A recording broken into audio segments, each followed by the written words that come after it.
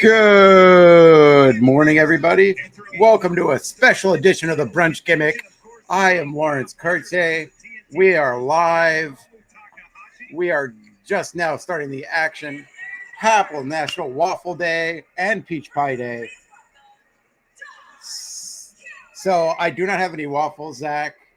I do have some freshly baked croissants that I just took out of the oven. I'm also going to have a mimosa. We're going to have a fun day of professional wrestling. It is, of course, AEW Forbidden Door. And right now, the action is just about to start. We have our first pre-show match about to start. Don Callis outside ring right now.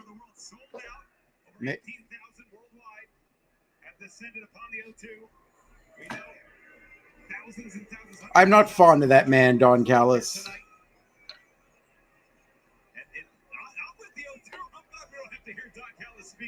I'm going to pour myself a little mimosa.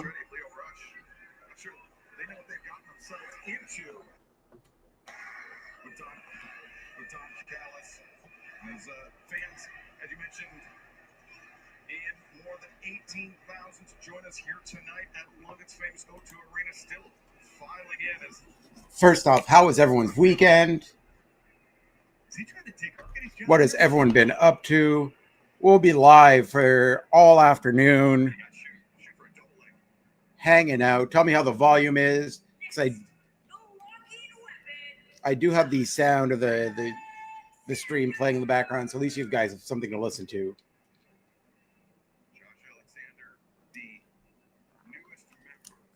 I will be hanging out with you for the next few hours.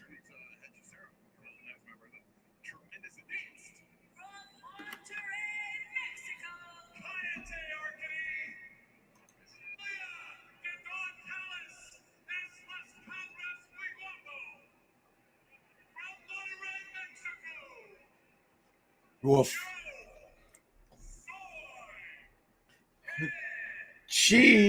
Cero.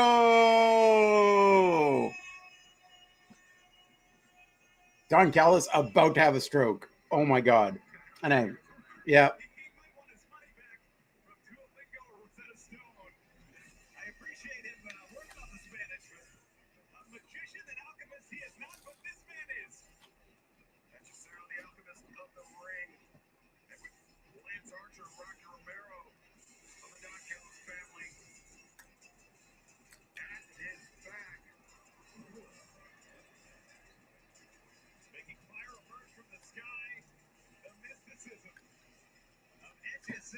That's just Cero.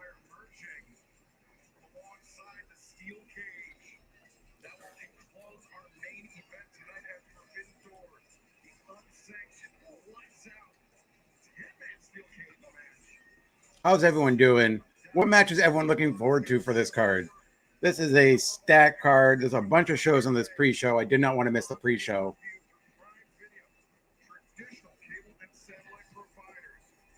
It's incredible. You mentioned the lights out cage match Excalibur, but how about the AEW World Title bout between Hangman Adam Page, MJF? How about Athena, Toni Storm for the AEW Women's World Championship? Just a night loaded with marquee matchups. And their opponents from Nagoya, Japan, is the IWGP Junior Heavyweight Champion, El Desperado. The IWGP Junior Heavyweight Champion, so many notable former champions, including Kenny Omega, Jushin Thunder Liger. Next, at a weight of 409 pounds, Brunch and Kyle O'Reilly, Marathon. We talked about the odd couple or the odd couple quartet through the Don Callis family. Teaming with Desperado, and one more representative from the Family Wrestling area on unusual circumstances. Kyle O'Reilly, good Canadian boy, out from Vancouver.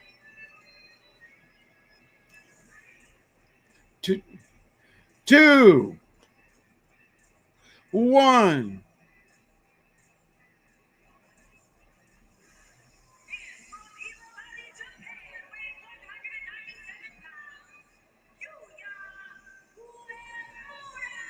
Yuya.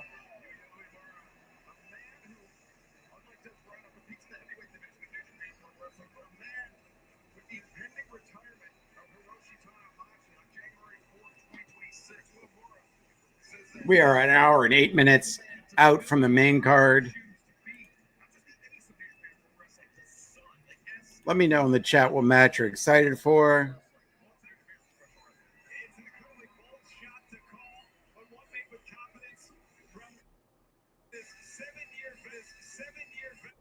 Uh-oh. Somebody, whenever I use my phone, this...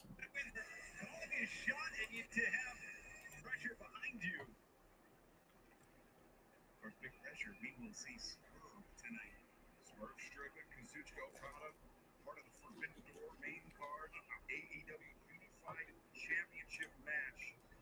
The tensions have been simmering for the last few weeks between Swerve and Okada, and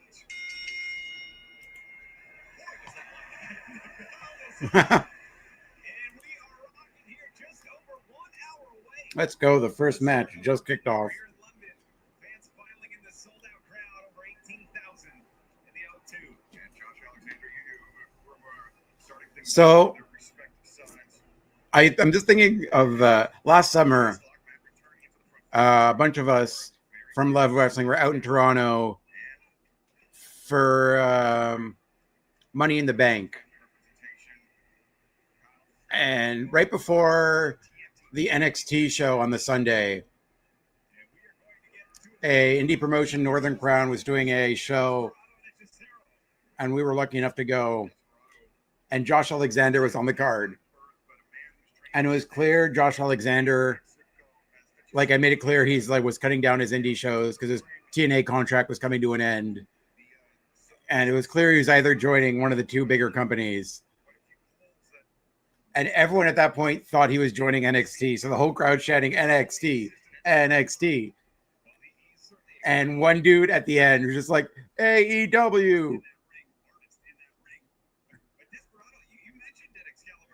And shout out to that one dude who was right.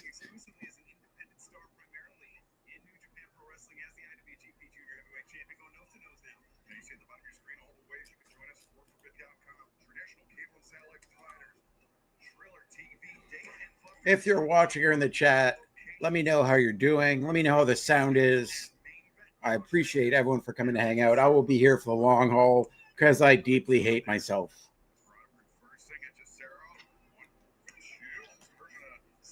I'll let everyone know in a little bit how my weekend was.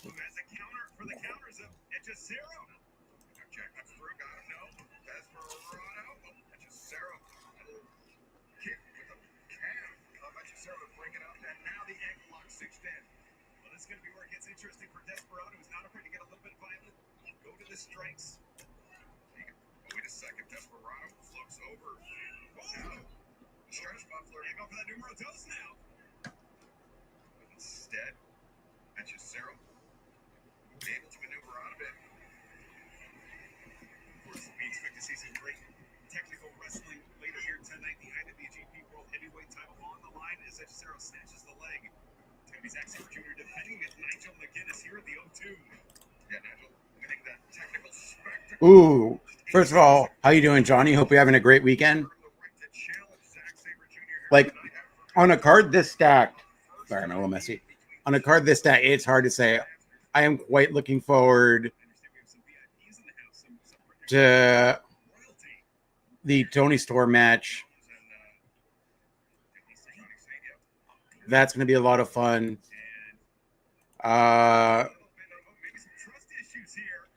Like, I think Tony Storm and Athena is going to be one of the match I'm looking forward to.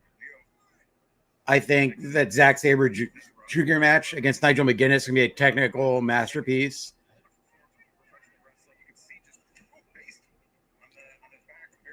Like, there are a lot of matches on here that can steal the show. Even this pre-show, like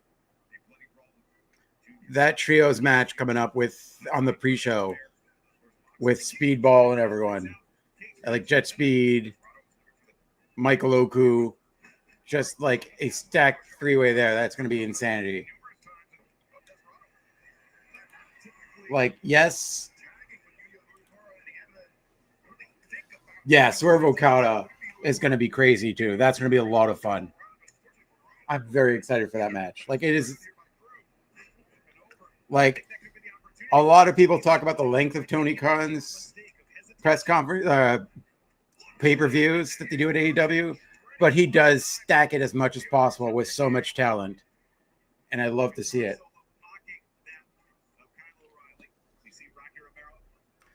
Like, I'm honestly so happy Athena is getting like a huge main card spot because she has long deserved it, been doing great work in ROH, been carrying that brand.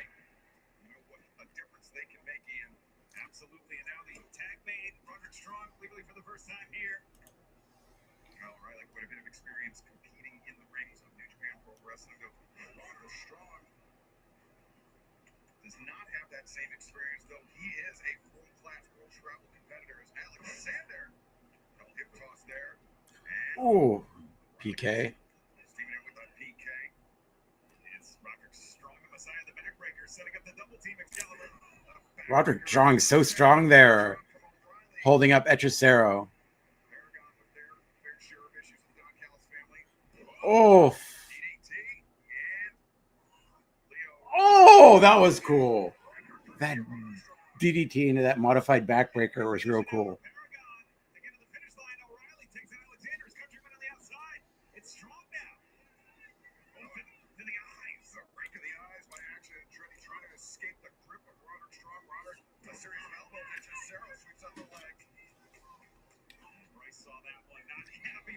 I know it, but like that match, as it looked like it's going to be a car wreck, potentially in the best way possible. Like that cage match is going to be absolutely insane, especially considering how many people in that match are like have some form of injury.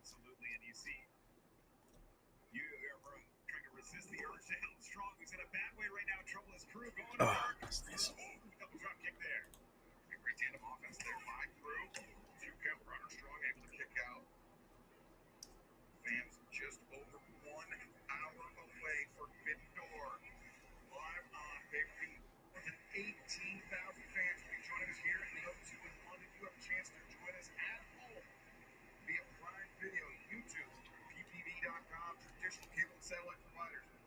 TV, Dave & Buster's Tom's Watch Bar locations across the U.S. and main event in Australia. See, that's the thing. Is his neck injured? Yes. He was obviously cleared by doctors. Like, it's clearly like currently like this again. This is me guessing, but like as somebody who's had like back injury stuff, probably like a dull pain that's consistent, that won't get worse. They cleared him because it won't get worse throughout the match. Plus, it's a multi-man match, so he's going to, it's like do his big spot and then lay down for like 10 minutes. So it does take pressure off him.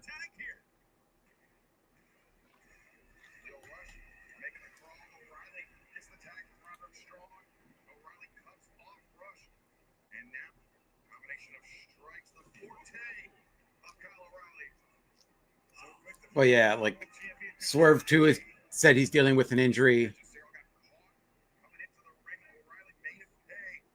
Like AEW might be an awkward spot with injuries coming up, that like people who are holding off on long-held surgeries. But also they have the roster.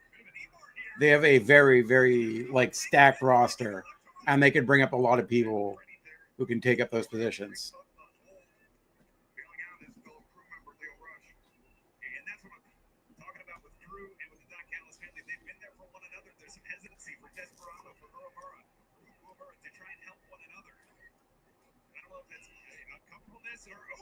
Okay, Kyle O'Reilly. So His trunks kind of look like the Trinidadian flag. Like I'm half Trinidadian, and with like the stripe, it's a blue stripe, but if it was a black stripe, it'd be the Trinidad, pretty much the Trinidadian flag, like red on them with a black stripe. Very elaborate breakup, but a breakup nonetheless. More action and Andretti bailing out Leo Rush there. O'Reilly only with Umura makes the tag. A man who could very well be the future of New Japan Pro Wrestling. Coming in, exchanging strikes, center of the ring, Josh Alexander. These two men Hey. the heaviest hitters for their respective sides. Certainly is, and I think Respect to Josh Alexander. I've met Josh Alexander multiple times. He's not necessarily a small guy. Like in wrestling logic or like wrestling perspective, he's a little smaller, but he's not a small guy.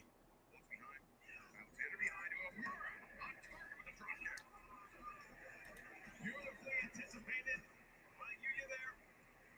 And his excursion in the United States and New Japan strong. Went back to his home country. Oh, trying to make his mark, but it's Alexander who stunts that momentum. Josh Alexander, great counter there. Shut down with momentum. Jesus, look at my phone. You. Uh-oh. There's some madness in their eyes here, Excalibur. They got some plan on their feet. Cesaro sending Umura across the ring. Alexander the splash at Cesaro. Oh. Big time knee strike rocking the head. Oh, the double heel, Shades of Jushin Liger. And now. Oh, nice dive. Pair of topes from Crew, keeping Paragon. Neutralized on the outside. Combination offense by the Don Callis family members. Josh Alexander has Umura in serious trouble here. Yuya may be out. As Andretti with the dive. And it's Leo Rush, frog splash. Opposite corner, Leo Rush, the frog splash, and then no Desperado there. Whoa, big kick. Knee to the face. Oh. Hit scissor driver. It's O'Reilly, knee to the midsection. Big heel. And Cesaro down. In comes Leo Rush into the rope. Stunner finds its mark. Cutter there by Action Andretti. Crew getting two big attacks in on Kyle O'Reilly there. Yeah, Paragon certainly in trouble. Yuya Uemura, he is the legal man right now. In a dangerous position, dangerous place. Whoa! Nice move by Andretti. Oh!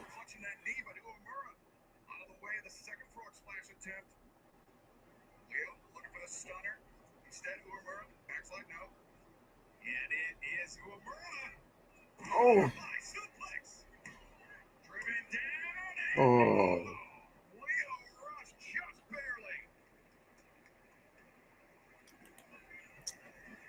I actually met Bryce Rensburg. He's a very nice guy, that Bryce Rensburg. Oh, there's a 3 count.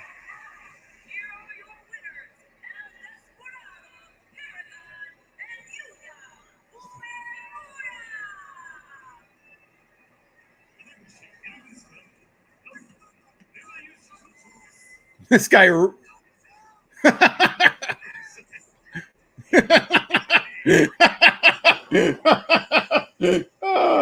I love Kyle O'Reilly so much. This guy's dope as hell.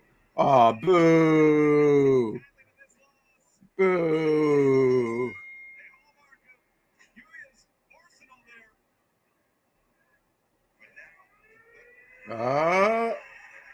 Ishii.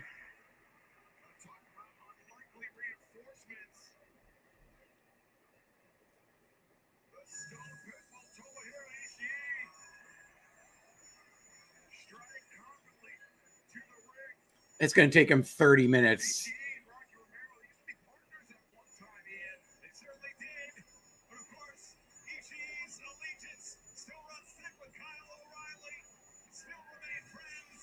Imagine that dude walking towards you.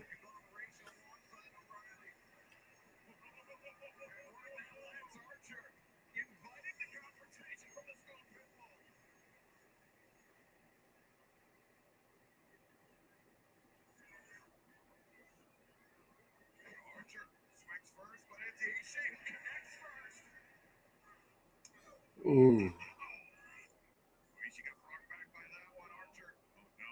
Gonna deliver a chokeslam. Ishii breaks free. There's no way Excalibur. Tomohiro Ishii. Oh. Wait a second, Ishii. Oh! Oh, Ishii, so strong!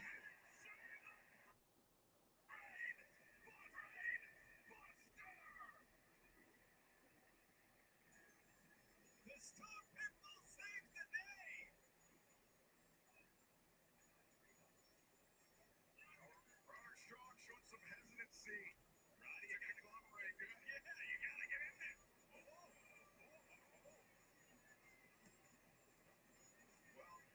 the team of Paragon, El Desperado, Yuya Uemura, Victoria's here to kick off the action on Forbidden Door 0 Hour. But speaking of teams, let's head back to Jeff Jarrett, RJ City, and the captain of the team, Renee Paquette. Everyone here at the OG loved them to Ishii just now. Roderick Strong seems a little on the fence about the whole thing. Ishii, he wasn't scheduled. You can't give the people what they want. This is what the people want. All right, let's talk the TBS championship here. Mercedes Moné, arguably one of the most fighting champions that we have here in AEW, putting her title on the line in a four-way matchup. Representing from AEW, we've got Alex Spencer from CMLL for Stephanie and from Stardom. Buenos dias, Fernando. Yo, how you doing, Boris? How's everyone's weekend going? The first pre-show match just ended. I'm having a good time. Had a fun weekend. Happy to see you guys in the chat.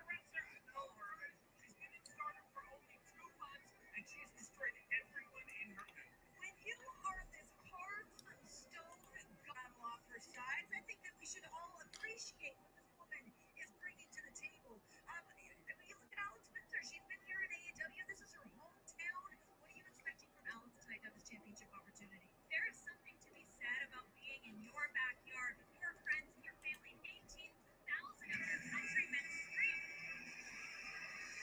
I don't know how it was mean to you, Boris. You definitely knew the name of that team. I don't know why you think I'm talking about you.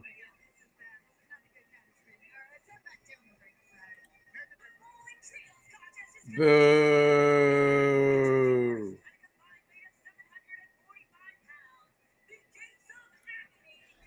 This dumb bald bitch. Although I can't help myself. Go Birds, Ricochet. Go Birds.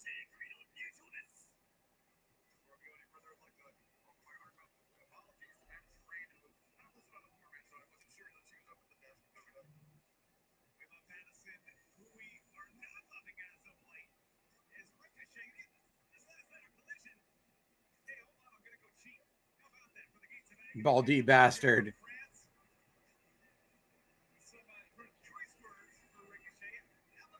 I love that just this baldy bastards, and we were all like, yes, he's definitely talking about Ricochet.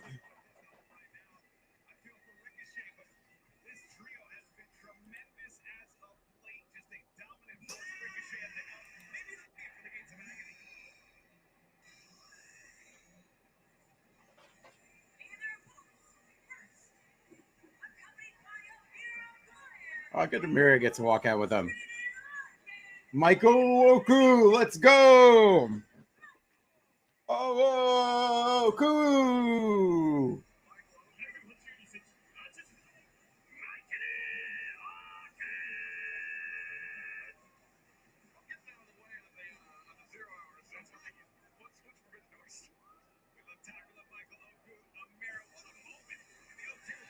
Let's go. Jet speed, jet speed, jet speed.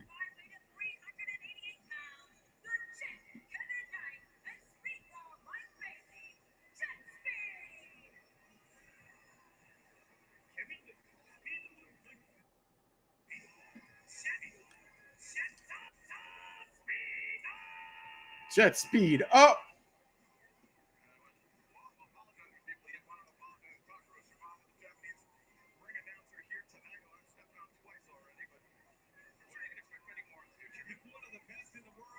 This is truly a global affair. Canada, Speedball Mike Bailey, the U.S.'s Kevin Knight, and Mike Man, this is a good moment for Michael Oku. Very excited for him.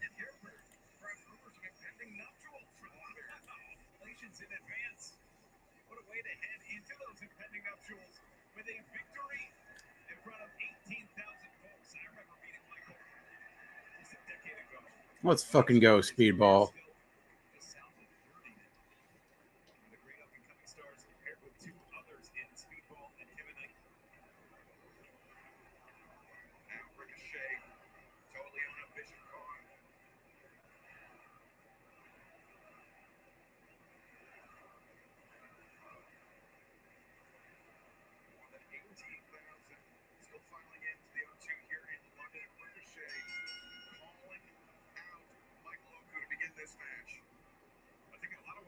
Ricochet may see a lot of Michael Oku in himself and vice versa. Maybe. Takes down Ricochet. Oku does not want to let this moment slip through his fingertips. He's competed quite a bit recently at Ring of Honor, Ian, but now. Boo. About to lock that in on Ricochet until the intervention of the Gates of Agony. And that's a choice move, especially facing off against someone like Ricochet, whose knees, legs, that plant ability is so important. The MCL.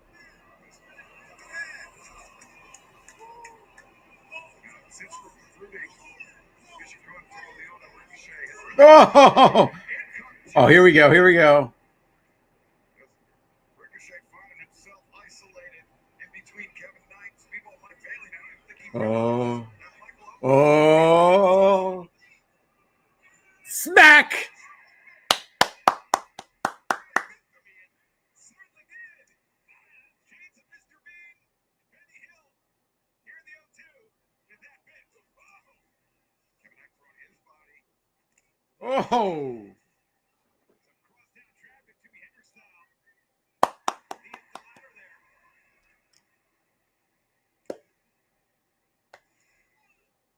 Reference a lot of bands, Excalibur, but I've noticed when Michael Oku lets things go, there's one that comes to mind, and it is OEO. Oh, oh, shit. Oh, shit, dog.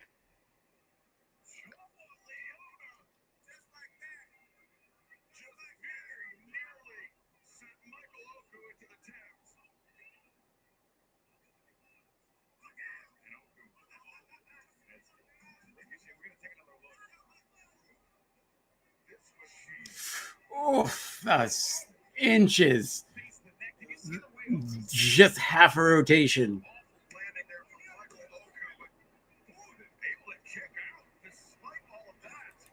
Crazy bump on that one. I can't imagine Oku is anywhere near 50%, yet alone 100% after that. In fact, just 45 minutes away, you can see the top of your screen from Forbidden Door.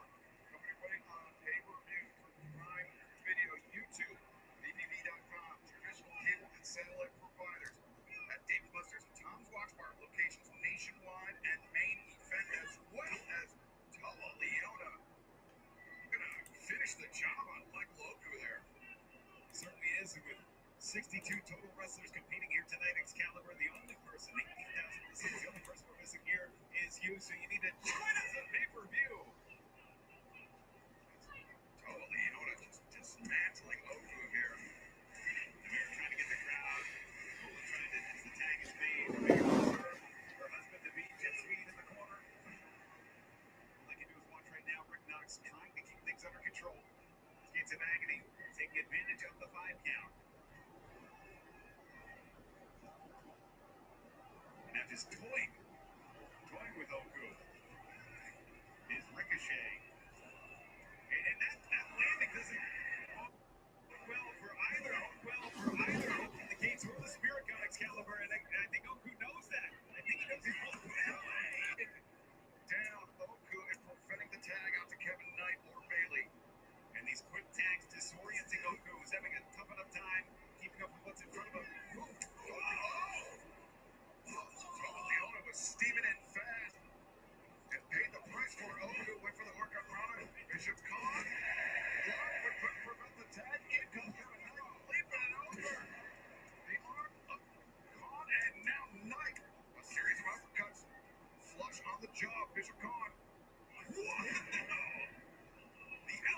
Oof. drop kick. Yeah, but importantly, the drop kick didn't take Khan off of his feet. Oh, incredibly Khan just shrugging it off, and now look for the body slam. Oh, Khan is lost the grip on Kevin Knight, allowed Knight to tag out the speedball. Speedball. And Knight. Oh, wait. Jet eats the boot. And Oku comes in, commentary. You can see he's still I know why my internet's not running well. big shot to the outside. Maybe this I'm gonna have to go to the other room in a minute. that big hit. Oh, whoa. Ricochet intervenes. The triple team. Incredible move. Ricochet there to break things up.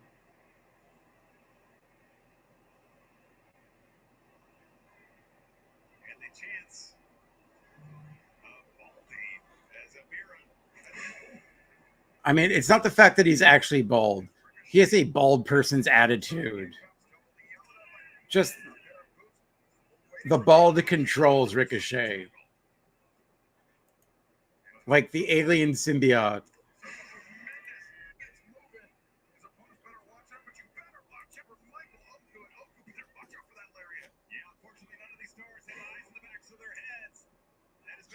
Oh! Shooter double knees.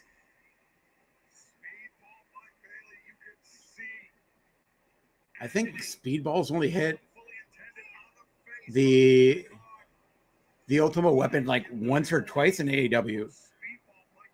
He mostly uses time adventure as a finisher. I was just like thinking about that.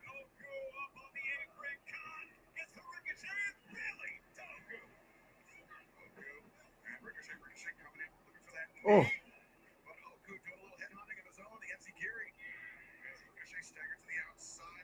Oh.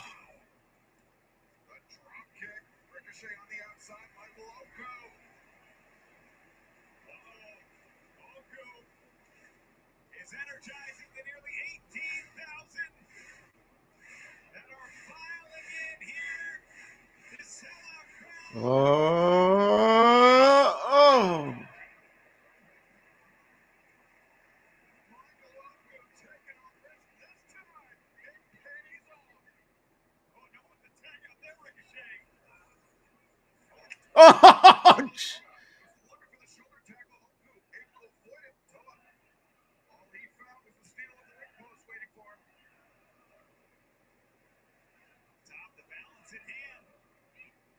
Oh. Oh.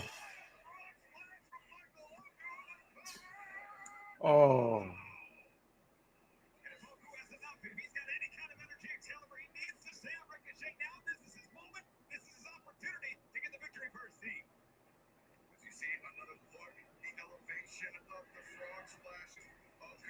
Again was looking for that half crab, but it was the gates of agony that intervened, and now sending Kevin Knight and Speedball Mike Bailey out of the ring now. Gates of agony gonna inflict some combination offense here on Michael Oku. And looking to open the gates here. Jet speed trying to break things up. Perched up top. Oh. There are drop kicks there, missile drop kicks from Jet Speed. Ricochet coming in, knee connects. Oh, and Knight might be out. Ricochet dumps Knight to the outside. Ricochet, big knee, rattle Speedball, sending Bailey out to the apron. Catches his balance as Bailey blocks the right. Up the ladder, catches Ricochet. Here we go. Bailey with eyes on Ricochet. Oh, cool spot there. Just when you think he's gonna save Speedball, Mike Bailey. Oh. Kevin Knight and Oku with a chance. One, two, oh.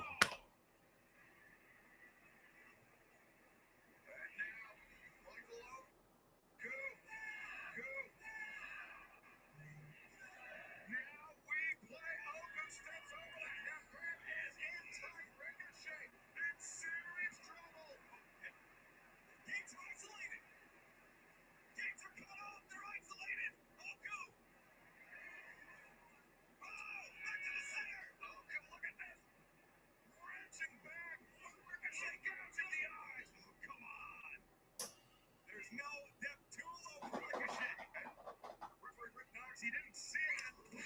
Oh. He couldn't see that shotgun drop kick coming in from Bishop Khan. And now, Khan and Leona open the gates. Look who goes down. And now all that's left is for Ricochet to load up the big spin gun. 1, 2, 3. Boo.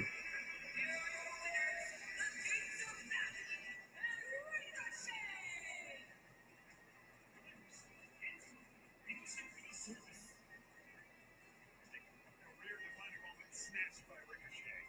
And Michael Oku was on the precipice. What could have been a career-defining, life-altering moment, but Ricochet gets back and victorious. Fans, here you see. You can join for Forbidden Door just under 40 minutes away from Prime Video. YouTube, pbb.com, traditional cable satellite providers. There you can scan the QR code at the bottom of our screen to join us via Prime Video right now. Let's head back to our colleagues, Lexi Air. Guys, I'll be right back in 2 seconds. I should have fixed something real quick.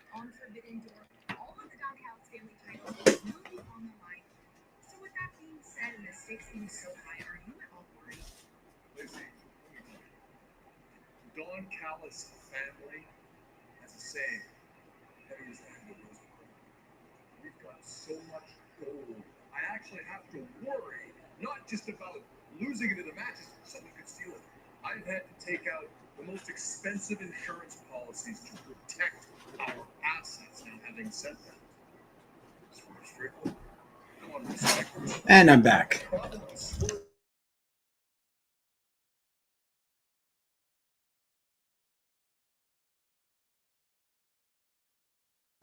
And I'm back. Can you hear me? We good? Yep. Okay, we're good. Hopefully that will help the internet connection.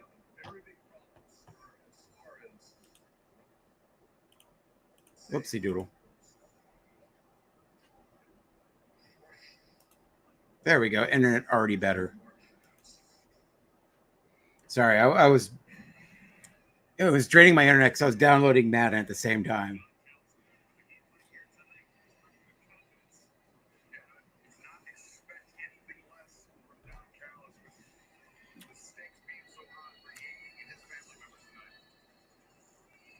The Megasis.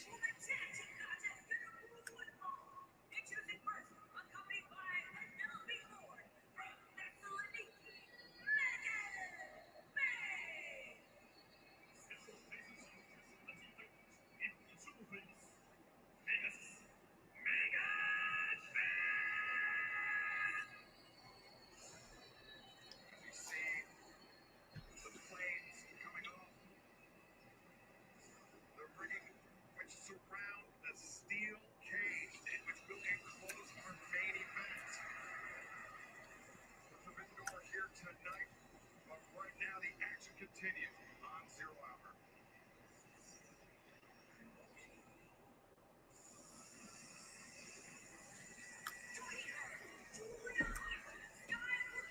Bad day to be one of the Sanders. Shiloh Sanders just waved.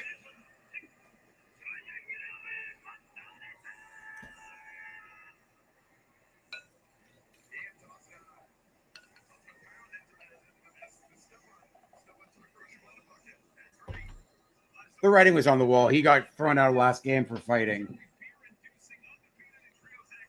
So I was expecting him to get released.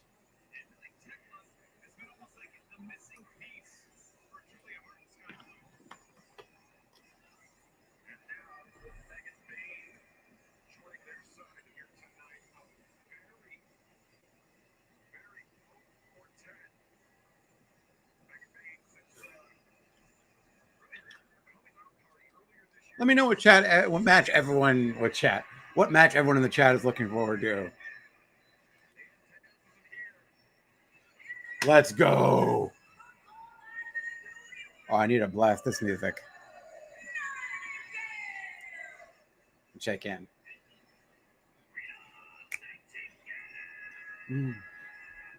Fun up.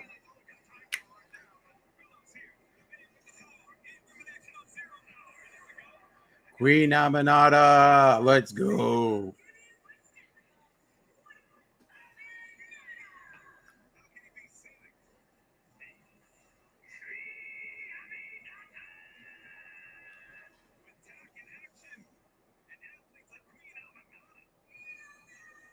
Yeah. Harley Cameron rules so hard. So for those who don't know, RJ City, whenever there's not a AEW pay-per-view, RJ City does his coffee and underwear show on YouTube every Sunday morning at 9:30 a.m. And Harley Cameron haunts this dude in his chat and pays money for him to do the most ridiculous things imaginable, to the point where, like, I don't understand how Harley Cameron's brain works. That she comes out with something so uniquely embarrassing for RJ City to do for money.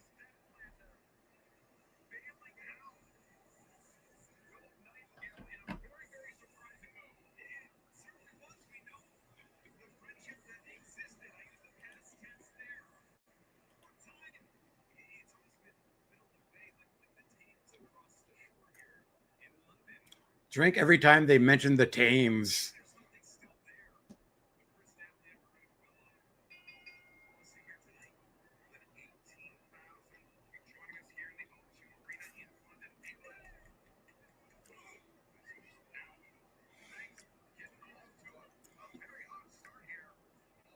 I'm so happy the show sold out, by the way. Like, I'm not like I don't care about ratings. As long as like companies are successful, man. The more companies that are successful, the better for professional wrestling. Oh, let's go. God, everyone in this match rules.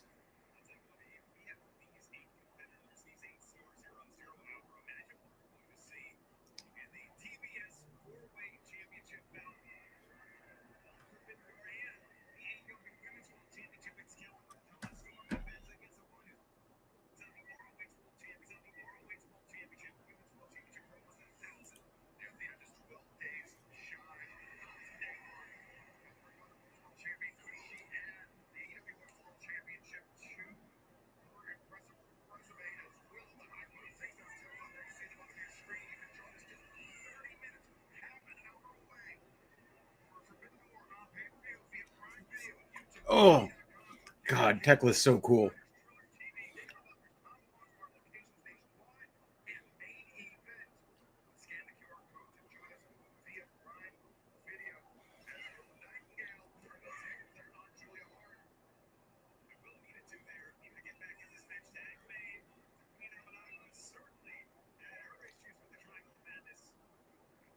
Oh, full Nelson spin.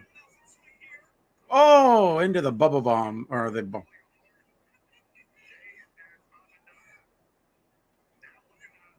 Oh.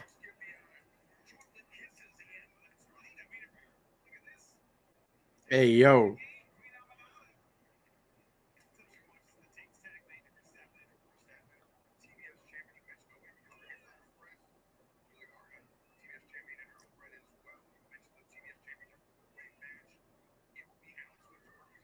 Alex Windsor. God, everyone in this match is so cool. Stoked to see Bozilla in this match.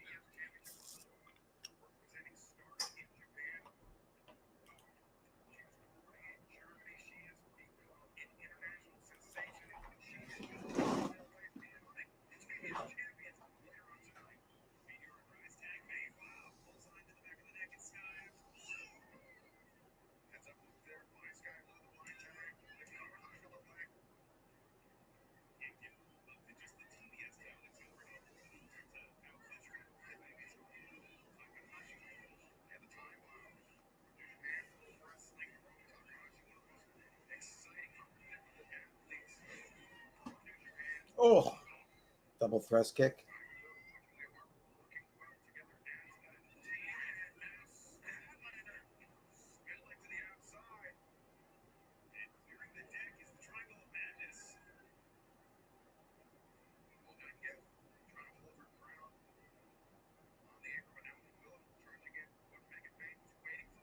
Oh. Oh my God, the mega sis. Oh.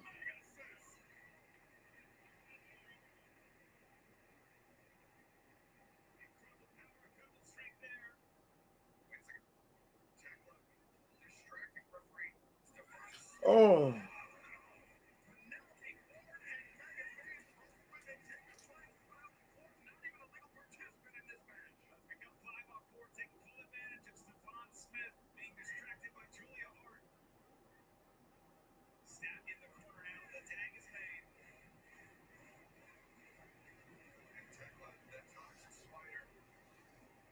Tekla rules so damn hard.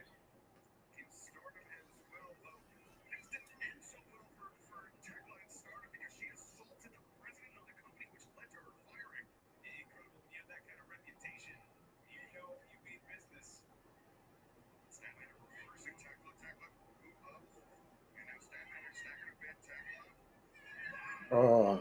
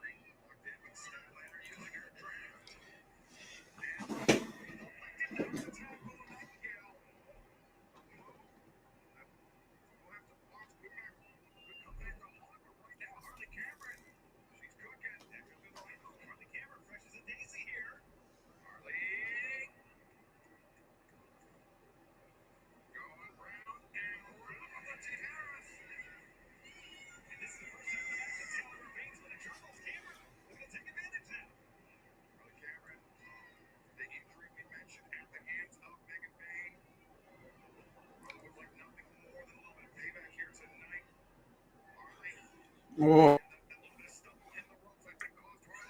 Oh, nice throw.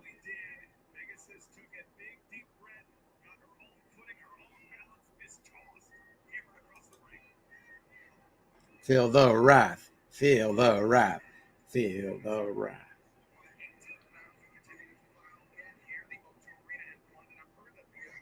Oh.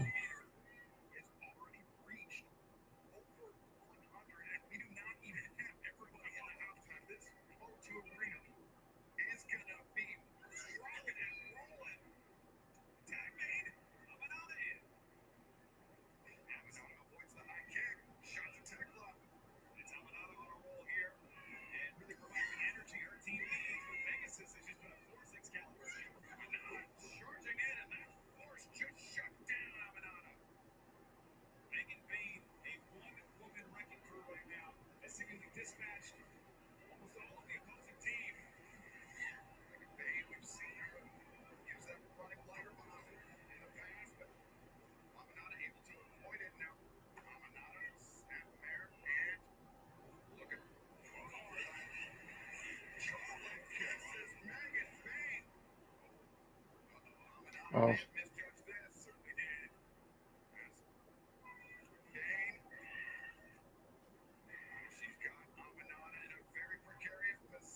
Oh. Oh.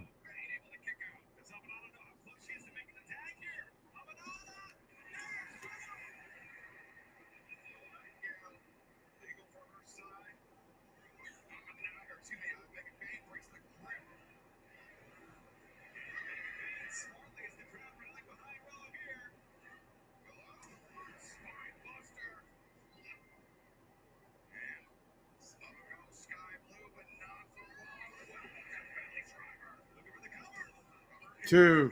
Two.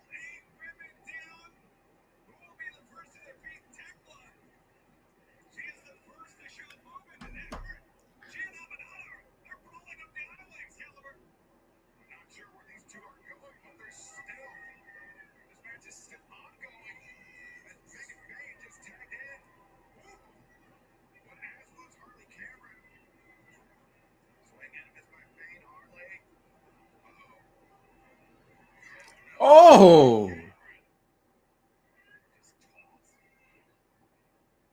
Bay, the mega sis. Hardly in her grips. Could be that Liger bomb for Harley Cameron.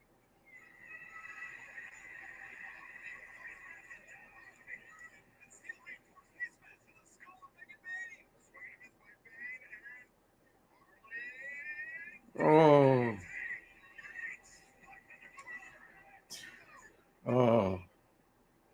Harley, I thought she had it there. Harley did too. And Bane able to power out of fans. You see as the timer's ticking down at the top of your screen. Just over 21 minutes until Forbidden Door begins on pay-per-view. Join us on Prime Video, YouTube, PWD.com, traditional cable and satellite provider. Oh. Pounce.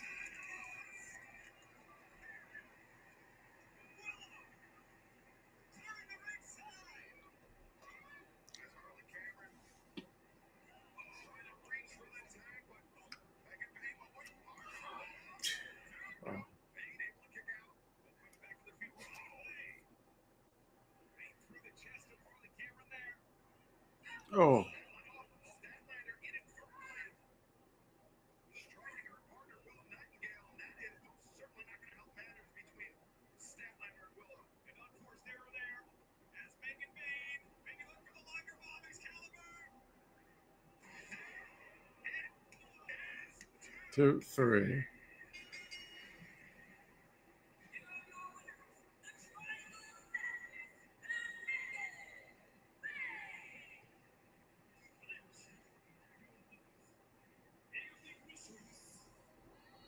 an impressive victory for Megan Bane.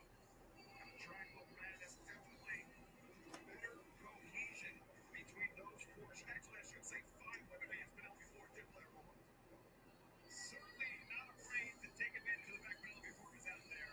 Tackling up out of still rolling in the back. What a wild way as we head toward opening the Forbidden Door less than 20 minutes, Excalibur. There's so many ways to join us. But Prime Video for Forbidden Doors is 19 minutes away right now. Once again, let's head to the back at Lexi there.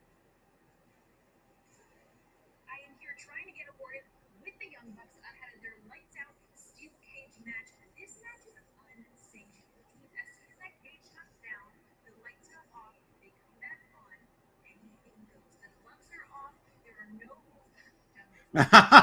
Oh, they're wearing the 1-day pass. 1-day talent. They're wearing the jobber badge.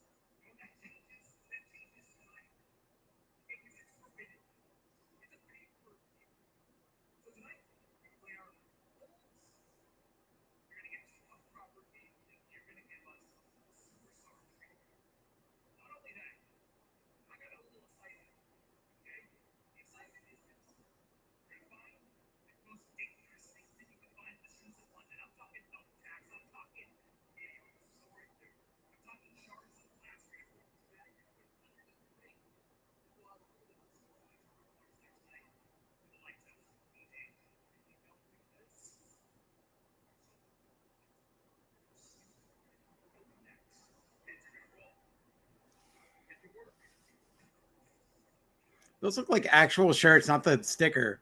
I think they're going to sell those 1-day talent shirts.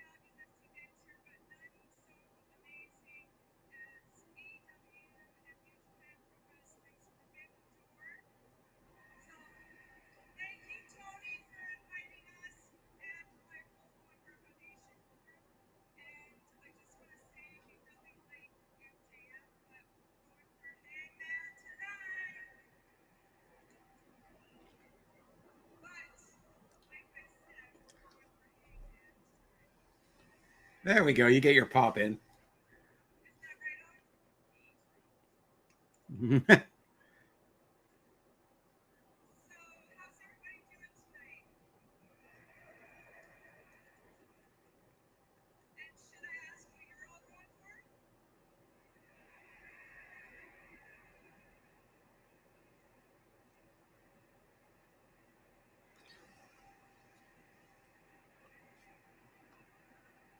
Boy shit. Cowboy shit.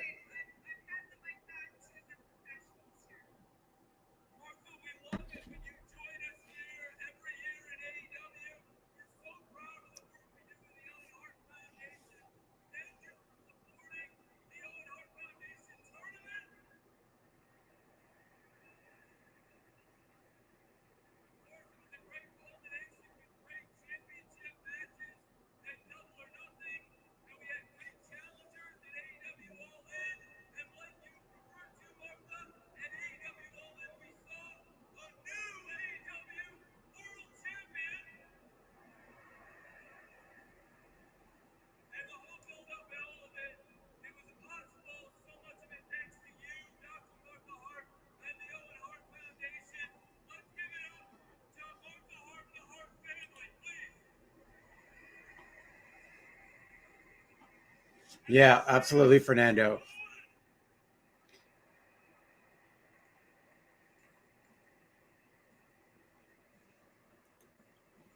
Yeah, I'm really like Megan Bain. Like, been watching her stuff on GCW. It's really awesome.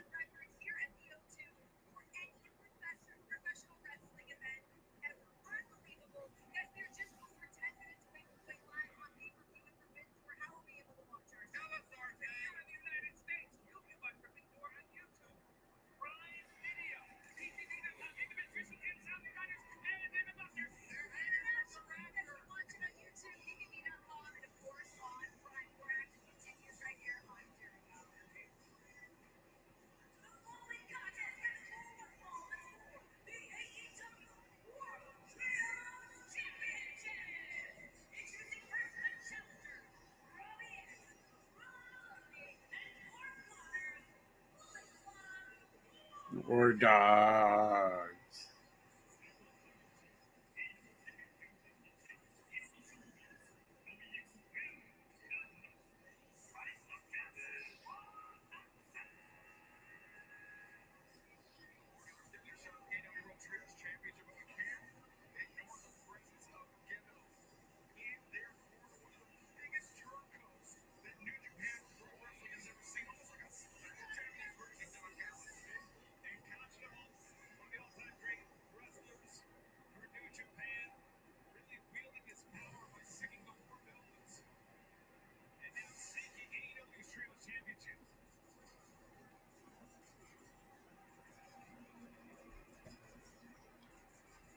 Moa Joe back.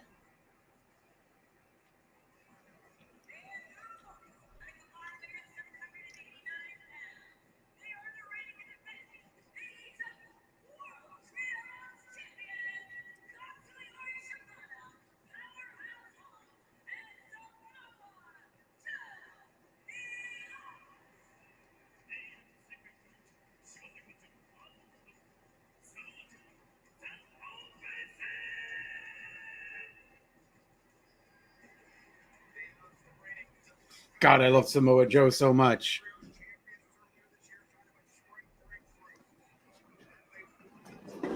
It's gonna be a short match.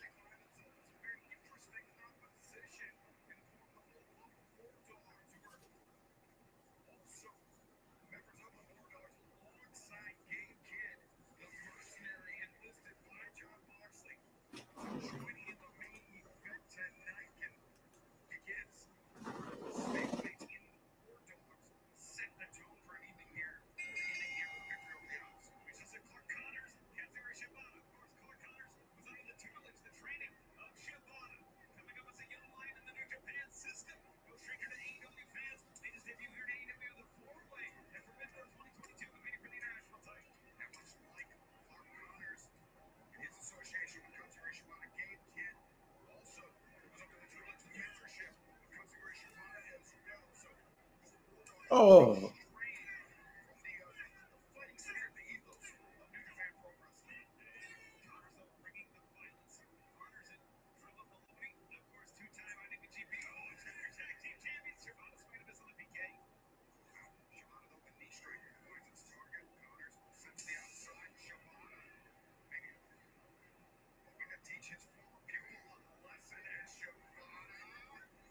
Oh.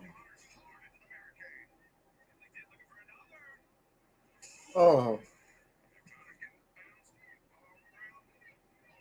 Oh.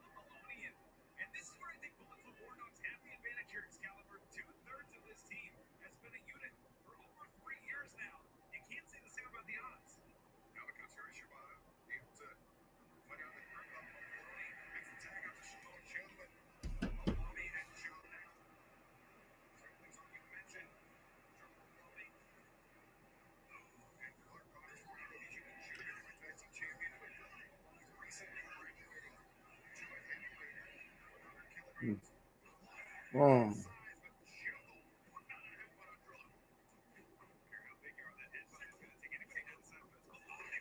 Oh.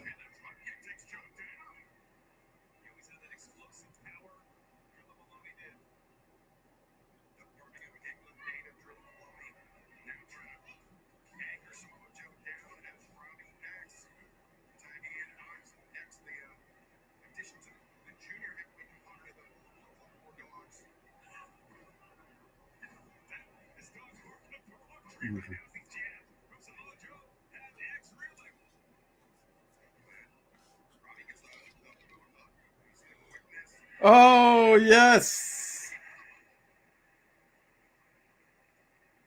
I love Samoa Joe so much.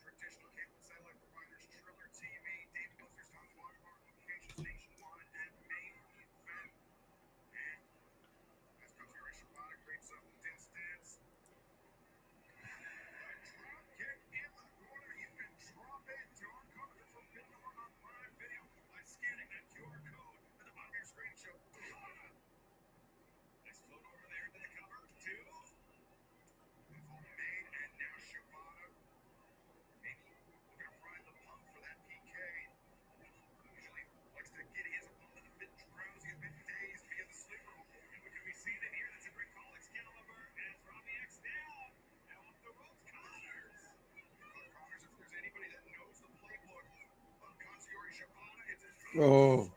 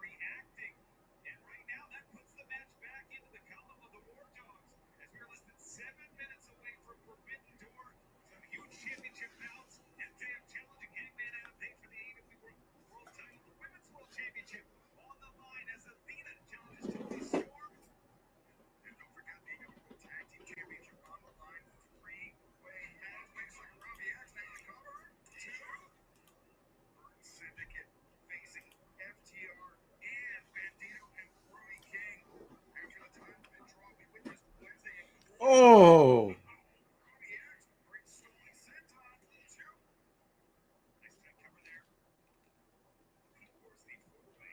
TBS Championship, Mercedes Money. She's gonna have her work cut out for her facing Alex Wins representing AEW. AEW Ozilla representing Japan, Stardom, and Persephone representing Mexico, CMLL. All that and more. Kyle Fletcher with the TNT Championship. He'll be defending it against the Time Bomb, Hiromu Takahashi. Not Gerald Maloney, though. That won't last one. Katsuyori Shibata, quick kick out. And this is where the War Dogs go to work. Excalibur in the corner. This great tag team combination. Connors and Maloney know each other so well. I appreciate everyone for hanging out with me today. Here tonight as well. By the way, Kazuchika Okada, the unified champion, will be facing Swerve Strickland tonight. A match will be competed under Continental rules, but right now, Shibata able to kick out. Man, that's a dream match. That is a match where if I could pick any match and set it here at AEW, that would be the one that I would want to see. But the one that Nigel wants to see is the IWGP World Heavyweight Championship as he challenges Zack Sabre Jr. here tonight in London. For the first time ever, Zack Sabre Jr., Nigel McGuinness, one-on-one, but right now, Clark Connors. Born on the top, Katsuyori Shibata. right on the titty. Titty slaps. Titty slaps. Contact. Connors changing levels, gouging the eyes. Connors turning up weight. Shibata anticipated the back heel trip, drives Connors down. Looking to make a tag, and in for the first time legally, it's Powerhouse Hobbs. Hobbs takes down Maloney, takes down X. Now shoulder tackle. Look how he just Oh. and set Robbie X down. Hobbs, he's fired up. Ooh.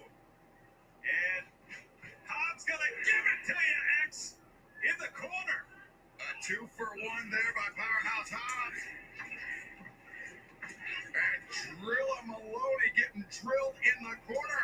Short arm lariat. And Hobbs selectively in for the first time. Oh, whoa, Connors. The chop block. Wow, beautiful rolling heels there. Bullet Club War Dogs. Back fist connects from Maloney. And it's Connors in the corner charging in. Big time splash. X for the clothesline. And now they have Hobbs isolated. Inside on the hamstring off the ladder. Spinning kick. Rattles Hobbs. And it's the War Dogs. 3-on-1. Oh.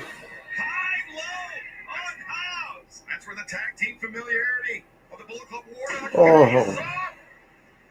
The Kanko Tornado, the cover. Oh. Able to kick out. And Hobbs in big time trouble now as the War Dogs really finding their lane, finding the confidence. Excalibur. And they certainly are. As Drill and Maloney. Now, trying. Oh, but Hobbs. You see Hobbs anchored tight.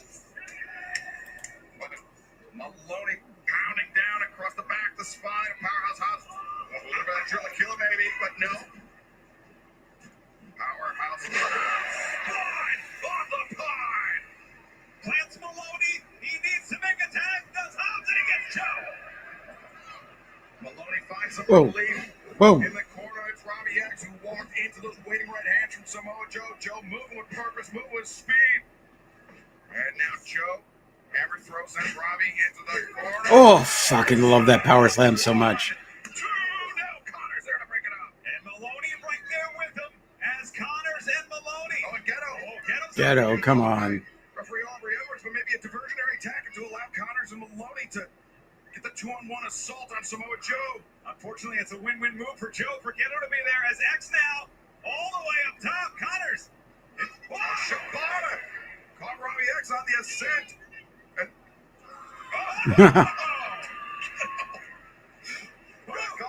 wait a second. Test press on Maloney. Sleeper for Connors. And Excalibur Joe's got X. Muscle Buster. 1, 2, 3, and still.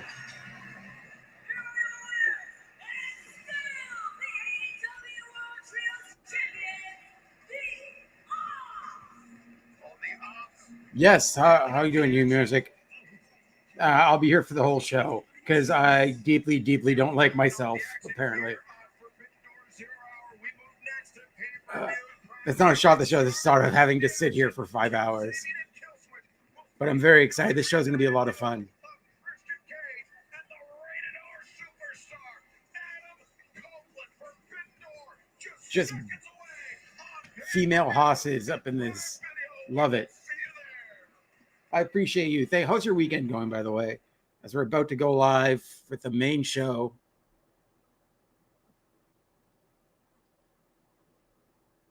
Hopefully pay-per-view.com works properly. Do I have to reset? Do I have to reset? Do I have to reset?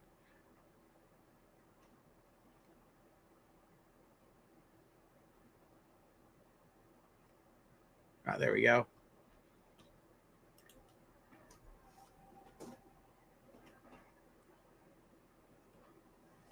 Having a mimosa right now. I'm going to switch to coffee in a second. What was once an unheard of scenario. Two of pro wrestling's biggest powerhouses coming together to give you an event like you've never seen before. Became an inevitable. Yeah, it's because AEW and New Japan Pro Wrestling present. sorry, just fussing with my camera a little bit. Has bloomed into something more. Adding in partnership with CMLL and Stardom, it takes the event to a completely new level. A massive event with global implications. We are featuring absolute legends from New Japan Pro Wrestling, CMLL, Stardom, all here tonight. The best professional wrestlers in the Nice. world in 3 matches. You can Okay. imagine. CMLL is looked at as the gold standard of which they were. Rabbit, how you doing, by the way? Thanks for joining us. I will cry on screen if Goldberg shows up. I will probably laugh. Also, I will laugh and cry at the same time. It might be my 13th reason why. If Goldberg shows up in AEW, what are we doing? What are we doing, folks? I really want to try garage beer. Actually, they don't have it in Quebec, like they, especially now with the tariffs and stuff. Yeah, I saw Shiloh say, I mentioned that earlier. I wasn't surprised. The second I saw him get into a fight, I'm like, he's done. Hasn't been a banner week for the Sanders family. I mean, they're two ways. Like he was a low draft pick, anyways. So like generally, other players in his position wouldn't be given such leeway, and he probably didn't play a great game beforehand enough to stand out. The professional wrestling world together like never before in history. Yeah, he was undrafted. That's it.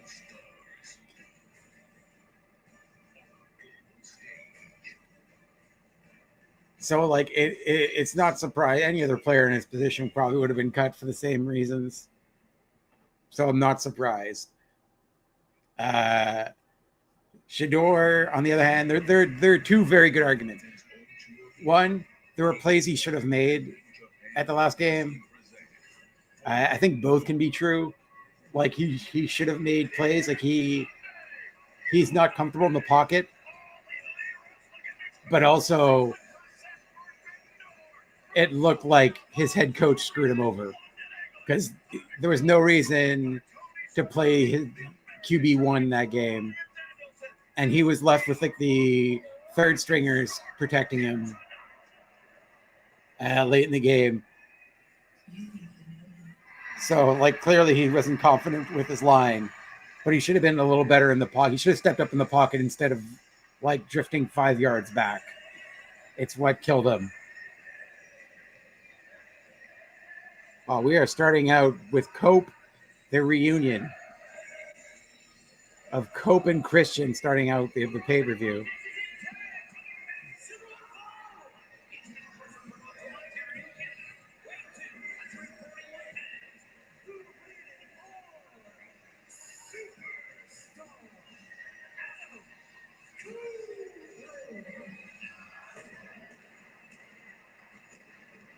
Feel the love.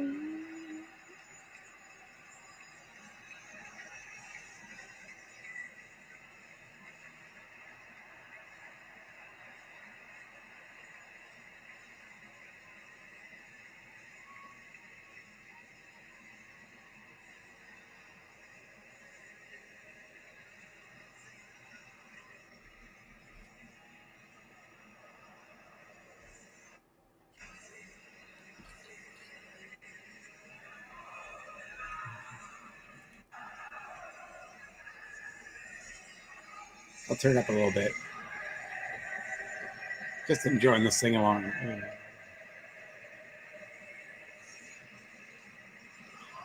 Stay. I see clearly.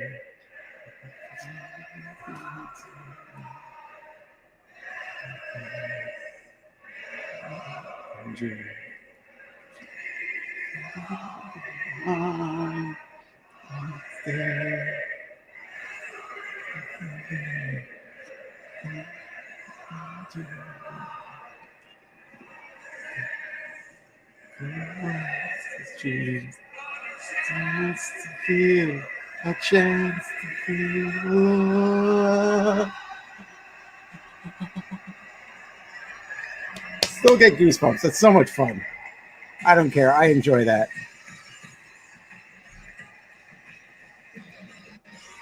The asshole, Christian Cage. And his tag team partner from Toronto, Ontario, Canada, weighing 218 pounds, Christian Cage.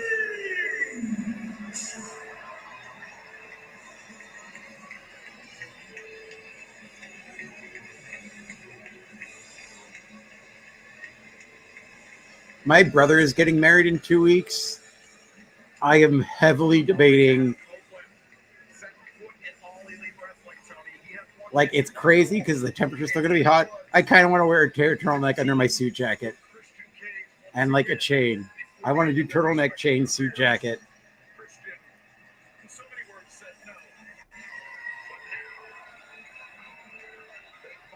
Not since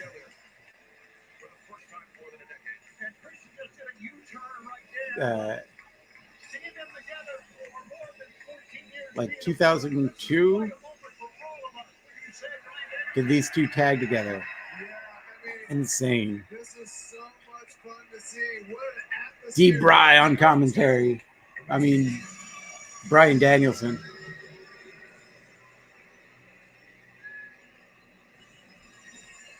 Kill Switch, a returning Kill Switch. Who, by the way, we're so lucky to have Kill Switch here. His health problems were dire before. Happy to see him back and healthy and in the ring. Brian, it was the surprise return of Kill Switch this past Wednesday night Dynamite in Glasgow, Scotland. We learned that Nick Wayne, out injured, could not compete in this match. But Kip Sabian had a backup plan. Boy, did he ever. Yeah, and I mean, Kill Switch, you have to think of everything that Kill Switch has been through with Christian. I mean, he put him down at every single turn, including Kill Switch winning the TNT Championship, and Christian just taking it from him. Yeah, very conflicted with Kill Switch on Wednesday night. He looks. I think that may have been feigned conflict for Kill Switch. I think he was, because of the abuse he suffered at the hands of Christian Cage time and time again, that he saw his opportunity. Well, he would almost have to, one would think, but he looks in phenomenal shape. Let's Kill Switch, and he's going to be a force. I know Kill Switch won the title, but Now, is he down as a TNT champion? It should be easy, right? You would think, but it's been a long time. Well, I wonder if it's still Christian that counts. I don't know if I trust Christian in this match. I mean, I would Adam is starting the match. I would have let Christian start the match. And I'd almost force him to kind of prove himself.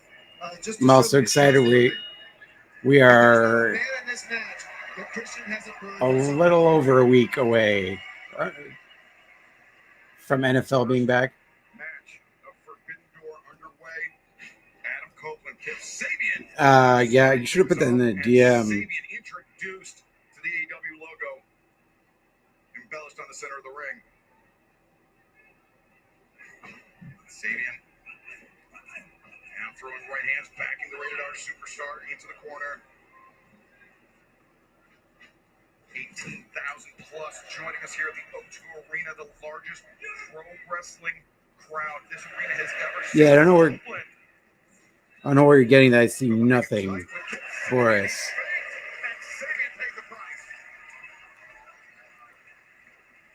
There's just some things you can't count for if you don't have the experience of Adam Copeland. Yeah, not many people. Till I certainly had his success in AEW, and we think about him one of the till I see something. I'm again just because no confusion. Yeah. That wasn't personal, dude. I just didn't want it in the chat because like people are gonna see it and freak out till I see something. Now look at this crowd, like you were talking about, Excalibur. Kip Sabian, a local product from Norfolk. It's about 120 miles from here. I just didn't want it in the chat because people get worried, then it becomes a thing if it's not a thing. Kill switch. Tagging in. Kill switch, he's had a lot of time to think, to plot his revenge on Christian Cage. Sorry, I'm not trying to look down at my phone. Chant. Luchasaurus ringing out through the O2. That feels almost like a lifetime ago, Tony. It was a lifetime. Oh, wow. It was a lifetime. Look at the face of Cope on this. See, this is what I'm talking about with Christian. If I'm Adam Copeland, I don't know if I can even trust him yet. And clearly, Christian is afraid of Killswitch after everything he's done to him. Yeah, is this the same Christian Cage that Adam Copeland found record-setting success with as a tag team? I don't know.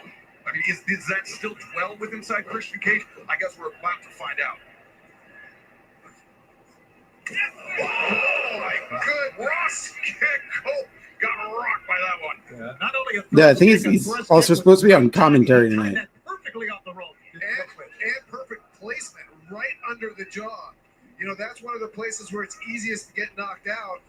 And you can see, I think that was the teeth of Adam Copeland clapping together. That was the sound you heard. Oh my goodness! Watching it in slow motion is even worse. That says a lot, Brian, doesn't it?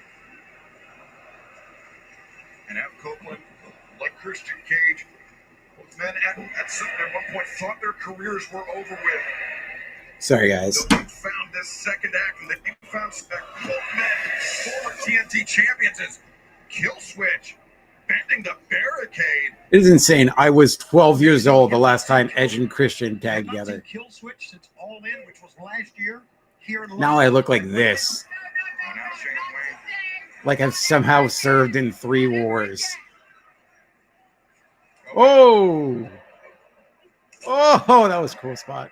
Elevating Kip Sabian over. Killswitch caught him and then just powerbombed his own partner into Cope. Of course, the injury to Nick Wayne. Oh, wait a second. Choke slam on the apron by Killswitch. The injury to Nick Wayne was caused by when Christian Cage hit the ring. It was Nick Wayne, Kip Sabian attacking Cope. Christian Cage intervened. He had Spike in his hand. That terrifying Spike back. It was a swing at Nick Wayne. Wayne thought he avoided it. His foot clipped the spikes on the bottom of the back. It was a puncture, a fracture of the foot. Nick Wayne out of action, but Killswitch into this match. And Brian, I take nothing away from Nick Wayne, but the ferocity of Killswitch. Maybe something of an upgrade, but I don't know if that was a smart idea by Kip Sabian. And I agree with that. Kip's fired up, though. I mean, he wants, look at this, looking at his former father, but he's home, so to speak, so he wants to make the best showing he can. Yeah, but the way Not pro wrestling, just issued a statement. It was almost like he treated him with the same disrespect that Christian used to treat him with. Right point. Now elbow strikes, rocking the jaw. Yeah, like it's a... I'm not too surprised. Like, it's definitely the fan service match as people are still trickling into. You could see still even maybe a step slow from that thrust kick earlier. Yeah, when you get rocked like that, I mean, it's hard to recover from that. Also slammed on the apron, it's not a good thing, especially when you have spinal problems like he's had throughout his career. Oh, 1, 2. But also, I'm happy Kip Sabian gets this nice spot in his home crowd. Kip Sabian doing everything he can to prevent that. And look at the tag Kip Sabian just did to Killswitch. Oh, I have. Yeah, very aggressive tag. Fernando, fully agree. For Killswitch. I think what we're seeing is Kip wants to take charge of this crew now that Christian Cage is no longer the patriarch. Kill switch. Oh, Assisted cannonball. Kip didn't seem ready for it. That's a great move, right? Don't talk about it. Go ahead and make it. And now kill switch to cover. The leg is hooked. but sadly, The kick out. this is probably the last time. Actually, He's running the mother. no, WWE's running Clash in Paris, Is Kip saying it? which is insane that they're doing it during just as the college football season starts, and they're running an afternoon game. But okay, guys, look at this. Look at Christian on the apron. He's got his hands just resting on the ropes. You know, his partner's in trouble. He's not reaching out for a tag. That's a great point, Ryan. I think because he doesn't want to get in the ring with a pissed off. So, like, I don't know what you guys think. I mean, Killswitch has always been a large, strong man, but when he came back on Wednesday, he looks in phenomenal shape. He certainly does, Brian. you might have a guest joining me for the main event later tonight. Christian Cage and Copeland found out firsthand that Killswitch possesses. It was a pair of chokeslams, one for each man. Killswitch made it known that he was ready to return. And right before Killswitch ran into that corner, he looked towards Christian Cage. I don't know what that meant. Oh, he reached He reached further. Come on, man. So I shouldn't do any coaching, I know. But it seemed like, I don't know.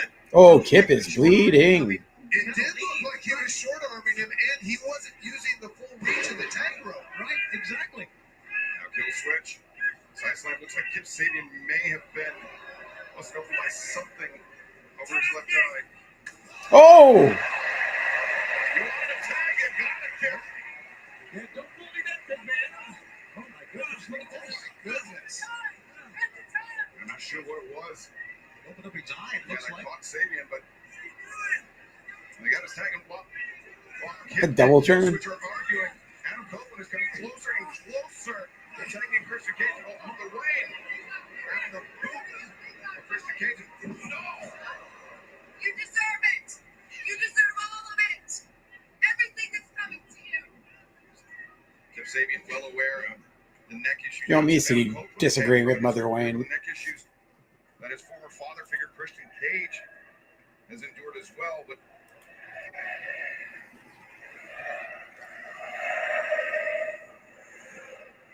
well, the fans here, what a very uncomplimentary song for Kip Sabian. What does Luchasaurus East fully turn on his partner? Kill switch now. Kip on his shoulder. Kill switch. Not sure if that was intentional or not, Tony. He's rolling down the ring right now. But Christian Cage trying to make his way back up to the corners. We take another look. Caught the spear for Kip. Man, Sabian Kip as he really was is on the bleeding. shoulders of his tag team partner. Ryan, I call that intentional, don't you? I mean, he was just standing I there. mean, of all the matches you'd think would have blood, this would probably be dead last on the list. I would think so. I'll be interested to see if Christian. Like, I'm sure it's an accident. Again with Kip Sabian in the ring. A bloody Kip Sabian trying to prevent Hope from making the tag. Kip sent back. Kip switch. This is what he wanted. Oh, And it sounds like that's what the fans wanted as well. Cheap shot. On Sabian on the outside for Christian Cage. That's right. Into the hand of Kill switch to Christian. But he is laying those in. Discipline from the father, I guess. oh, Kill switch just lowered the head and cracked Christian Cage in the butt. Yeah, if I'm Kill switch, I probably have a lot of pent up aggression that I want to let out on Christian Cage. I don't, Fernando, because I didn't watch much WCW. Into the corner, but Christian Cage the sidestep and the added momentum sending Kill switch shoulder first into the steel ring. But also, this is very weird that, like, Kill Switch is turned on his partner, but yet Okay, Sabian trying to sneak in. still going through with the match. Jesus.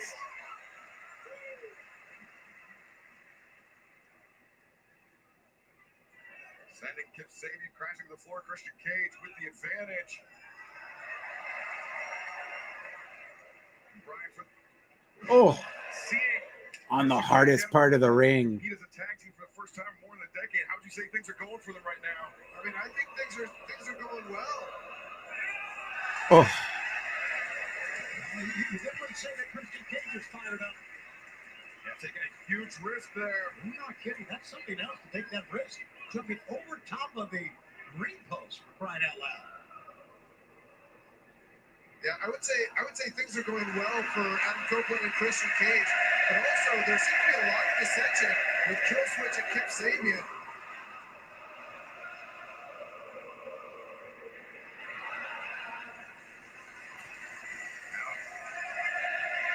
It is just deafening in here.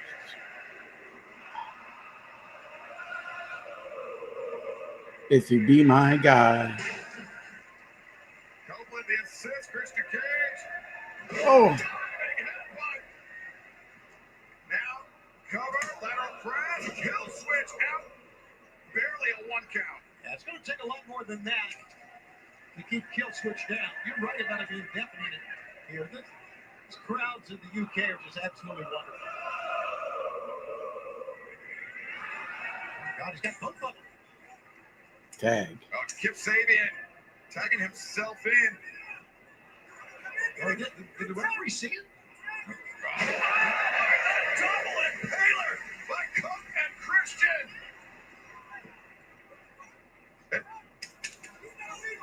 Oh, he did see the tag. Did see the tag, and now Kip Sabian on the roller. 1, 2. Oh, So close. That was a 2. great move by Kip Sabian.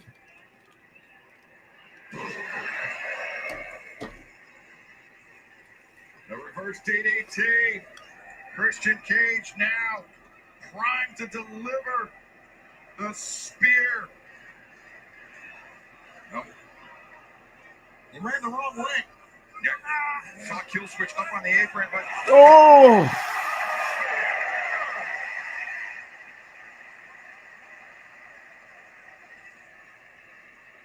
No matter how strong you are, you can't prepare for that. and Christian Cage just saw his life flash before his eyes when he was in the grip of Killswitch, but now the Oh. spear. Sabian counters it though. Sabian Looking for the- deliver a Killswitch on his own. Christian reversing. oh, pop-up spear. 1, 3.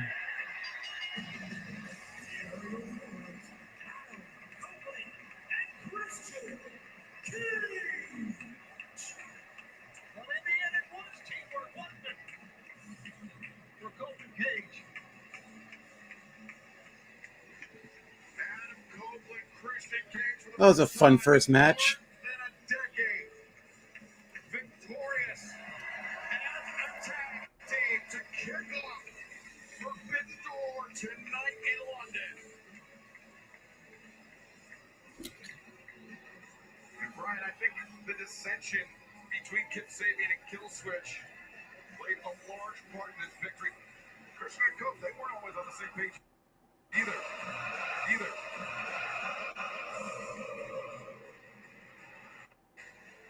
Yeah, but trust is something that's easily broken.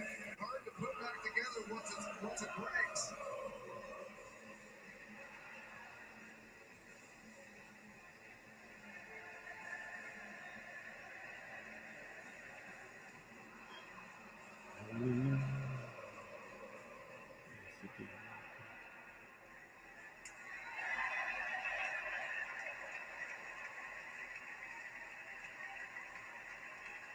A sight that many thought we would never see, Tony. A little bit too much for Christian. Did what he wanted. But yes, it is a great sight, Excalibur. Brian Danielson.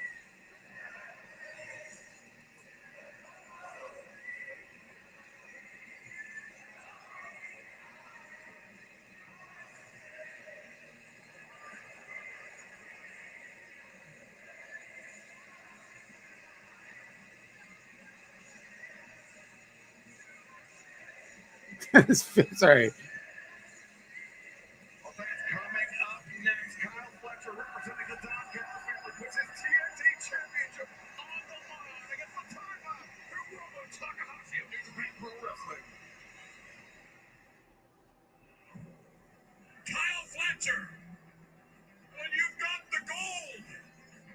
control destiny.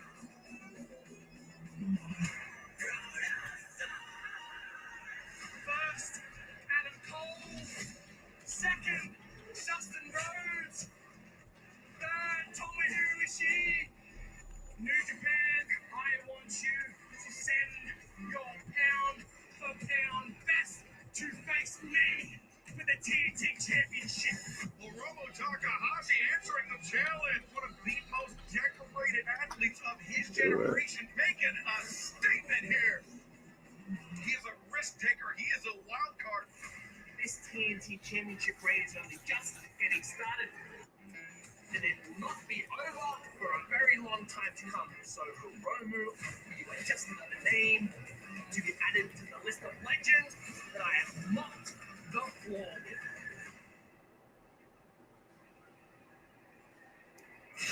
Yeah, I think that it was all that match was one of the more predictable ones. I am not going to LPW. Sadly, I've literally got my brother's wedding in 2 weeks, and I'd like to go into All Out at the end of September.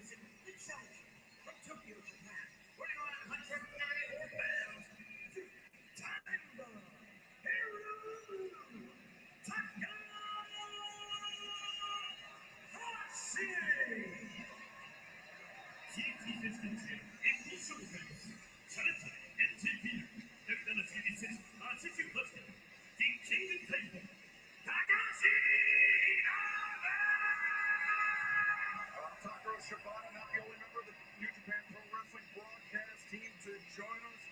Also, immediately to the right of our English announce desk, we have Aroma Murata, Mickey Matoy in the middle, and El Desperado on the right-hand side. So, yo, bring it up. And we want to thank the fans for joining us in Japan for Forbidden Door as the first member of the New Japan Pro Wrestling contingent. The challenge for an AEW title here tonight on the main card.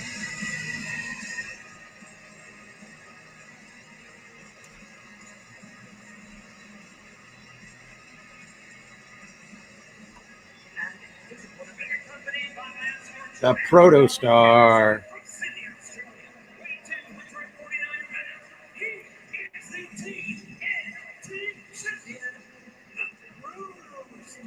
A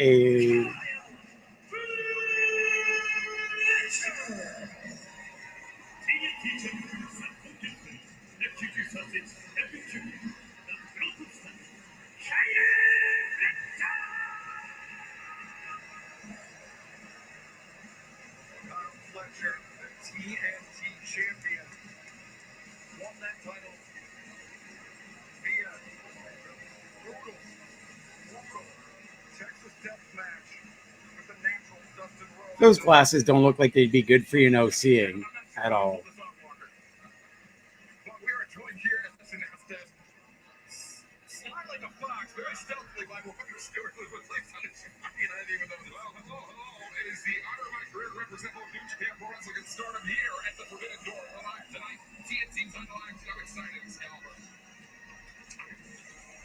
Walker joining us here alongside myself, Excalibur, the American Dragon, Brian Danielson, and the odious Don Callis, who seems poised to take his position to our left. And we await the commencement of this TNT Championship match.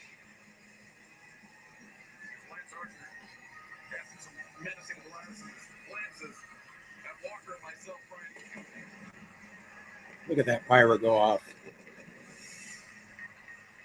Seems to have avoided the ire of Lance Archer.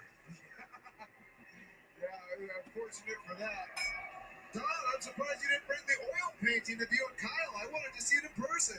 I'm working on one with you, but it's your headstone. Oh, that's not very kind. That's nasty.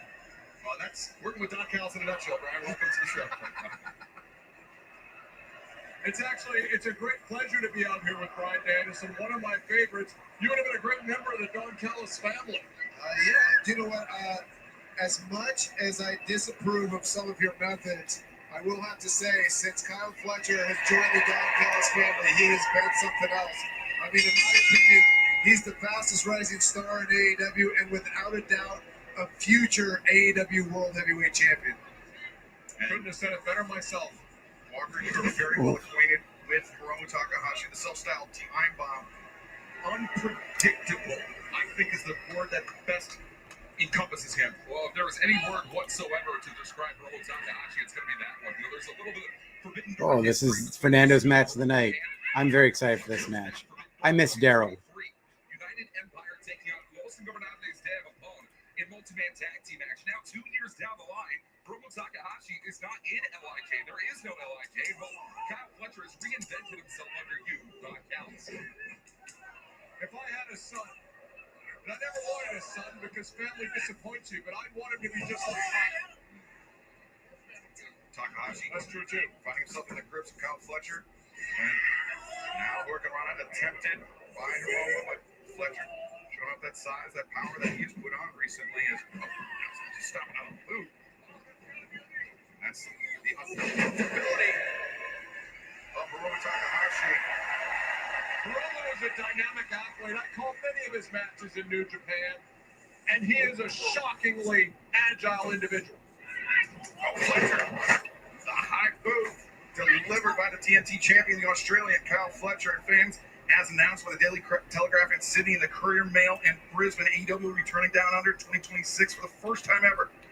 AEW heads to the Kudos Bank Arena in Sydney, Australia for AEW Grand Slam Australia on Saturday, February 14th, and will return to the Brisbane Entertainment Centre for AEW House Rules Brisbane on Sunday, February 15th. You can scan the QR code on your screen to sign up for early access tickets right now. I was going to say, I'm looking at it. So I'm watching it on pay-per-view.com, and the chat on pay-per-view.com is super chill. Like, there's not that many people in here.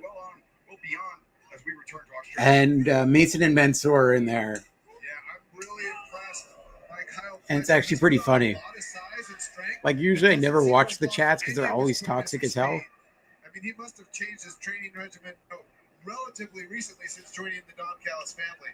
We have a team of specialists Oof. that work with Kyle at all times and supervise all of it. I would say this, he's still fast, but he's not as fast as Hiromu. Oh, Back elbow shutting down. let's go, Hiromu. Hiromu. Come on. Wait a second, cover here. Lateral press. And Hiromu able to kick out 2 count only from referee Paul Turner Walker. Kyle Fletcher asked for the pound-for-pound best New Japan Pro Wrestling has to offer. Hiromu typically competes in the junior heavyweight division, though he has made tremendous accountings of himself with New Japan's heavyweights. Yeah, you're absolutely right about that. Recent challenges for the never openweight championship currently are once held by heavyweight talent. Back in February of 2024, Hiromu Takahashi has a lot of recent history with heavyweights, including winning both New Japan's heavyweight World Tag League just late last year with 110 Naito. I just want to point out the tremendous power that Kyle Fletcher just got on that body slam. I think Kyle Fletcher has actually one of the best body slams in all of AEW. It's a very basic move, but the way Kyle Fletcher does it, look at this. The impact of every single body slam. Now near leg is hooked, and Takahashi able to kick out. But yeah, it's that emphatic finish on the body slam that makes it so impressive. Such a simple move, so effective.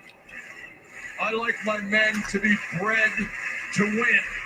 I like my men to be tall. I like my men to be lean. I like my men to be athletic. And Kyle Fletcher is all of that plus. Talk about marketability. Handsome man as well, Brian Danielson. I mean, I can't deny it. You know, I heard rumors that there was interest in Kyle Fletcher from Taylor Swift. Where'd you get them? From Don. Watch what you get when you listen to Don. Takahashi driven down. And Fletcher making the cover. Far leg is hooked this time. Hiromu Yes, Taylor Swift, famously watching All Elite Wrestling. And also, Kyle Fletcher has a girlfriend. Yep, and they are both actually former Quizplex champions right here on Love Wrestling. If you go in our back catalog, they did an episode together, and Mansoor did one alone. So, Walker, in your opinion, what does Hiromu need to do here And they're both great. They're both very, very funny guys. It's always speed, it's always agility, and as we said before, it's unpredictability with Hiromu Takahashi, but that is something Fletcher has faced before, albeit just a few years ago. Fletcher with a series of knee strikes. Hiromu a bit battered, but Hiromu, nice quick step behind, steps up, working Rana. So that's exactly what I was talking about right there, Excalibur. Fletcher didn't have it scouted. Hiromu is going to start that roll sometime sooner rather than later. And for AEW fans that are seeing Hiromu Takahashi compete for the first time here tonight, Walker, I'd say a close analog would be AEW's own. Good Lord. A close analog would be AEW's own Darby Allin to Hiromu Takahashi in terms of the toughness, the ability to endure punishment, to dish out some dangerous shots of their own. Yeah, there's certainly no other comparison more apt than Hiromu and Darby Allin in this context for certain. Hiromu turning on afterburners, the drop kick, and Hiromu covers. Not a great cover, Brian. Yeah, but I think he's still worn down from the beating Kyle Fletcher gave him a little bit earlier. But I've always been impressed when I watch how resilient Hiromu is. Takahashi hoping to press his advantage on Kyle Fletcher. Fletcher tellingly to the assistance of the ropes to steady himself. Zero chance he gets him up. Hiromu is favored finishing technique. The time bomb, though, he's modified it, Walker. I understand for heavyweights. That time bomb Q as in heavy Q in Japanese, meaning heavyweight. Those familiar with the weight class divisions in New Japan Pro Wrestling, 100 kilograms, 220 pounds. These separates junior heavyweight class. By choice. It's not about heavyweight, junior heavyweight. It's about no limits. And Hiromu Takahashi has never known a single limit in his career that he could not defy, but Kyle Fletcher could be the one to stand in the way tonight. See, I think that's a really smart game plan. Going after Kyle Fletcher's leg, and specifically his knee. It was like an arm trap dragon screw. Hiromu able to looking to get Fletcher. Watch out now. Just submission, but now Hiromu will move speed and purpose. How's everyone in the chat doing? How are we find the show so far? If you're watching, if you're not, what are you doing this weekend? What are you up to? The rest of your Sunday. Also, hit like on the video to help with the algorithm. I appreciate that very much. This is a fun match. Jones himself, the human suplex machine Taz. Go, Kyle. Walk us through this, Don. Kyle Fletcher has got snap in everything he does. That's not just a Michinoku driver, that's a Protostar driver. The Protostar driver, very effective there is referee Paul Turner. Up to 5 on the 10 count. Fletcher, first to make it to his feet. Yeah, if I'm Hiromu, I don't want to trade bombs with Kyle Fletcher. I think that's a battle you're going to lose. Fletcher, maybe take another just scoop and the slam by Fletcher. And Fletcher, this could be an error, Brian. Heading to the top. Definitely got the strength advantage on Hiromu. Doesn't he need to test himself the flying? Yeah, sometimes things are just ego. I kind of wonder if Kyle Fletcher just wanted to prove he could do the high flying stuff just as well as Hiromu. Well, absolutely. That's psychology, right, Brian?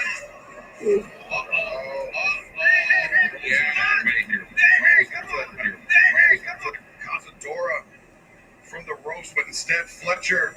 Oh no! Wait a second, Fletcher Holding a child. Fletcher. Back suplex from the ropes. The cover is made. 2.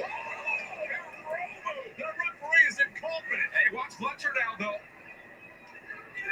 Fletcher. Oh. Emphatic Liger bomb. 2. Oh. Still not enough to put down the ticking time. Cal Fletcher has a point there. The ref stopped counting there. He held his hand above the mat for half a second. For Hiromu Takahashi as the TNT champion, pull out all the stops. The avalanche back suplex. But not just a regular avalanche back suplex. I did an avalanche back suplex. I could have never done that. Then the Liger bomb. But Hiromu, 2.99 deep. Every time I see it, I am so impressed with Kyle Fletcher. Champion of all time. Well, come on now. 24 days in. This is a place to get the fix. Yep.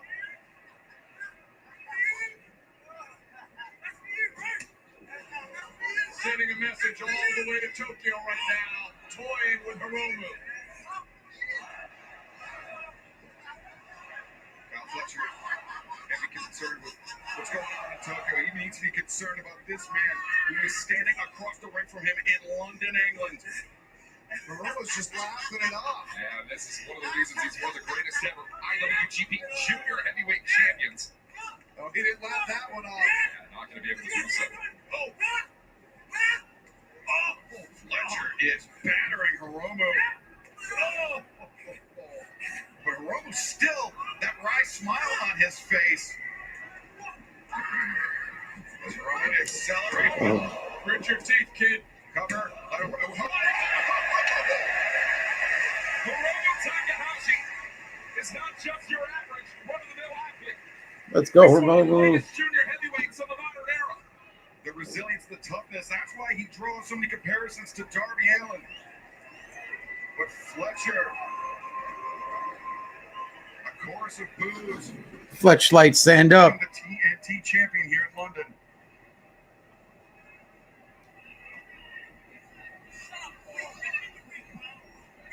Yeah, he's still kind of got that smile on his face. He's out of his mind, Brian. That's what it is. Yeah, there are some of us who just kind of enjoy the pain, I guess. We're gonna go on. Oh, fuck your face. Hiromu reversing Kyle Fletcher, and now it's Takahashi. Looking for the Oh, you heard was Kyle Fletcher's body. Whoa, if he can get him in the ring, he's got a shot at this. That is a man who will give anything tonight to become TNT champion. Shot bomber from Hiromu Takahashi. Now Hiromu, the far leg is hooked. Fletcher's turn to beat the count.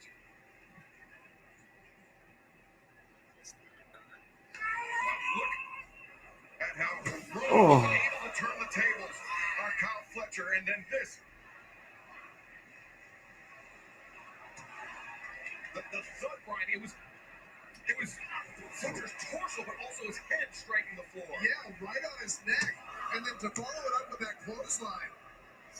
Oh, and look at Kyle grabbing his shoulder. I think his neck is really bothering him. Yeah, maybe a stinger for Could this be the time bomb cue? Yeah, he's looking for it.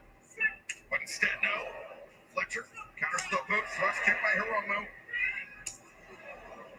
Fletcher really reared back and delivered that one with aplomb. Hiromu in the grip of the TNT champion. Fletcher could be thinking another Liger bomb, but no. oh.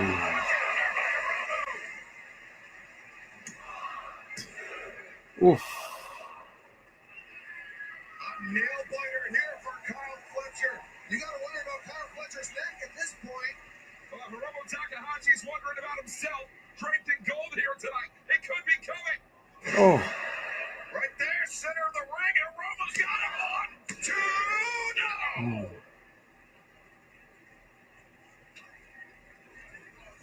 Don Callis, it's like he's about to swallow his tongue. Shut up.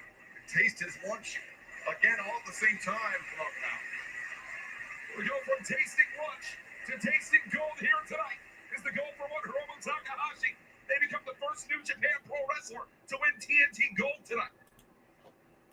Hiromu trying to set up Fletcher, but instead, Fletcher, that's the strength difference.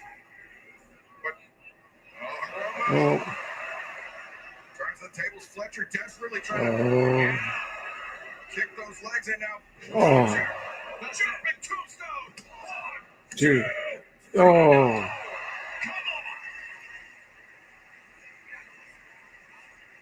That was 3. Don, if I were you, I would instruct Kyle Fletcher to put more weight on their shoulders. He left a little bit too much space on that left shoulder. And Hiromu, you can't give him that kind of space. He's too resilient. What are you angling to be brought in for a session or something, a training session? Hey, I charge a pretty hefty fee, but I'll I can do it. imagine. Right now, Kyle Fletcher charging. To the back! To the back! Hiromu is dazed.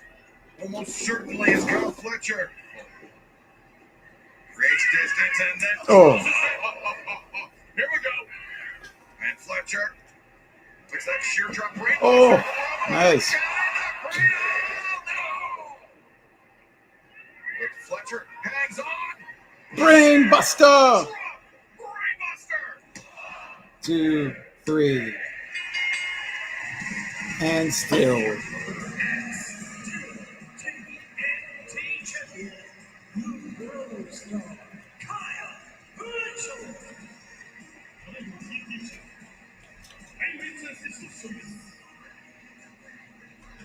Kyle Fletcher remains TNT champion, but Walker. Fletcher asked for the best pound-for-pound wrestler that New Japan has to offer. Boy, did he get his wish tonight. Yeah, certainly so. It was a tough loss. Hiromu Takahashi is going to suffer in victory. A lot of championship matches come up on the docket for Hiromu Takahashi, not just in New Japan, but also all over the wrestling sphere, from Noah to other independents as well. Hiromu in an unaffiliated status with NJPW wrestling fans. This has been incredible. What a matchup. Kyle Fletcher remains TNT champion.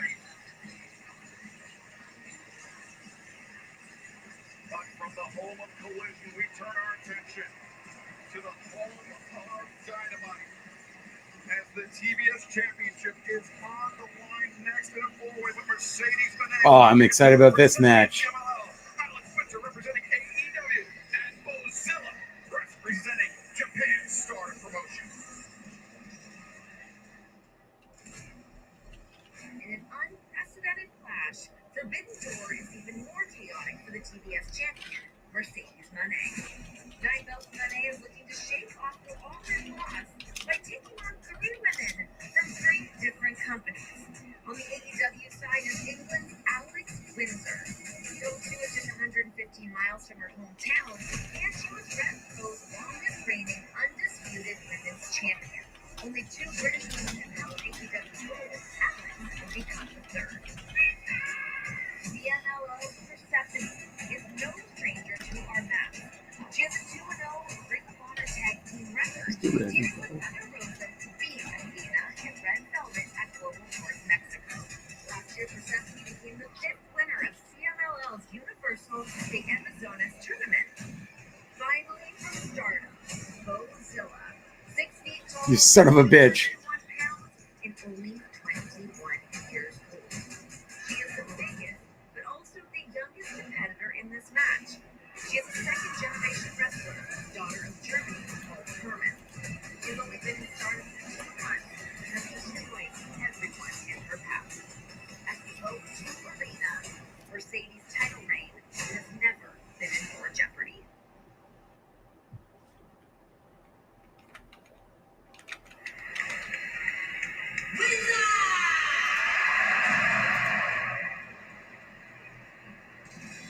This match is a full easy four-way match for the TBS Championship.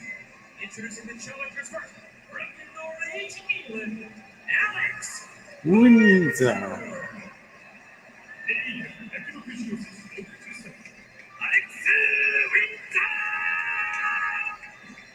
I hate to kick a man while he's down, but Justin Roberts, just coming off those 2 super kicks from Matt and Nick Jackson, he didn't get the pronunciation right. Takara Shibata really nailed the Windsor. The Windsor. Hey, so glad I missed Don Callis, but it's great to be back with you. And Walker did a great job. What an announcer. Great to have him with us. And let's see what Mercedes can do with 3 other ladies. It's going to be a challenge, right? Yes, don't lie to me that he didn't talk. Next, from Hanover, Saxony, Bozilla.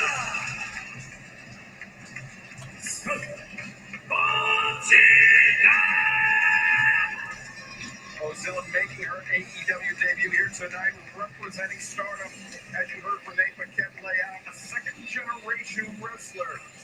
Well, the youngest competitor in this match, Ryan, but she has all the tools to make the most of this opportunity. Yeah, and I mean, she had an incredible 5-star Grand Prix over in Stardom in Japan. She made it to the quarterfinals, And I can't tell you how impressed I am with this woman at such a young age. She's obviously learned a lot from her father. Yeah, her father, Alt Herman, a German professional wrestler in his own right. That's where she began her training. Then going to almost a finishing training with the Don Callis family's Josh Alexander. So From Mexico City, Mexico, Persephone!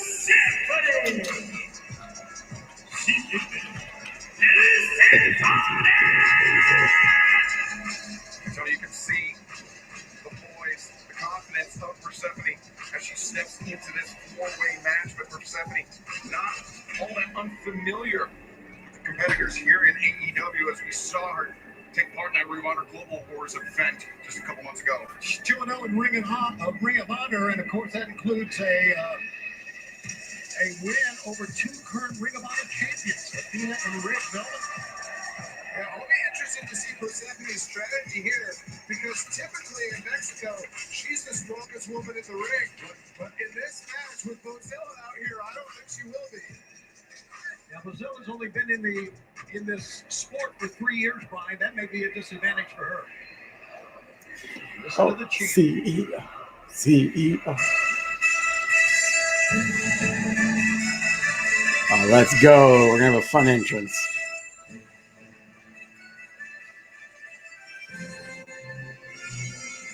I am hyped. Oh, with all her titles.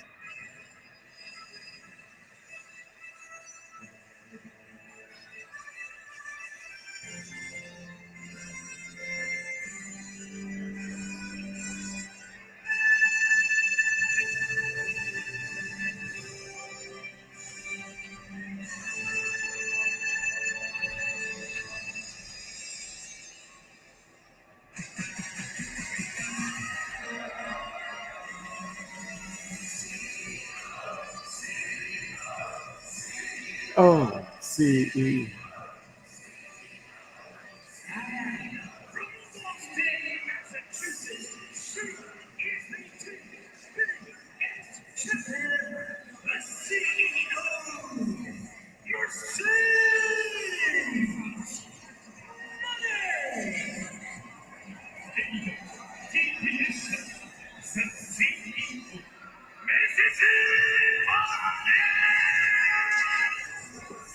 Mercedes Moné needs a royal guard to carry all the hardware that she has accumulated, but there is only one title that is the focus of this match. It is the focus of her three opponents, and that is the TBS Championship.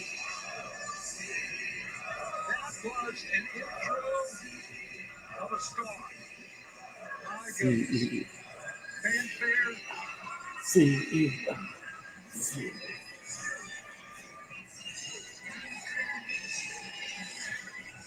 Mercedes Moné, truly a worldwide sensation, but Brian, she's going to have to contend with worldwide opposition here tonight. And if I had my guess, I would say that Alex Windsor, from Norwich, just 100 some miles from here, could definitely be the hometown favorite. Yeah, I mean, How we doing, chat? definitely has I'm the very home excited field for this advantage match. here. God, I let's think fucking the go, negative for Bozilla. Mercedes, the real problem that Mercedes has gotten herself into is that she doesn't have to be pinned to lose her TBS championship. Now, the champion does not need to be pinned or submitted. A title can change hands at the first pinfall or successful pinfall or submission. And the other three ladies did a great job getting rid of Mercedes and getting the ring, and maybe they can win without her being here. Already the strength of Bozilla coming into play. Look at the power. Oh, wait, Mercedes looking for roll up Bozilla. Not going to be taken down that easily. Brought up to her feet is Mercedes Bozilla. Oof. Whipping Mercedes into the corner. Tony, you mentioned only 3 years of experience for Bozilla. Oh. Somebody that has spent her entire life around the sport of professional wrestling. And that means a lot, Excalibur. You are right. That means a lot that you spend your life around it. You know all about it. You know the ins and outs. Look at this. Bozilla very easily with the TBS champion. Fireman's carry Oh, position. CE. Was she gonna press her? That's Bozilla. Oh, Delivers the press and delivers the hell yeah, champion Bozilla. to Persephone, and Alex Windsor on the floor. See, Mercedes, she's wrestled the last 2 nights. She actually won another championship on Friday, which puts her at 9. I kind of question that when you have such a big match today here at Forbidden Door. She's overworking herself. Maybe that's overconfidence on the part of the TBS champion, but right now Persephone finding herself in the grip of Bozilla. Bozilla, the strength, and now Alex Windsor. Alex Windsor. Everyone here is struggling with the power of Bozilla. Windsor. Oh, fucking hell. She bounced off. The champ bounced off. And now Mercedes getting sandwiched by Oh, Alex Windsor and Bozilla in the corner. As Bozilla. Bozilla overcommitted and paid the price there. See, I think that's just inexperience coming into play. In 4 years, she won't make that same mistake. A double Irish whip attempt by Mercedes Monet. I'm not sure what the champion is thinking. honestly, Neither does Persephone. Mercedes Monet should defend all her titles at the same time for one match. Windsor heads up move there. Going for the pinfall. You're right, Excalibur. Heads up, make the pinfall, get it over with, and now they're going to go ahead. As Persephone step up, work on Rana. Takes down Alex Windsor. Persephone can move. Oh, Sunken Alex Windsor, Japanese arm drag there. Japonesa, as competitors in CMLL call it. Yeah, I'm impressed with both of these women. They're both very strong, very agile.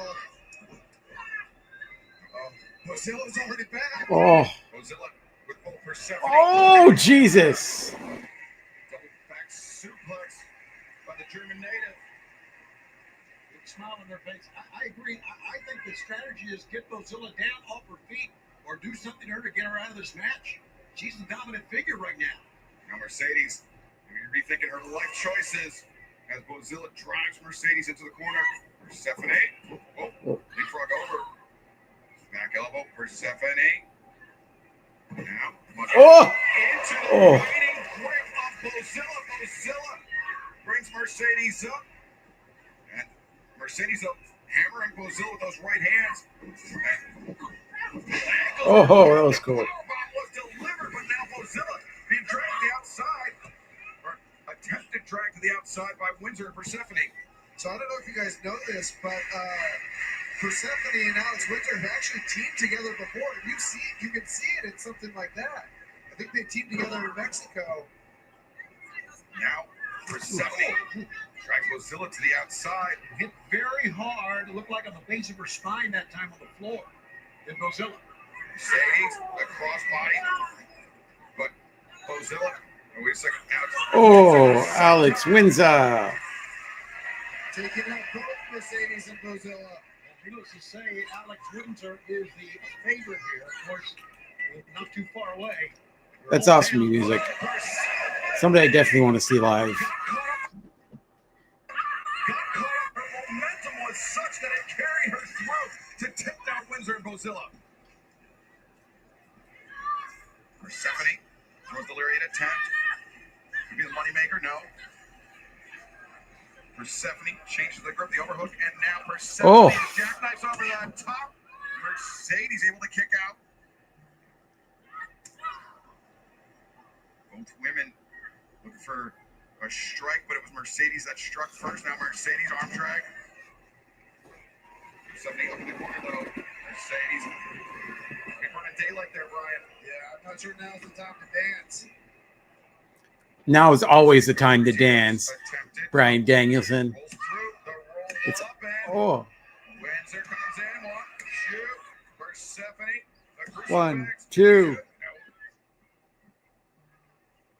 Back and forth pinfall attempts. Windsor. We've seen her use that sharpshooter to great effect, but Mercedes for the moneymaker, but instead Mercedes sits down. Pinfall. 2. No. Oh, that was cool. Breaking up the pinfall. That was almost it. And now bear hug by Bozilla compressing the spine of Persephone. Mercedes right now and Windsor need to Oh, take Bozilla off her feet. Never mind. Yeah, easier said than done. I mean, everybody in this match has had a real problem getting Bozilla down and keeping her down. That's the key. oh, she's got her eyelash caught. You hear the crowd in London, 18,000 plus. We are sold out here in the O2. Cheering on Bozilla, just 3.5 years into her pro wrestling journey, already turning heads on this massive stage. Yeah, and turning heads, I know, but right now, someone needs to get her down, Brian, just like you said, and she's dominating this match. Yeah, I mean, she's taking them apart one by one. That's a smart strategy for Bozilla, especially given that all three women were teaming up on her early. Yeah, that time, Alex Windsor got her. And got her down. Yeah, the lariat. Oh, but she doesn't stay down. Look, she's getting right back up. Exactly. Persephone delivers the drop kick, but Bozilla again back to her feet. Refuses to stay down. Here comes the champ. And Meteora from the TV One. champion. 2 now. See it so many times in a four-way match like this. You try to make a pin, but you cannot get it done because others are in the ring. Many saves. Look, we see Persephone and Alex Windsor teaming again. I don't know if that was a wise strategy by Persephone knocking Alex Windsor down. They could have taken out Mercedes and Bozilla together. And it's Windsor. She's got a great opportunity here, Excalibur. Get it done. Windsor finding her footing on the ropes. No. Just as I said, that commentator's curse kicks in. Mercedes sweeps out the legs. And Windsor, inverted position for her as Persephone now climbs the ropes. Oh no, but so does Bozilla. What in the world? Bozilla climbing the ropes. This is dangerous for all four ladies. Look at Alex Windsor down. Oh my God, she won!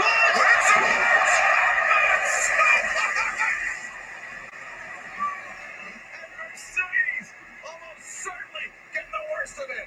Alex Windsor's strength.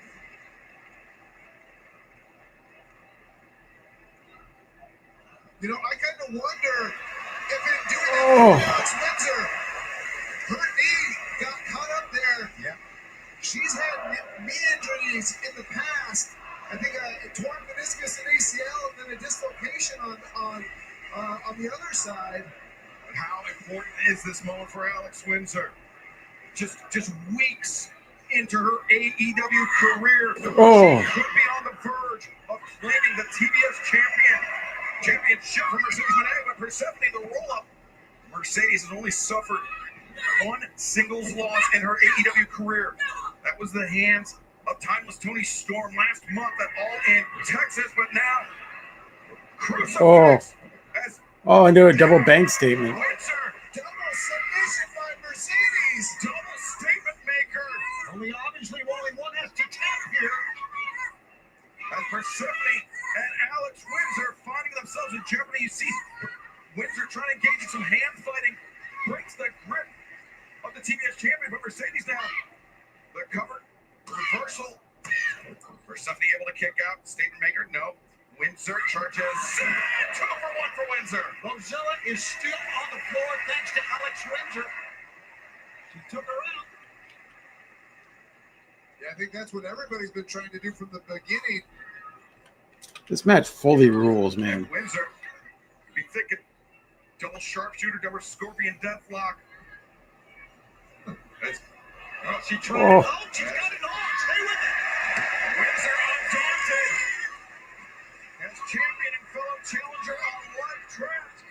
Bozilla's back, guys. Yeah, you can see her walking in with a camera shot. Bozilla quite literally Just looming large large. on Mercedes' hands. Trying to prevent the tap out by Mercedes and Persephone. Well, that sadistic is what that is. But it's also smart, Tony, of course. As Bozilla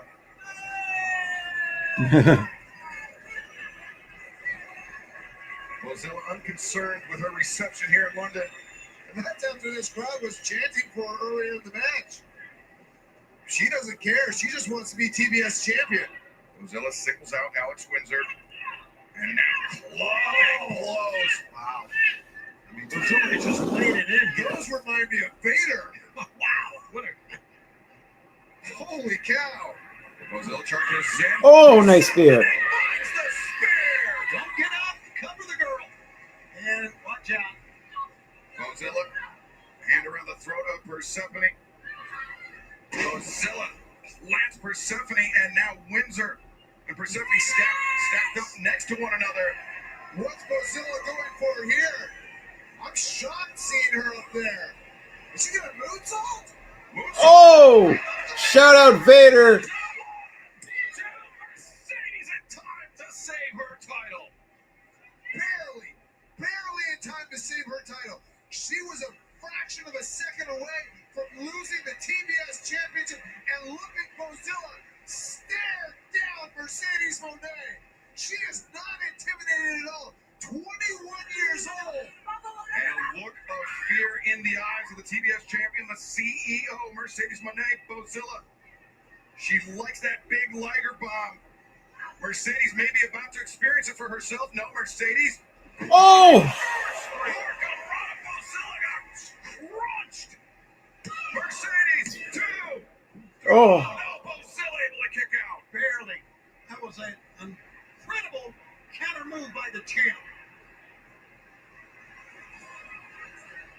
And Mercedes showing. Fisherman Buster. Alex Windsor, 2. And Mercedes able to kick out. Oh, Mercedes has proven a lot tonight, guys. She's overcome Mozilla. I mean, she has thus far, Brian.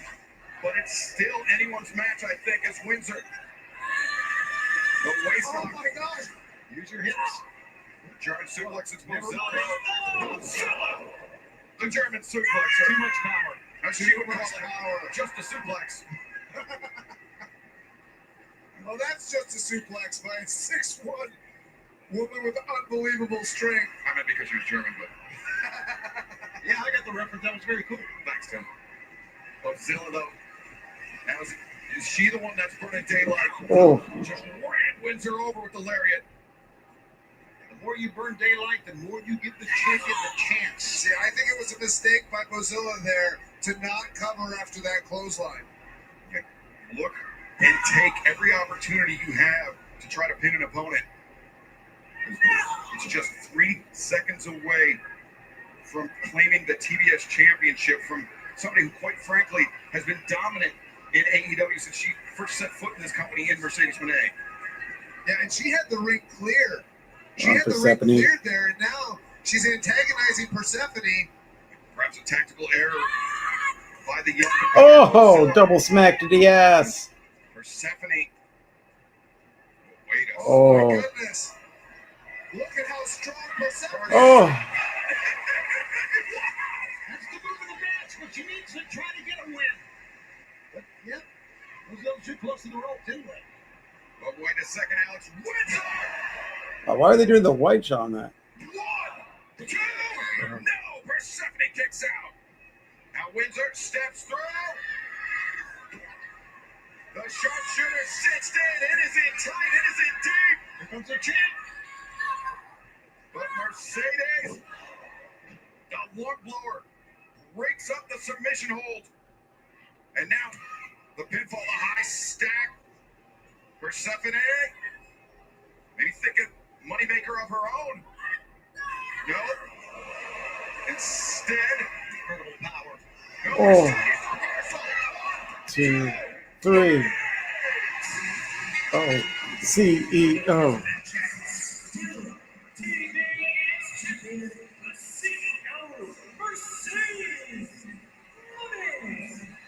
An amazing performance.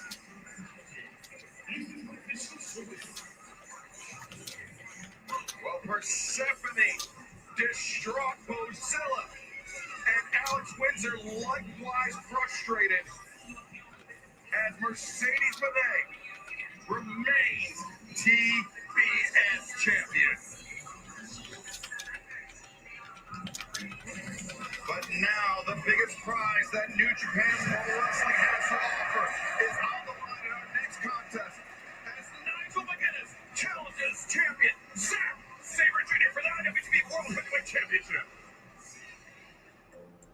Sabre Jr. and me that were in the ring. You often don't get these dream matches, different generations. Nigel McGuinness, Zack Sabre Jr., who's who of professional wrestling. I always remember him saying, "They never fancy lacing up the boots. I would love to wrestle you again." Oh, I'm very excited about this. We're about to get peak British up in this bitch. It's about to get so British. Face to face, a wrist lock. Never. Everyone's going to be using the C word. Later, that shit has come back to Paul. Like, I think at this point it's going to take something big for Mercedes to drop the title. I think they're clearly building something. Like I said earlier, I feel like they should defend all, like, even though one of them's not a title you defend, that's just once a year. So eight titles on one match, and she should drop all of them. The next match is Nigel McGuinness versus Zack Sabre Jr. Two men define what it means to call yourself a British wrestler in two different generations, now squaring off. Zack Sabre Jr. and Nigel McGuinness face off for the IWGP Heavyweight title at the O2 Arena in London, or dreams may come.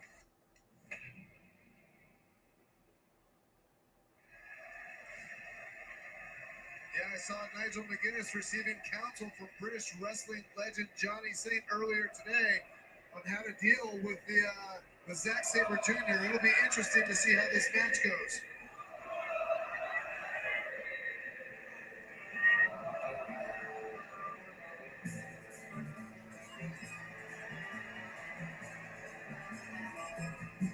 Nigel McGuinness, former Ring of Honor World Champion. Johnny Saint, former 10 times world lightweight champion. So good to see you again, Johnny. Nice to see you. What was that handshake? Technical wrestling is a lot like chess. You have to think 3 moves ahead. You have to give up a hold to get a better one.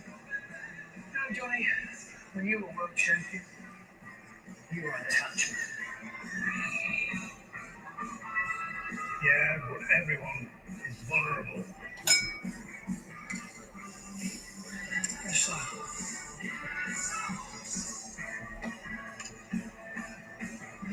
Oh, this rules. now you're getting it. The forbidden door. Do it again.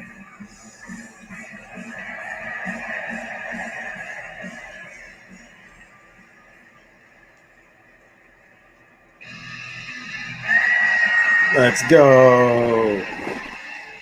Nigel McGuinness.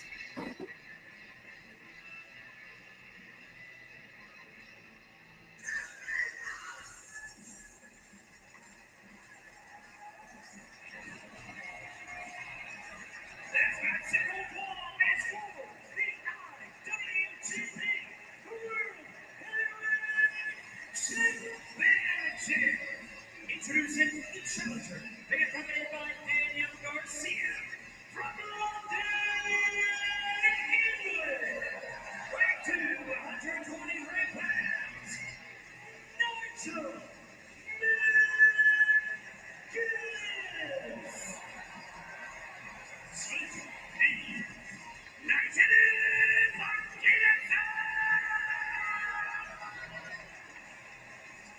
Much like the greatest rock and roll band of all time, Oasis is enjoying a resurgence around the world. Is this the second act that Nigel McGuinness has been looking for?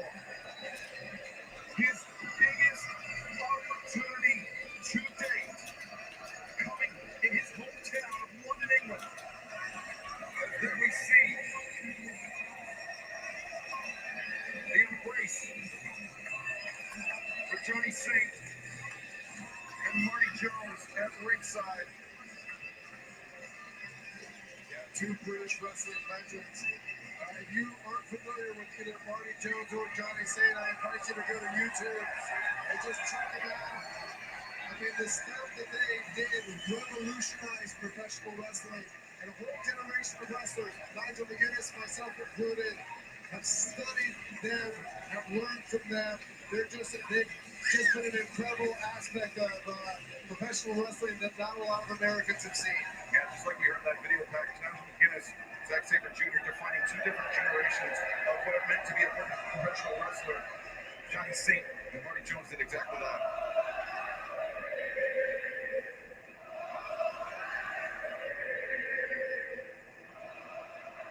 So much. Let's go, Zack Sabre Jr., baby.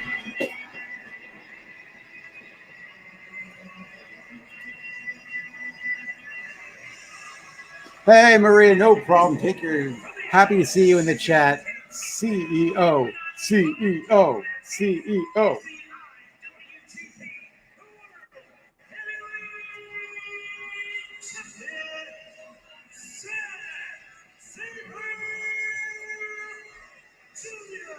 I actually held that title. We're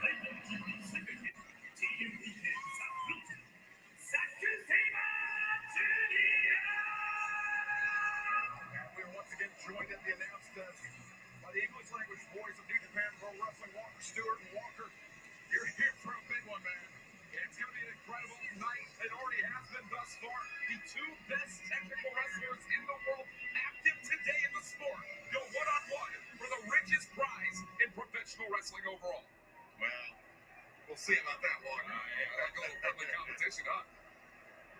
Zack Sabre Jr., Nigel McGuinness. But the importance of this match, Walker, is that shots at that title, the IWGP World Heavyweight Championship, do not come easily. They do not grow on trees. Yeah, you're right about that. I mean, it was last year around this time we were talking about what Zack Sabre Jr.'s plans would be as a G1 Climax winner in G1 34 last year. Now in 2025, Zack looks over his back in a loss of the G1 semifinal into a first event here tonight against Nigel McGuinness, a match 14 years plus in the making. Of course, the winner of this year's G1 Climax 35 tournament, want to send our congratulations. As even though I question his choice of representation in joining the Don Callis family, Konosuke Takeshita, the Alpha, defeating Evil, literally and figuratively, to win the tournament. Sure, and there's a big conversation to have about that regarding AEW, New Japan, and DDT. Konosuke Takeshita contract between those three organizations. Zack Sabre Jr., if he makes it past Nigel McGuinness, has to look toward a man like Konosuke Takeshita as a potential next challenger in New Japan Pro Wrestling's landscape. But the landscape of New Japan will change substantially if Nigel McGuinness pulls this one off tonight. Absolutely. Oof. Each of these men. I am excited about this match. Let's go. Lessen the effect. You know, it's really crazy. Life has a way of coming full circle. I'm on commentary while Nigel McGuinness competes for a major championship on pay-per-view. I think I'll try something a little different from Nigel and not bury him for the entire match. But Nigel is in tremendous shape. He sees the opportunity in this, and he knows this is his chance to be a major world champion, to be the IWGP heavyweight champion.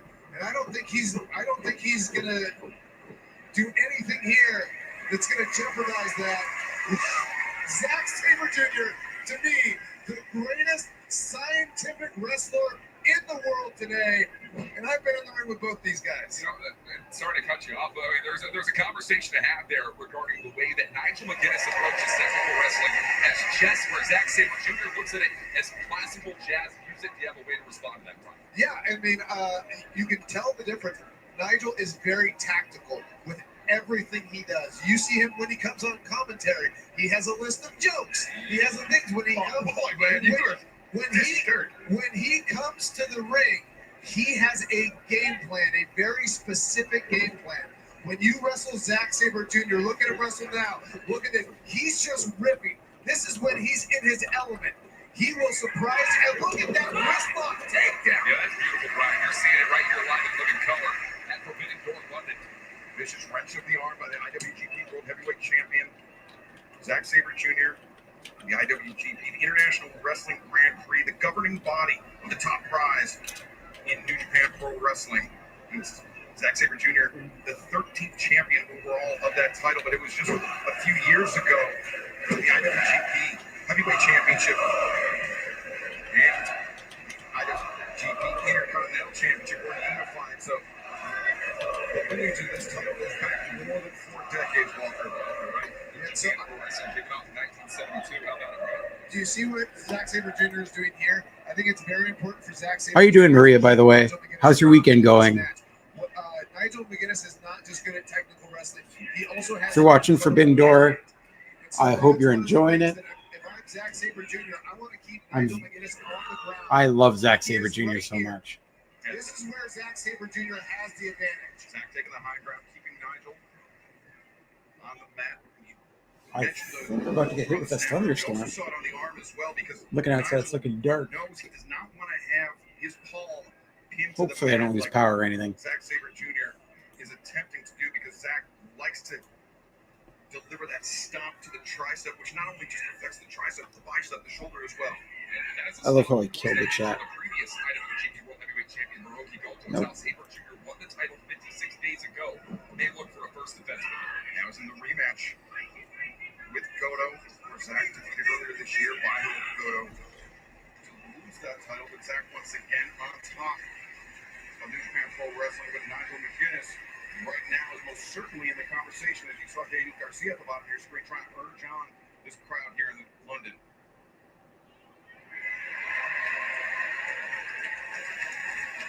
Yep, we show the camera. We are on Squall Watch. Let me see. There it is.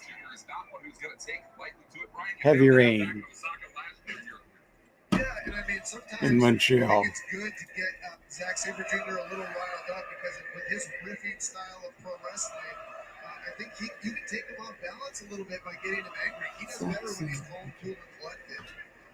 Nigel with the arm. Oh. Of Zack Patrick. Nigel with the bridge backwards, perhaps. Trying to put pressure on the shoulders. So I know Nigel McGuinness has said. Instead, wait a second. Into a pinning predicament here. And Zack able to kick out. I know Nigel McGuinness has said a lot of negative things about me on commentary over the years. One of the things That's an understatement. Nigel is that I am very impressed. You know, he stopped Ryan. wrestling in 2011 and didn't wrestle for 13 years. And here he is, just a year later in an IWGP Championship match. He's definitely in the ring against somebody who's scientifically superior to him, but he's holding his own right now. Yeah, Brian, in the last 18 months or so, you've been in the ring with both of these men. You've felt what they have to offer in 2025. And right now, Zack Sabre Jr. appears to be a step ahead of Nigel McGuinness. Yeah, I mean, I just think he has the advantage of having been in the ring so often with high-level competitors. And I know Nigel McGuinness won the technical spectacle. He did a fantastic job in that match. Wait a second, here's that stomp! See, he's attacked the neck. Now he's attacking the arm. This is one of the things I love about watching Zack Sabre Jr. is he'll attack a bunch of different body parts and see what opens up to him. See what's the best course of action. And you see Nigel McGuinness coming into this match with the tape on both shoulders. Walker, I would have to imagine Zack Sabre Jr. That was cool. Licking his lips the second he saw Nigel coming in. I agree. Zack Sabre Jr. is one of my favorite wrestlers going. Like the best technical wrestler currently working. Gentlemen, let's not forget, this is not just a match about the IWGP gold. This match goes all the way back to 2011, where Zack first met Nigel McGuinness on his retirement tour all those years ago. Knew that he'd never be able to step in the ring with McGuinness up until we were in London last year, and they collided in that gauntlet matchup. That Casino Gauntlet match 1 year ago at Wembley Stadium. We'll be making our return to Wembley 1 year from now. AEW All in London, but right now, Nigel McGuinness is backing Sabre into the ropes to force the break from referee Stephon Smith. It really is incredible, gentlemen, how Zack Sabre Jr. found inspiration in Nigel McGuinness, who found inspiration from Johnny Saint and Marty Jones. That through line of technical wrestling going all the way through to Billy Robinson of all people. I mean, this is a match for technical wrestling fans tried and true. And I think there's an opening for Nigel McGuinness with that spin out. You know, when you don't roll through when somebody spins out on a front face lock like that, you jam your shoulder really bad. Oh, Nigel See, and that's why Zach has to keep Nigel off of his feet. And Nigel McGuinness, a very potent striker, in addition to being a tremendous technical wrestler. And great reference there by Billy Robinson, the Snake Pit up in Wigan, really the birthplace of the catch-as-catch-can style of professional wrestling that has influenced so many wrestlers, not just McGuinness, Zack Sabre Jr. alike, but also Bryan Danielson as well. And Zack Sabre Jr. has not only kept that style alive in Nigel McGuinness's absence, but he has Oh. brought it to the front of fourfold of New Japan Pro Wrestling, the biggest wrestling organization in the country of Japan. Oh! What anticipation! Incredible beheading of Zack Sabre Jr. Now the near leg is hooked. The cover was in deep, but Zack able to kick out. I thought it was a mistake for Nigel McGuinness to play to the crowd, but he was just playing possum. I think that's one of the tactics he planned for this match. Yeah, did you notice that his head was cocked a bit to the side? I think he was looking out of the corner of his eye, his peripheral vision, and he caught Zack coming in now and lock in that London dungeon, but Sabre, the boot on the bottom rope, the clean break, but a stomp, a parting gift for Zack Sabre Jr. Ryan, taking a page out of your book. He does have till 5. Yeah, he sure does. You know, I know there's a lot of animosity between me and Nigel, but I've got to be honest, I'm rooting for him in this match. Apparently not a two-way street then. Could be thinking Tower London here. Good call, good ball. But instead, Zack finds his feet. Oh! Lays at the... Oh! God, nice counter. Gigi Gatame locked in, cross arm breaker, but Nigel doing a good job trying to defend. Zack attacking the grip of Nigel. A slight misstep, an inch turned into a mile. That is what has made Sabre Jr. a two-time World Heavyweight Champion in New Japan. Oh, the leg captured now. Yeah, he's got a toe hold here, on top of also having an armbar. This is incredible. This is why I'm talking about him being the best scientific wrestler in the world. Look at Garcia pushing the rope forward, trying to help Nigel. Now, Garcia needs to be careful, though. The referee Stephon Smith is watching this one closely, but Zack Sabre Jr. Talk about it. He's still trying to help him. It's the difference of what we talk about between chess technical wrestling and freelance jazz artistry. The way Zack Sabre Jr. is going to describe technical wrestling in his style. Yeah, the improvised jazz on display, and Garcia getting an earful from Stephon Smith. Oh, how upset would Nigel be if he got disqualified because of Daniel Garcia? Daniel Garcia himself, Lee Moriarty, Mexico's Hechicero were the other 3 competitors in that technical spectacle that was won by Nigel McGuinness. Nigel, Yeah, I feel it too. I like, especially with the Interested to see who has a better with the between Zack Sabre Jr. and the Nigel towel. McGuinness. It is a question I 15 years in the making. I feel we have like an MJF Cody Rhodes situation brewing. of course you would.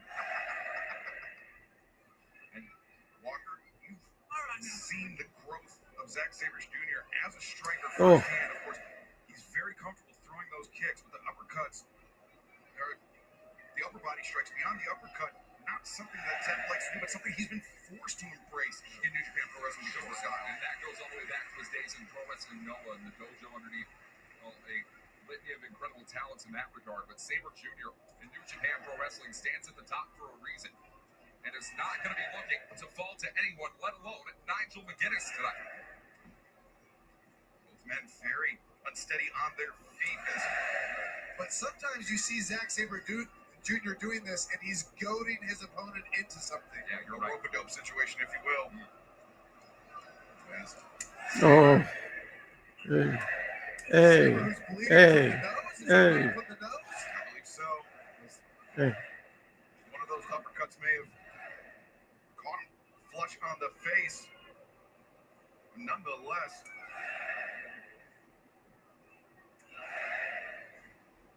both men undaunted, both men continue on, but for how long? Yeah, I don't think this is a great strategy for Zack Sabre Jr. Like I said, he's going to do better if he takes Nigel down to the mat. Oh, look at that. Beautiful powerful from Sabre Oh. Jr. into the bridge. Oof.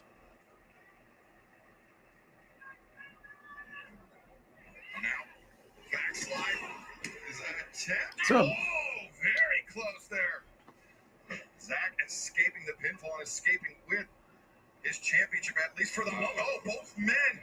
A similar idea. Both men. I think the only thing that would make Nigel angrier is Brian helping him for any reason. Again with the escape. Nigel McGuinness has not won a career singles matchup since the year of 2011. Talk about a career ascension, a resurgence Oof. unlike any other.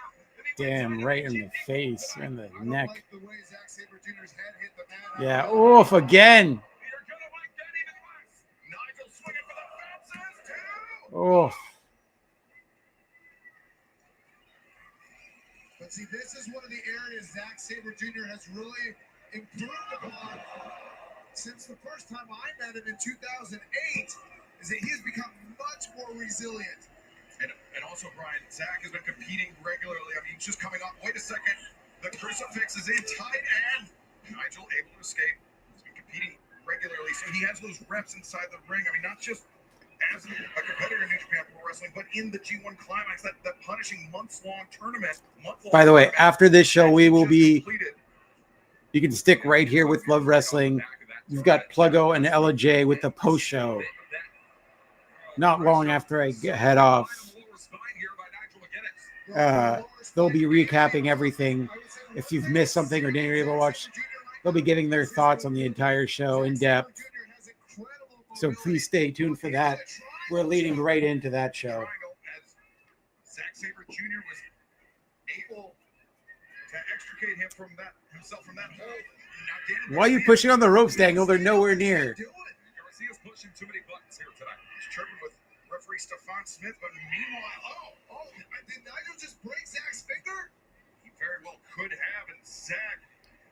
Oh, if he can. So, fun fact: I don't think it's broken. the first time I went to the local promotion here, IWF's, in Montreal, my favorite match of the night was Daniel Garcia versus Speedball Mike Bailey. And it's crazy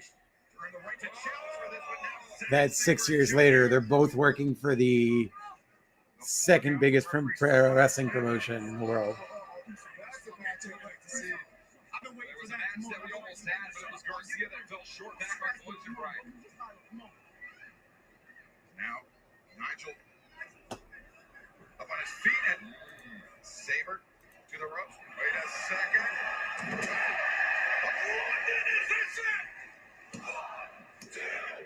Oh,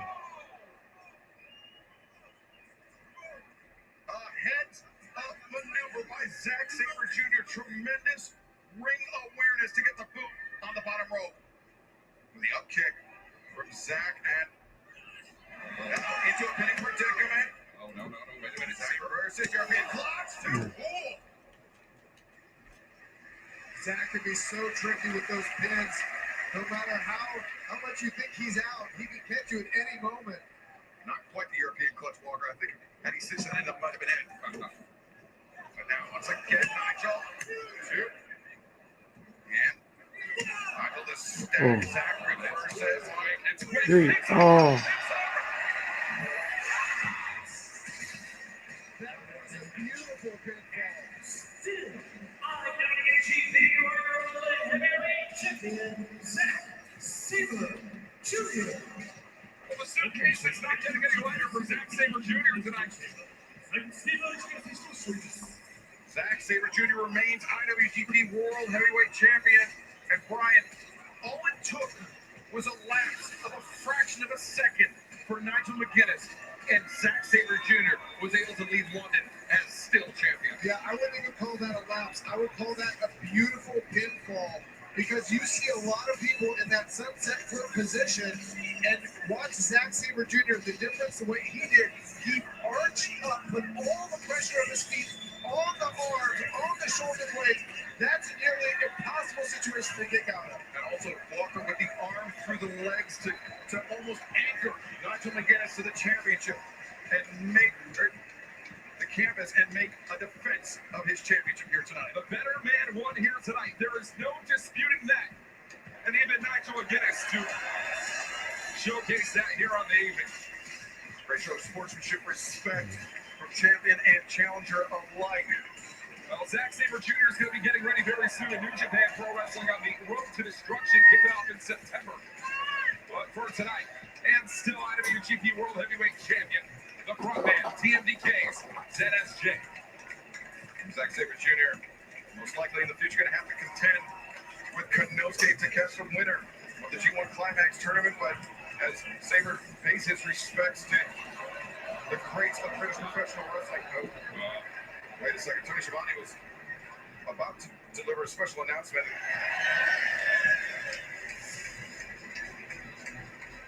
Daniel Garcia.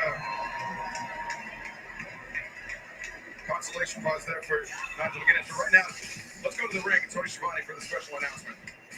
Ladies and gentlemen, tonight here at the O2, we thank you for being a part of Forbidden Door. And tonight, you are part of the largest pro wrestling crowd ever in the O2. 18,992 fans. Thank you very much for tonight. Many great matches still to come. Well, a great record set here in London. Believe me, if we could have fit 8 more seats in the O2, we certainly would have in pursuit of that round number. But there is nothing like being a part of all elite wrestling, whether we're in North America, whether we're here in the UK, or we're heading back to Australia. AEW is truly a worldwide sensation. We thank you for joining us. But right now, Tekla and Queen Aminata, we saw them battling out of that match on the Forbidden Door 0 hour, and I guess the battle has continued all this while. Oh, this rules. I love that they're still fighting. Look at us coming through the curtain. The physicality between these two women, the animosity between these two women just cannot be contained. The intensity of these two's rivalry. Now, Tekla clubbing Aminata. How long have they been fighting? They've got to be exhausted. But they are crawling all the way to the ring. This is Aminata and Tekla is the chance to fight forever. Oh, Aminata delivers that club. Guys, this is no doubt one of the most explosive rivalries that we've had in the women's division, over a month now. Why did it? Watch it out. Sky Blue, Julia Hart, Triangle of Madness. Having the back of the third point on that triangle. Tekla and man, now perhaps a 3-on-1 situation for Queen Aminata. This could be trouble. As Tekla.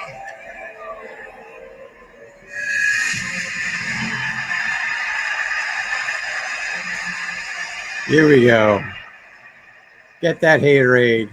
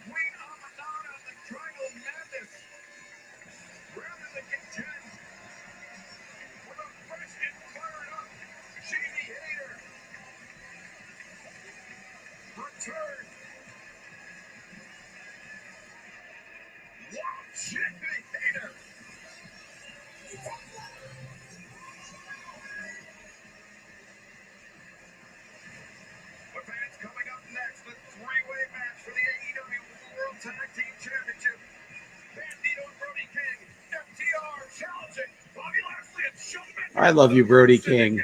I just want Brody King to get all the things.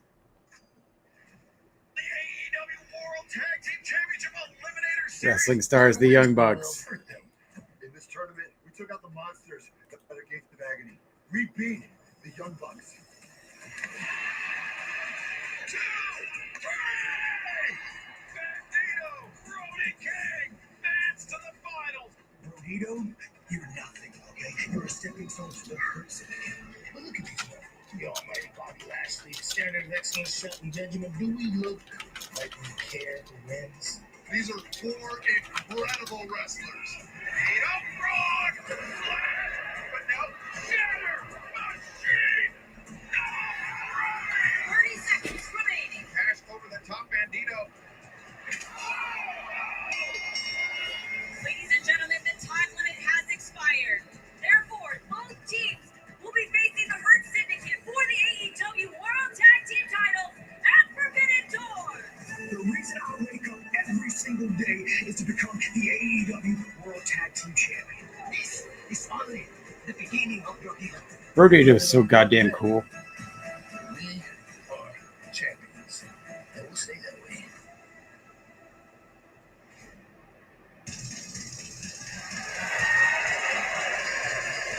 This is a three-way match for the AEW World Tag Team Championship.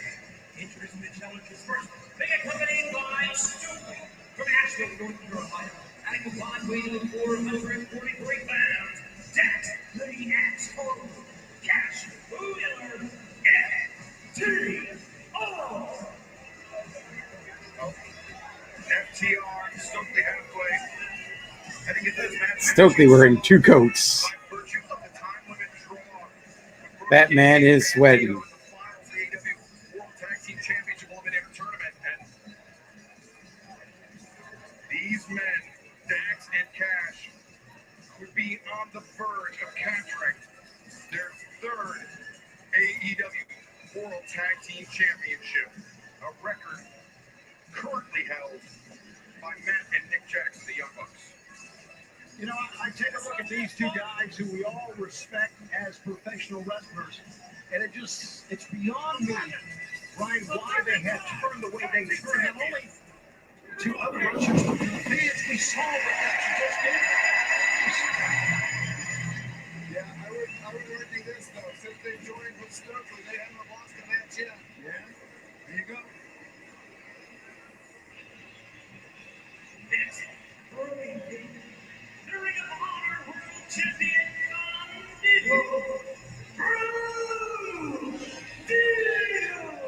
Complement each other so well, I tell them.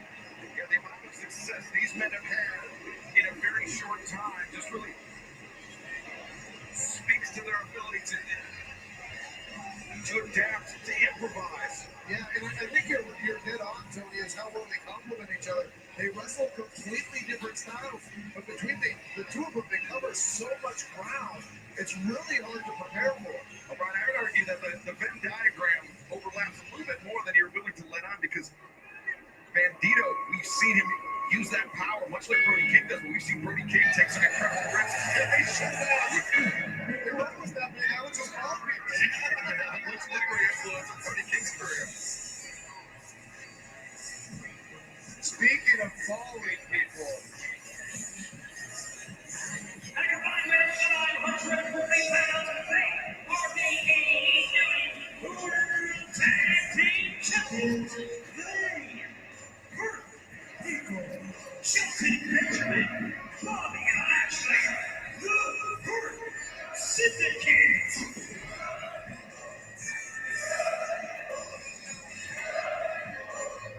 We heard people. We heard people. We heard people. We heard people. We heard people. We heard people. We heard people. They have been unstoppable. I think they also intimidate people. yeah, these are two scary dudes. Yes, they are.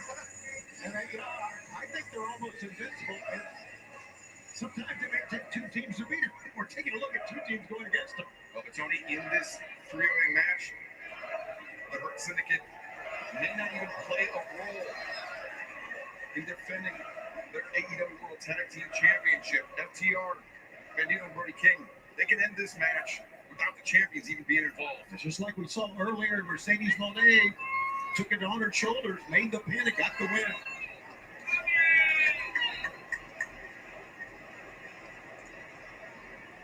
Shelton Benjamin, Bobby Lashley.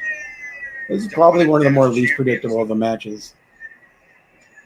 Yeah, they also have Like, I'd still say FTR. Sheldon, the Hurt Syndicate, are the favorites, but I would not be surprised if, like, Brodito or FTR wins. Yeah, that laceration that opened up on the top of his forehead is this is a three-way match. There is no disqualifications, no tags required, and now FTR singling out Bobby Lashley. Likewise, Bandito and Brody singling out Shelton Benjamin across the ring. Yeah, I think that's a smart strategy for both teams. You isolate each member of the Hurt Syndicate, and that's your best shot. We talked about the newness of the team of Brody King and Bandito. Oh, fucking hell. That's Shelton Benjamin just fending off the combined attack by Bandito and Brody. But FTR, of course, their tag team history is no secret. But Bobby Lashley, this AEW World Tag Team Championship alongside Shelton Benjamin, that is the first tag team championship of Bobby Lashley's 2-decade-long career. Oh, FTR just taking out Bobby Lashley on the steps. And just to our right, Bandito seems to have neutralized with all his action. Yes, seems to have neutralized Shelton Benjamin. As we take another look at this, the Lorna Benjamin taken down now back into the ring. Bandito, Dax Harwood picking up right where they left off Wednesday night. And that just happened right after Brody King took himself out by missing that chair.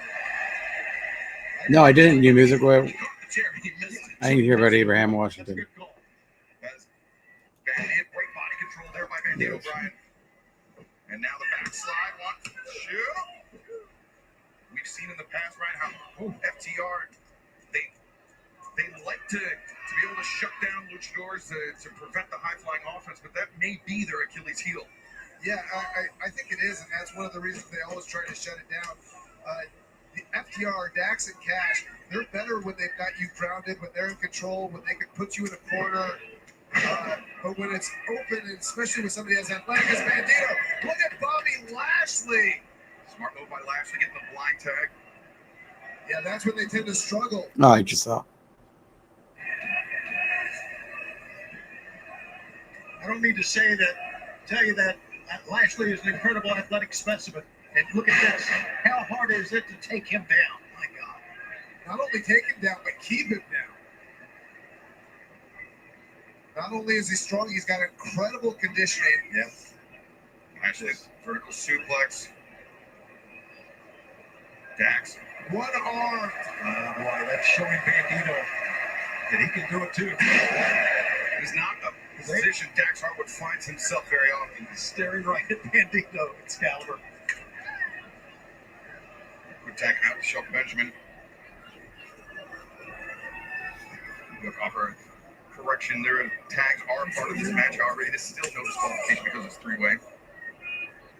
Yeah, that kind of makes you wonder why you don't just get in the ring and jump everybody, right? Right. I was thinking the same thing. Just jump in there. Shelton Benjamin now sending Dax Harwood across the ring, and Dax clinging onto the ropes, tags out to Bandito. I'm not sure Dax wanted to. There was self-preservation there, but Bandito commandeering, stagger Shelton back for a center. Talked about how Bobby Lashley captured his first championship, tag team championship of his career. Shelton Benjamin, perhaps one of the greatest tag team wrestlers of his generation. And now Bandito for Shelton on the outside. Tope Suicida. Bandito caught him just at the right time to head. Shelton Benjamin had a firm plan with his feet. I don't think that would have happened. Shelton back into the ring and space. Bandito crashes down. Yeah, and Shelton certainly wasn't going to let him hit him with that twice. Now Bobby Lashley in. Gut wrenching. Lashley drives Bandito down. Cover is made. Cash Wheeler there to break up the pinning predicament. Likewise, for the champions to maybe not play a role in the decision of this match. FTR had Bobby Lashley pin Bandito there. That would have been it. FTR's chances go up in smoke. Yeah, I think one of the keys for FTR here is going to be to prolong this match as long as possible. When it comes to conditioning, I think they have the best conditioning in the ring of all three of these teams. Bandito certainly being tested here. Bounced off the barricade multiple times. Bounced, and the apron as well by Shelton Benjamin. This is the point when you're FTR, you want them to get close to your corner so you can do a blind tag and tag yourself in and get involved in this. My goodness. Yeah, I'm happy he's doing better and he's out of hospital. That is crazy. Yeah, I mean, I'm a powerful man. I've never been in the ring with anybody as strong as Shelton Benjamin. I've heard many people say that. Yeah, I mean, the way that he just lifts you up makes it feel like you're weightless. He just tosses you. That said, I've never been in the ring with Bobby Lashley. He might be even stronger. He's never been in the ring with Bobby. It is weird. They Driving his shoulder into the midsection of Bandito. like they must have just missed each other like both times. Like in WWE. Stepping on the back of the neck as Brody King. Like it is wild that they never wrestled each other. Brody on the exit from the ring got caught by Lashley. It's a great move by Lashley. Knew he had his man down. Just hammer Brody. Time to go back and make a tag. You know, we talk so much about the power and intimidation, but they are a team that is seamless tagging in and out. Yeah, you're dead on, Tony. The way they tag in and out, their communication. I'd be so happy if Brodito wins, man. Brody King very frustrated watching this. I just want the best things for Brody King. As our FTR trying to Oh, look for an opportunity to tag themselves back in, try to play a role. Maybe not. Yeah, I don't think they want to get in the ring with Hurt Syndicate. You know, the Hurt Syndicate has said this about a lot of the top teams in AEW. They have said that the top teams of AEW don't want to get in the ring with them. Well, there's an illustration right there, if you will. I think it's a big mistake, but I don't think there's any question. I guess Spear trumps wanting to win the title. Yeah, but I think they think if they can stay on the apron, they can break up any pin that happens in the ring. And like I said, I think one of their things is to try to take this as long as possible. They have deep trust in their conditioning. Nearly 19,000 fans here in London. The record-setting crowd at the O2 saying, "We want Brody," but the Hurt Syndicate denying them. It's the smart, if unpopular move, Tony. Yeah, and not only that, we just saw Bobby Lashley taunt Brody looking at him as he tries to elevate his partner. Whoa! oh, Bandito! Bandito's so strong. Lashley, Such a strong guy. Hurtlock, but instead Bandito gets the boot into the face, and now making the crawl. Lashley tags in Benjamin, and Bandito couldn't make it that final foot to tag in Brody King. There's that seamless tag team wrestling we were talking about from the Hurt Syndicate. Thrust kick awaited Shelton Benjamin. Oh, And Tornillo caught Shelton high. I think the knee of Bandito may have hit Shelton in the face. Here at the O2, these people are excited to see Brody They've already won.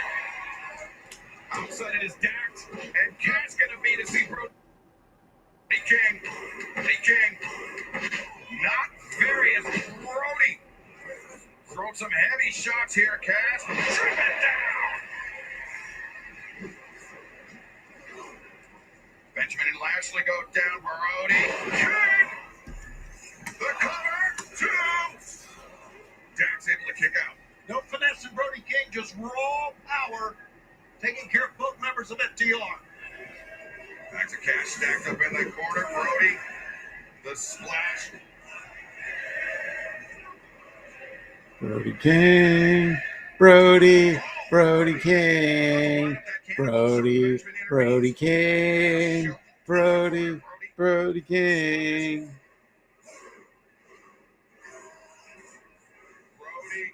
cannonball for FTR.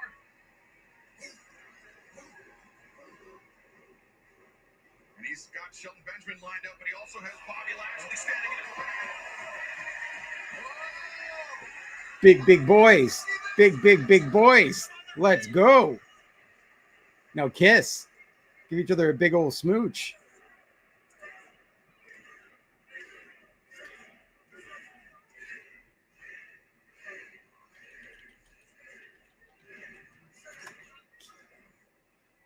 Bobby Lashley, the first to change levels, the knee to the midsection. Brody sent into the corner. Shoulder tackle. Oh, Lashley again changes levels. That time a chop across the throat. Lashley, the hammer throws his Brody into the corner, but the elbow staggers Lashley towards center. Oh, Jesus Christ, Lashley. Oh, Brody King don't give a fuck. Let's go. Fuck your neck. Ooh. Brody King sends Lashley out to the floor, but Shelton Benjamin strikes with a thrust kick. Shelton, German suplex. One for Dax, one for Cash. Bandito, the boot lands on his feet. Backs himself up. Paul Tucker very nearly got caught, but Shelton Benjamin caught Bandito flush with a damn Brody King. What an athlete Shelton Benjamin is. Is he unbelievable or what? He's still hooked on. Maintains control. The collegiate wrestling standout now. One Oh. World Tag Team Champions just suplex Brody King. A monumental task in its own right, Brian. Absolutely. And you can see Brody King, especially after that 30-minute match from Wednesday. Oh, I thought he was worn down. He's still ticking. Oh, shit. Oh, shit. Machine. Inadvertent shatter machine by Brody King. And Oh, fuck your life. Do we know who's legal here? Is it Cash and Brody? No, we don't. I lost track. Bobby Lashley sent crashing to the floor. Brody sends Cash Wheeler and Cash. Oh, nope. The Hurt Syndicate. Uh-oh. Fuck your life. Bing bong. Big man like Brody can move like that is unbelievable. Like a 747 touching down at Heathrow. Brody King on.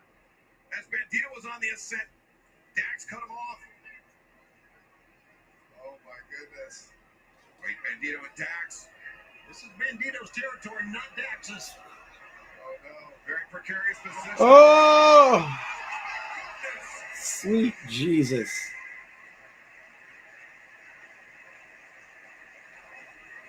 Carnage at ringside. We might need a doctor to go over there and look at Dax Harwood.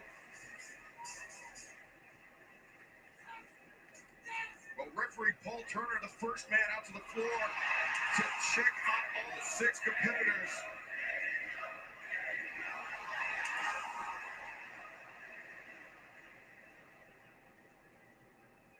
And it seems like the Hurt Syndicate, who were on the outside of the pile, the first to their feet, but Oh. Spear by Lashley. Oh. Super kick by Shelton. Oh, it looks like Hurt Syndicate's just going to start taking over here. You were right. They were on the outside of the pile. They took less of the brunt of that than anybody else.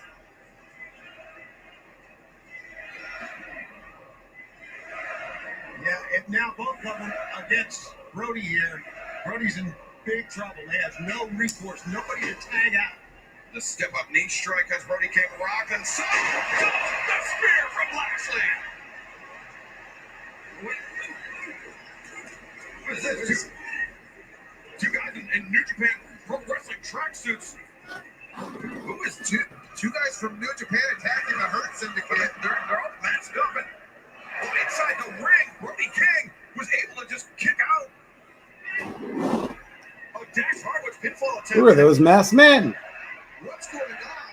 I don't know, but there's a chair being introduced here by Stokely. Big Stoke giving the chair to Dax Harwood. Oh.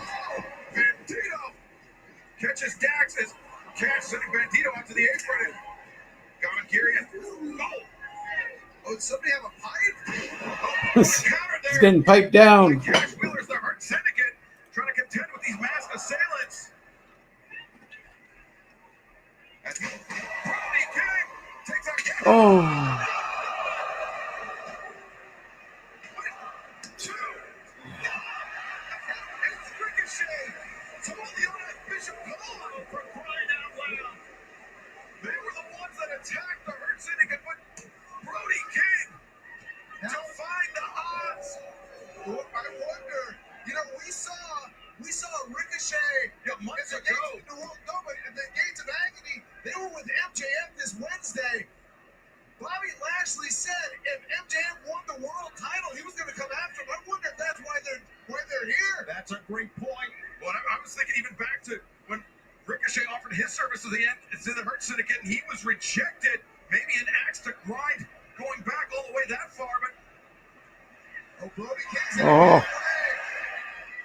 Oh. a superplex. Oh. Dax did not expect that. Here we go. Here we go. Here we go. Bandito. Oh. Bandito lost him. 2. A little bit of a botch finish there. But hell yeah, Brody King. Brodito, let's go. AEW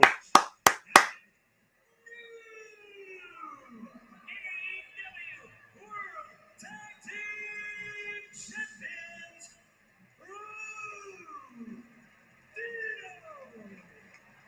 FTR denied their third AEW World Tag Team Championship as the meteoric ascent of Bandito and Brody King as a tag team continues. An amazing story here, Brian. It really is.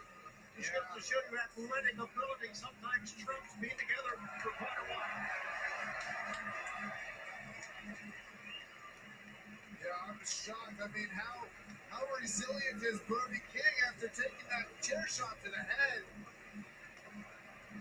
But with the gates of agony and Ricochet attacking the Hurt Syndicate here tonight, playing an outsized role in the proceedings. But congratulations to Brody King and Bandito, as now we turn our attention to the AEW Unified Championship title match. Oh, we got a banger coming up, folks. The best big match wrestler in the history of the business. The type of matches that he's had, the type of battle that we've seen him in the town. How are we feeling about the card so far? This has been a fun card. Ask Kenny, ask him all. Okada is a once-in-a-generation wrestler. That he's facing off against someone never been seen before and will never be seen again. And that is me, the most dangerous man in all the wrestling Swerve Strip.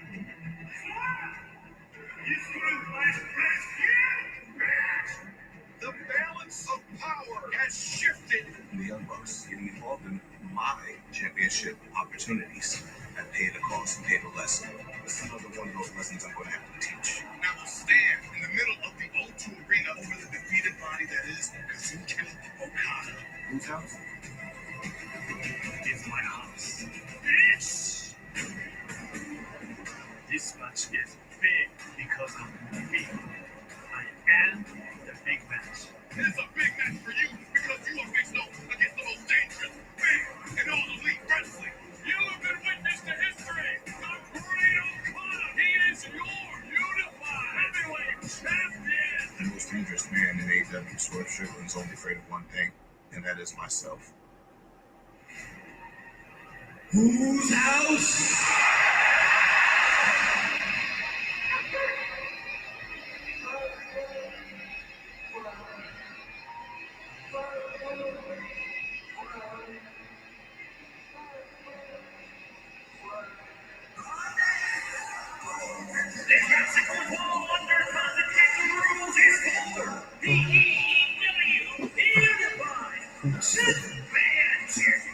Introducing the challenger, walking out with Prince Nana from Tacoma, Washington, weighing 130 pounds.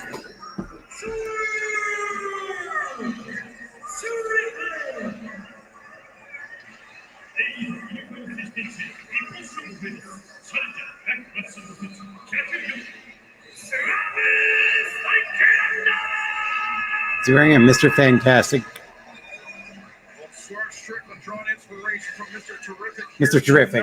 Damn it. I was so close. So close. Sorry. I watched both movies like 2 weeks apart.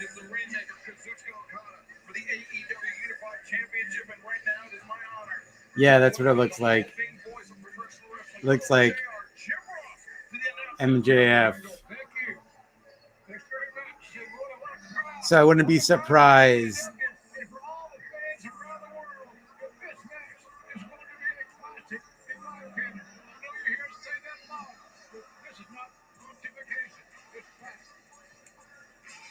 Swerve Strickland, as we've seen over the last few weeks, coming into this match with what we can only assume is an injury to his knee, something that Kazuchika Okada has seized upon numerous times.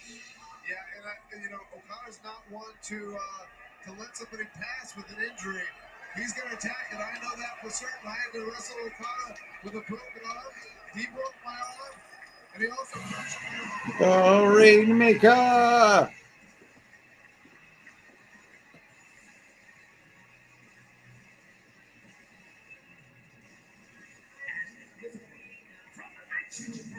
Weight 236 pounds. He is the AEW Unified Champion. The Rainmaker.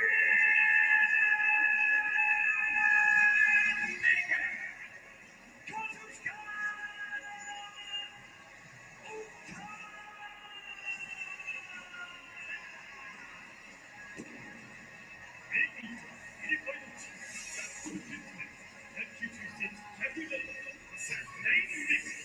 Okada.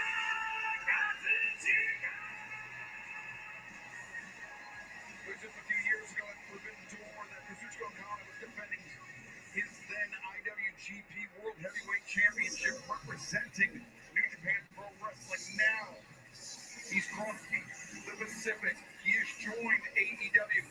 He is the first ever AEW Unified Champion, and he is a part of the Don Callis family. The thought still to this day turns my stomach, JR. Yeah, I'm with you. Don Callis hurts a lot of stomachs.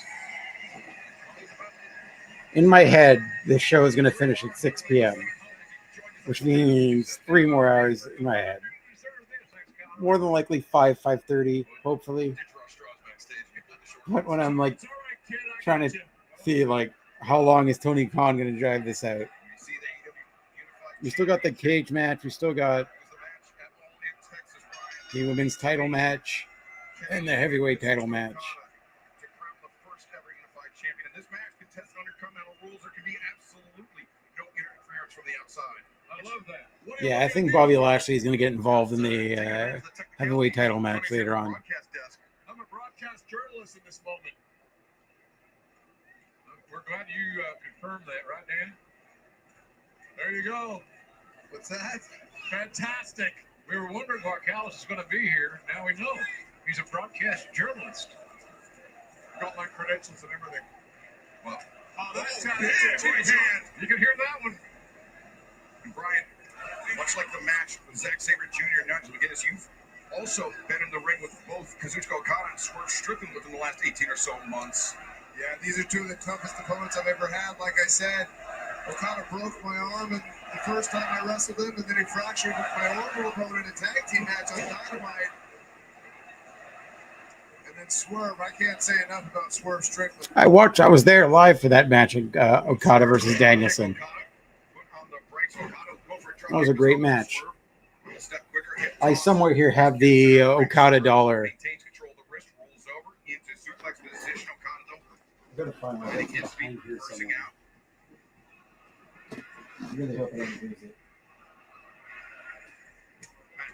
I'll search for it later. Delivered by Swerve Strickland is 18,992 fans here in the I've also got to reorganize here later.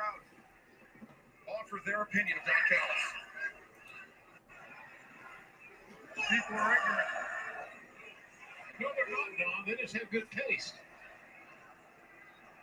Swerve driving Okada into the ring apron. The kick, catching the champion on the jaw.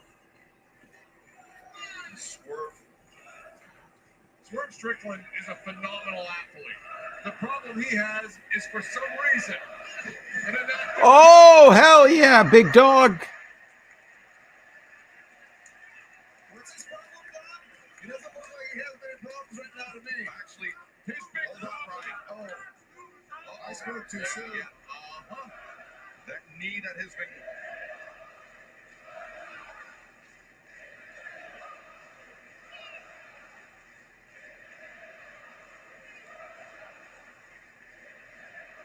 Street Swerve's house. He took off his knee a little bit. It seems to be doing better now. In the middle of our street, Swerve's house. I know you were. In the middle of our street, Swerve's house. Swerve's I house. think it would be pretty Swerve's easy to house. guess that maybe a big part of the game plan for this match was to attack the knee of Swerve Strickland. Well, I would be remiss and I would be disrespecting people like the great Bryan Danielson if we didn't go after a knee. Brian, would you agree? I mean, is it off limits? I mean, what is this? This is professional wrestling, isn't it? Yeah, I would definitely not.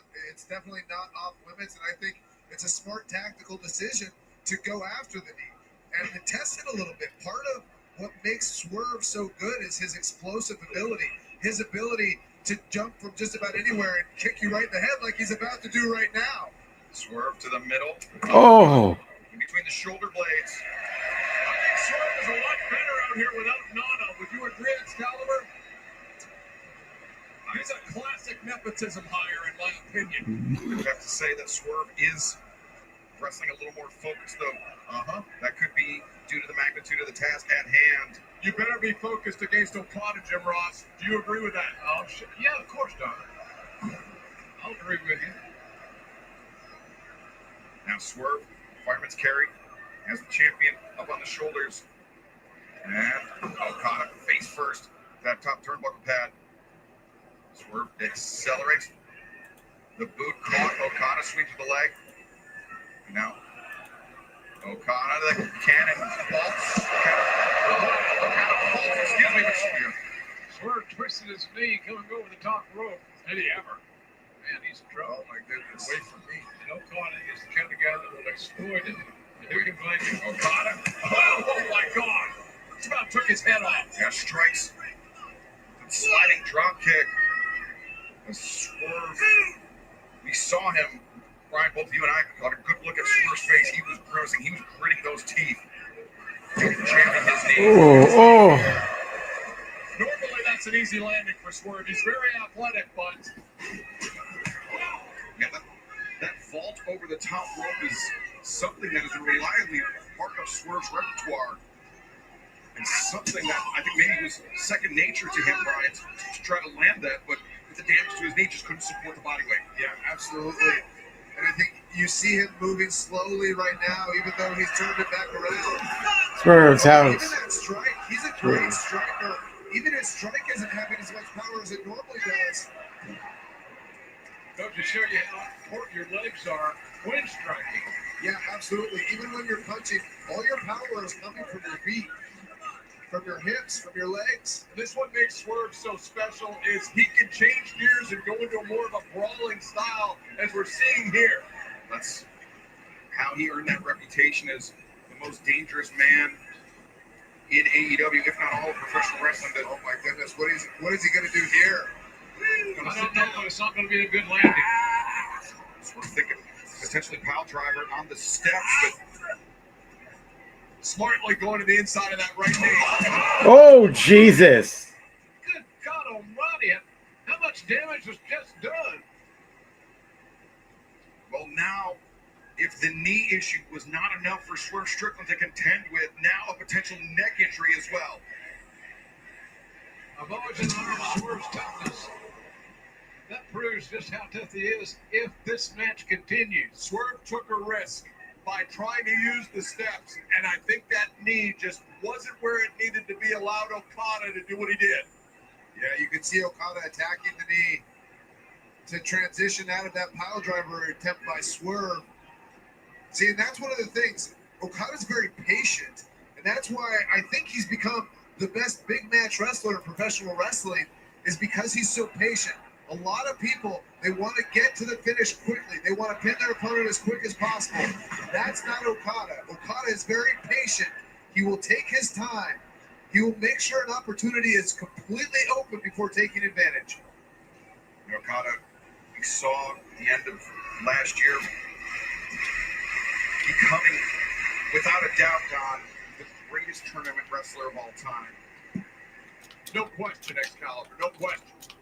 And now, the first ever AEW Unified Champion, looking to fend off Swerve Strickland, a former AEW World Champion in his own right. Very formidable opposition, but Swerve, the elbow, and now, Okada. Great anticipation, great counter by the Rainmaker. Could be over right here. Now, like hooked, cover is made. Swerve able to kick out. Phenomenal Only counter by one from Okada. Mimosa. Yeah, and Swerve is just a little bit slower than he normally is when he does that move. Smart strategic plan by Okada, and I would have to assume you're a part of that, Don. Well, you know, we've talked for weeks about just such an occasion. And Okada knows what to do. He's been in big matches almost since he got into wrestling.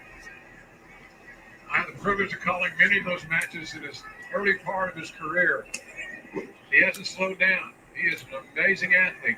And as Excalibur said earlier, just a few moments ago, he may be the best big match wrestler of all time. Strickland. The elbow strikes, exchanging shots with Kazuchika Okada center of the ring. Yeah, this isn't a battle I'd want to get in if I were Okada. Yeah, the viciousness. Sorry, Danielson. Okada's a psychopath. Swerve kick to the midsection, a series of shots. Now Swerve rolls through. I would have wanted to strike Okada. Here we go. Well, no, I thought Swerve was going to go for the cover. Float silver, suplex. And now the whole momentum has changed. Again, sometimes you can get overconfident thinking, I can always go back to the knee. I can always go back to the knee. But you don't want to get Swerve momentum, which is what he has right now. Well, JR, in addition to Swerve being able to tap the knee, or Okada being able to tap the knee of Swerve, Okada also has that Rainmaker, that ripcord lariat that can just end the match seemingly. All the men sitting in this desk now have seen that happen on more than one occasion. It's explosive, and it wins for him. Now, Brian, would you agree that if you're having knee issues, getting up on those very unstable ropes is not a good situation for your knee? Yeah, I think this is poor decision making by Swerve. You know, I know part of him being the most dangerous man in AEW is his willingness to take risks and to go to dark places in his mind and to not back away from pain. But then there's one thing about being tough, and then there's another thing being stupid. But this looks like it's going to pay off for him if he can hit this. Oh, fucking hell. Takes Okada down, but you see Swerve. He came up lunging his neck. Here we go. The cover's been made, too. So we've now established it's not only the knee, it's also the neck, which started, Brian, with those stairs earlier tonight. I want to thank everyone for hanging out with me, too, while we're watching this. Watch the impact with both men's bodies. I really appreciate everyone who's hanging out in the chat with me. There are about 100 different people streaming this, Racing after the impact. and you're here with me, and it means a lot to me. Stepping out of bounds here. He was embracing Brian. And Oh, no, the knee. For the Swerve stop on the outside. Oh, no, the tombstone. And just like that, momentum is shifted. Okada, there was no delay on that tombstone. No time for Swerve to think about it. Just impact. Swerve's head driven into the floor. You know, I'm seeing this, and I know I've called Swerve the most dangerous man in AEW. He's called himself the most dangerous man in AEW. But I kind of wonder if Okada isn't actually one of the most dangerous men in AEW. He's hurt me, he's hurt Kenny, and now it looks like he's hurting Swerve. I mean, look at what he's done to not only Swerve's knee, but Swerve's neck. We're taking a lot of pieces, Brian, off the chessboard, if you know what I mean. Swerve Strickland now flat on his back as Kazuchika Okada drops the elbow. Big risk, high reward. Yeah, the same move that caused Kenny Omega to spit up blood.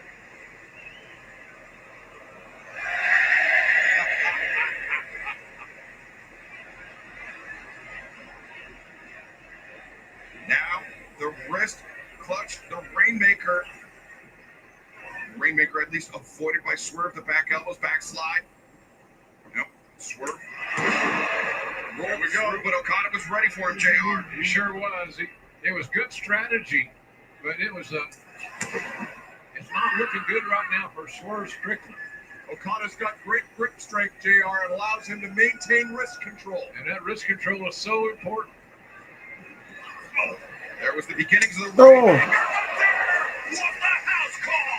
That was a great counter. Even I could say that.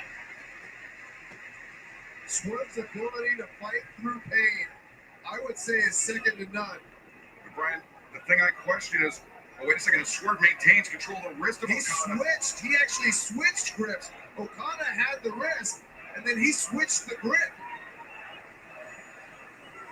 Now Swerve, the dazed Kazuchika Okada, and it's his turn. Swerve to deliver the lariat. Needs to go back to that knee. And I think Swerve has to be careful stepping around like that with all of these different pivots. Wants along to catch up with it at any time, Brian. You have to wonder how effective those lariats with the left arm are, because Swerve is an orthodox striker, JR.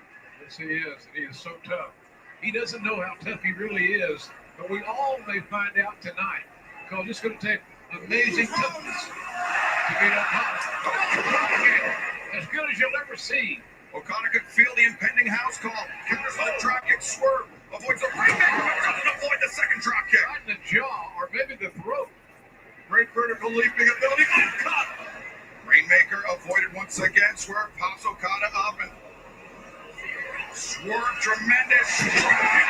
Good work. Chances, the door is open. Pop Swerve back up to his feet. Are we looking at the next AEW Unified Champion? Swerve Strickland to the top. And the Stomp delivered. His knee got delivered as well. Swerve makes the cover too. That extra hesitation may have cost him the championship, Bryan Danielson. Without a Yeah, doubt. absolutely. Absolutely. I was thinking that the moment he landed. Okada, look how smart. Rolling out to the apron. JR like a quarterback stepping out of bounds. Yes, he was. One of the highest IQ wrestlers I've ever been in the ring with. There is no out of bounds with Swerve Strickland is the problem. Yeah, but at the very least, outside you can't get pinned or submitted. Great point. Okada interrupting the ascent of Swerve Strickland. Now gouging the eyes. And, Oh no, that's a horrible position for Swerve Strickland right Is now. it ever? Worst place that Swerve could be in. The worst place. Swerve with that ankle pinned underneath the middle turnbuckle, all of his body weight, causing the torque to come down, concentrate on his right knee. And now putting weight on his leg. Now we're going to find out just how injured that knee is. Okada's got a hold of that leg. Watch out. Oh, the knee breaker on the top turnbuckle. The last thing that Swerve wanted to see or feel was a knee breaker. Swerve has now had his knee torqued by Okada, and he's had an impact blow on the top turnbuckle. That was a really smart move by Okada. But Okada offering Swerve an opportunity to rise to his feet under his own power. But now the rain, no. Oh, It didn't rain. a reversal by Swerve. Another Oh. call. This time missed. Rolling up, no. Swerve. Great counter. And Swerve was looking for big pressure there, but Okada the dropkick again. Oh, house call. Let's go. You can hear that all over this part of England. Okada can't see it. Missed. But Okada. Oh, there's the Rainmaker. 1, 2, 3. That was a good match.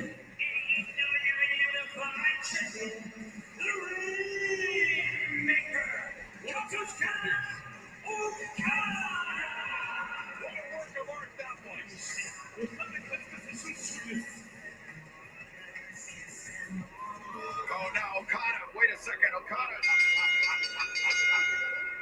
Referee calling for the bell. The match is over. This is completely unnecessary, Don. What's the point of this, Don? Why didn't you go ask Okada, Brian? And the point would be taking chess pieces off the chessboard. Okada brutalizing Devastation. knee of Swerve Strickland after the match is over, after he'd successfully defended the Unified Championship. You can tell the guy had a successful amateur baseball career, but he swings it back. That is why he's the most Yes. Prince Nana coming with a pipe, gonna let pipe. What a scumbag.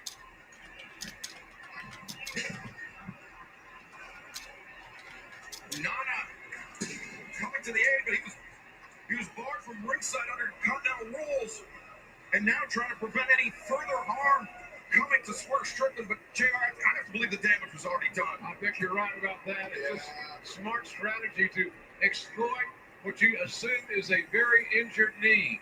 And I think we can safely say that Swerve has a very injured knee. To what extent, we don't know.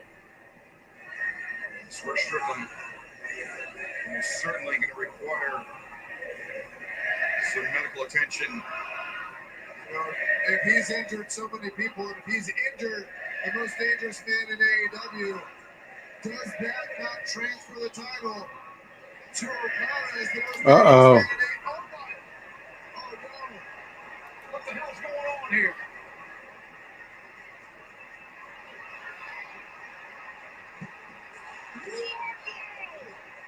Prince Nana just got wiped out.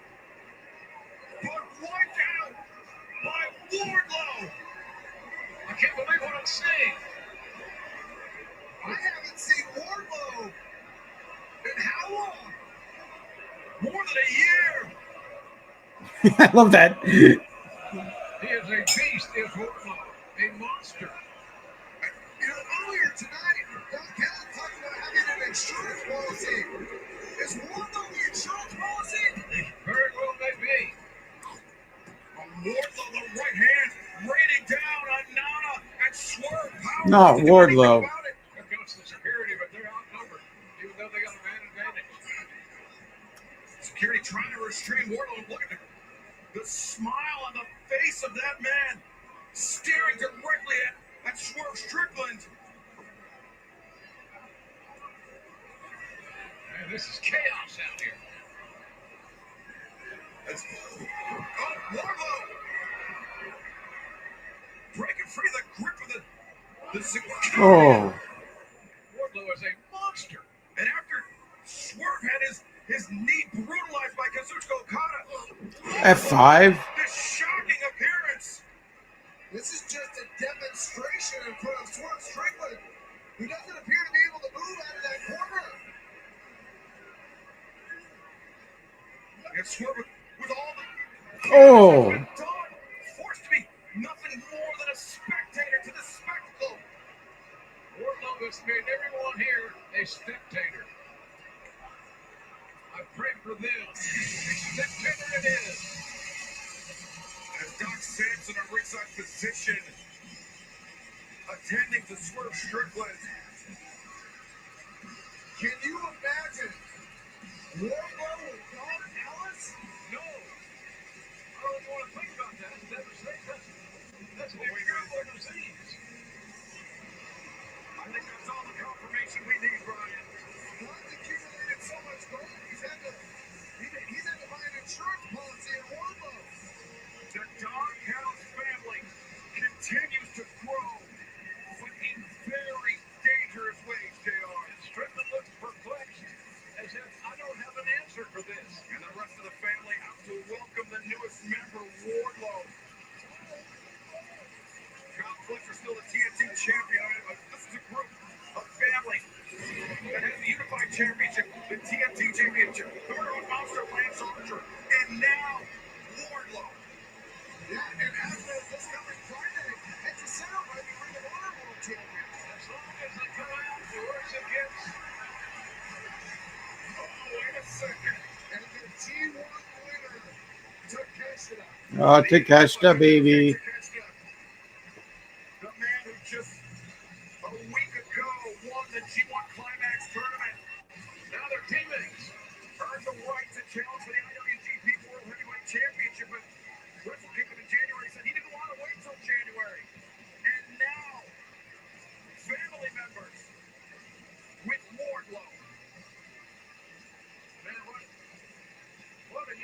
is. From the AEW Unified Championship to the AEW Women's World Championship, Athena challenges timeless Tony Storm next. Okay, before this match, I'm just gonna head to the washroom. I am the fallen goddess, the Indian overlord, the I will American be queen, right back. symbol of fear. Don't I have a be right back? We'll be right back. Okay, I'll loop it. Winning the Women's Casino Gauntlet match at All in Texas. She has that contract where she can execute at any time. Why don't you sign that contract and come to this ring and fight me right bloody now, darling?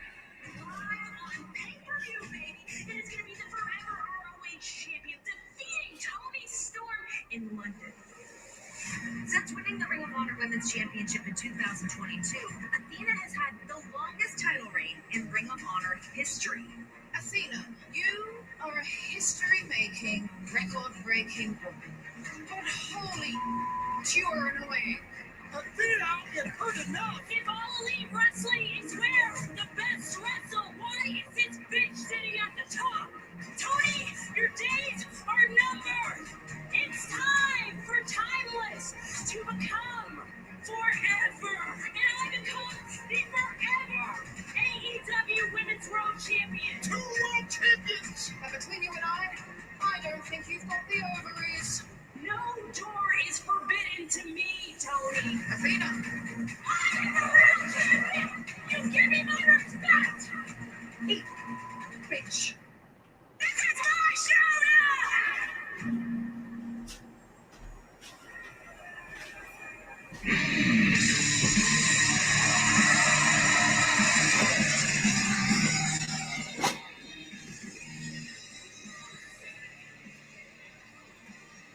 And we're back.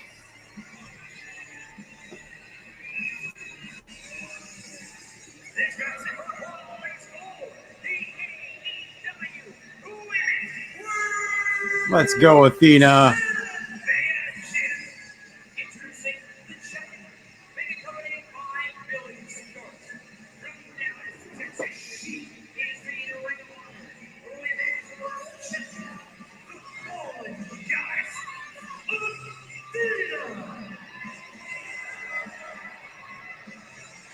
JR tagging out, Tony Schiavone tagging back in for this one. Athena exercising that contract. The open contract for a shot at the AEW Women's World Championship that she won in the Casino Gauntlet match last month at All in Texas. And now, one victory away from adding the AEW Women's World Championship to her already impressive resume. She is so confident. She is so cocky, and I guess she has the right to be. Timeless. She's timeless.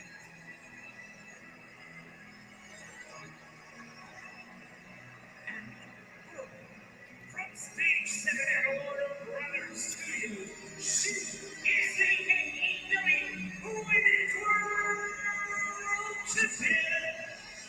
Timeless, Toni Storm.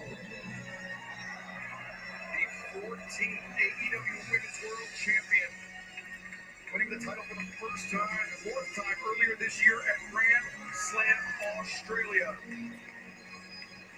Has made 4 successful defenses in this reign, most recently against Mercedes Moné, handing Mercedes her first AEW career singles loss at All in Texas. But now a very different type of opponent, Brian, than Mercedes Moné. Athena is a much more powerful and perhaps much more vicious challenger. Yeah, I mean, I'm really excited for this match because I think it's, to me, this was the hardest match to call with the entire show because you've got Toni Storm has had a long, successful championship run, but Athena has had an even longer, more successful championship run with the ROH World Championship. Let's go. 30 Ring of Honor Women's World Title defenses against 25 different opponents. 67-0 in Ring of Honor, but that doesn't matter to Toni Storm right now. As you mentioned, Almost 1,000-day title reign. It's amazing, isn't Yeah, it? unbelievable. Less than 2 weeks, just 12 days away. As now Toni Storm avoids the dropkick from Athena and now hammering her, and Amazon is now making it easier to connect with your favorite AEW merchandise. Sure, shop the show. Oh my God, Shadow Woman. For access to AEW merchandise store. This title match is starting off much faster than I would have expected. Toni Storm, hip attack sends Athena crashing out to the floor. Billy Stark's irate at how this match has begun, and Tony heard the footsteps. Wait a second, Toni Storm. Oh, from zero. Billy Starks. That may be it for Starks. That may be it for her. Oh, That's a great move by Athena. Incredible drop kick. While Toni Storm's attention was diverted, you could see the impact from Toni Storm's body straight in that monitor. That LED were completely shorted it out. That was the force with which Athena hit timeless Toni Storm. Yeah, Athena's a very compact, powerful wrestler. Look at that. Athena delivers the dropkick, and that's about the to chat. viciousness. He's about to chat. You know, I was in the medical room earlier today talking to Doc Sampson, and he was worried about Toni Storm after that pile driver she took on the steps on Dynamite. And she's still recovering after a drop kick like that into the barricade. There you see Athena still working on the hammer. Yeah, the grazing blow, but still, you can see Toni Storm feeling the effects from it. Athena. Athena's going to have to stay focused on Toni Storm. Can't turn her attention to referee Aubrey Edwards. But look at her directing the attention on the neck. You know, I think Athena knows that Toni Storm's neck is not doing good after what happened on Dynamite, that pile driver on the steps. Athena shoots the half for the cover, and I mean, I think the pile driver on the steps, that may be the cherry on top. I think it's the accumulation of punishment over this fourth reign as AEW Women's World Champion that Toni Storm has endured. I mean, she's wrestling at an incredibly brisk pace in terms of not just title defenses, but tag team matches as well. Yeah, it seems like she's never taken a week off. Brian, you know all about that. I can tell you, you obviously wrestled many, many times on all of our television shows and our pay-per-views, so you know how the cumulative effect can have an impact on you. Yeah, but I mean, there's pluses and minuses to it too. I totally forgot NXT Heatwave is tonight. Oh my God. That's why I think Toni Storm does it. I'm also debating. There's a local independent company that's running a show tonight. I might go to that. Nice jawbreaker there, but still, Toni Storm putting her neck and head on the line with that one. First into the corner. Athena! There's the power from the fallen goddess. Yeah, anyone that's wrestled her will tell you she may be the hardest hitting woman that we've seen in a long, long time. Look, Billy Stark's still down. Oh my goodness. I'm not sure I've ever seen that where Athena driving the head of Toni Storm. And now Storm repeatedly being driven into the steel ring post. Athena already celebrating. She knows she can celebrate. She knows she can take her time. Repeated shots on the ring post will keep your opponent down for quite a while. Right. You know, we talked about the frequency of wrestling and how that can be a benefit. When Nigel McGuinness was challenging Zack Sabre Jr. earlier in this broadcast, you know, Nigel not competing quite as regularly, and it really seemed to catch him, to cost him, whereas Toni Storm and Athena both on very equal footing in terms of the frequency in which they compete. Yeah. One of the things that I think is that when you're the world champion, everybody's gunning for you. Every single week, in every tag match, every singles match, Toni Storm has done how many eliminator matches, and all of those women are gunning for it. They want to beat Toni Storm because they want a shot at the AEW Women's World Championship. You know, one of the things Athena has mentioned is that she's borderline insulted by Toni Storm, just her very persona.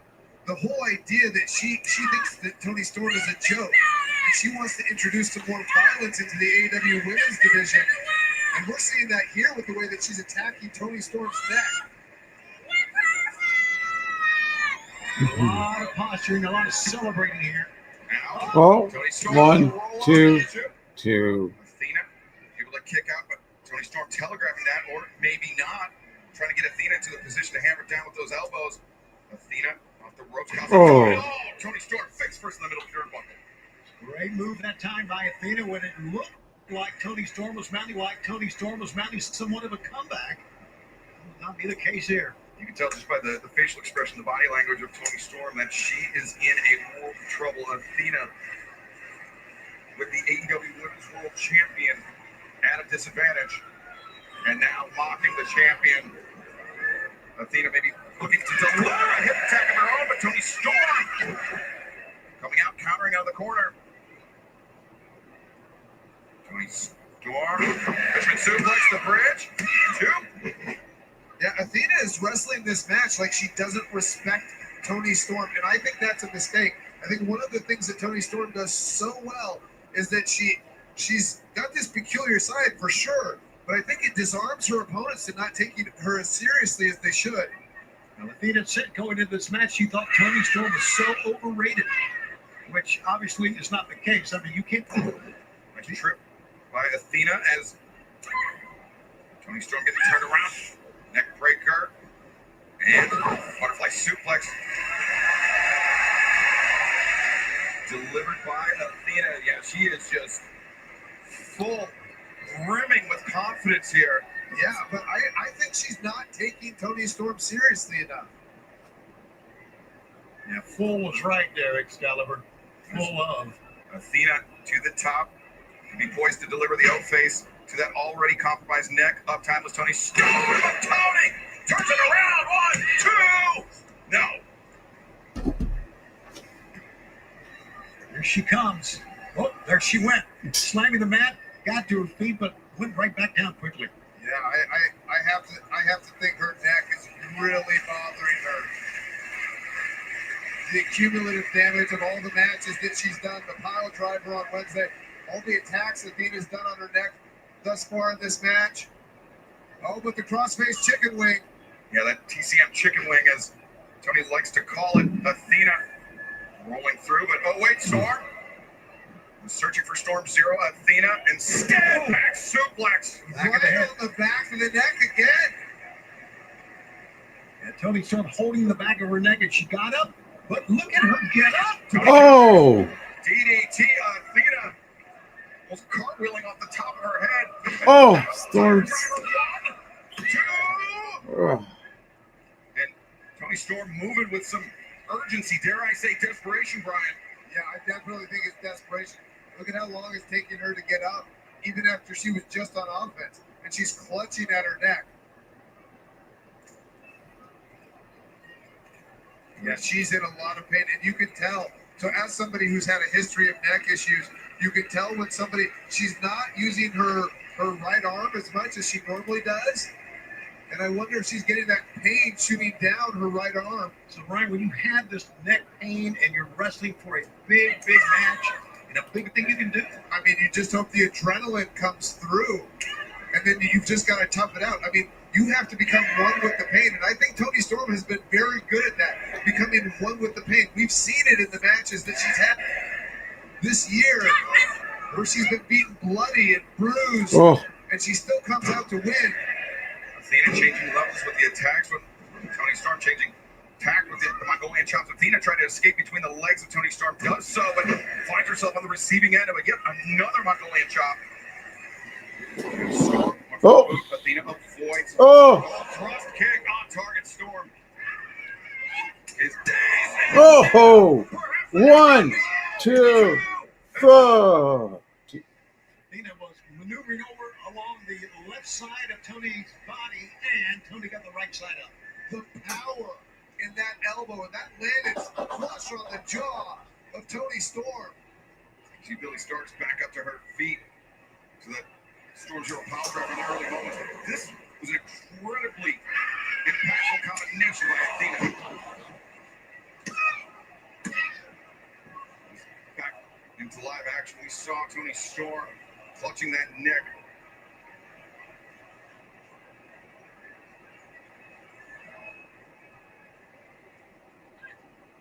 See, you don't see Athena playing around now. She knows how serious this match is. Oh, Toni Storm.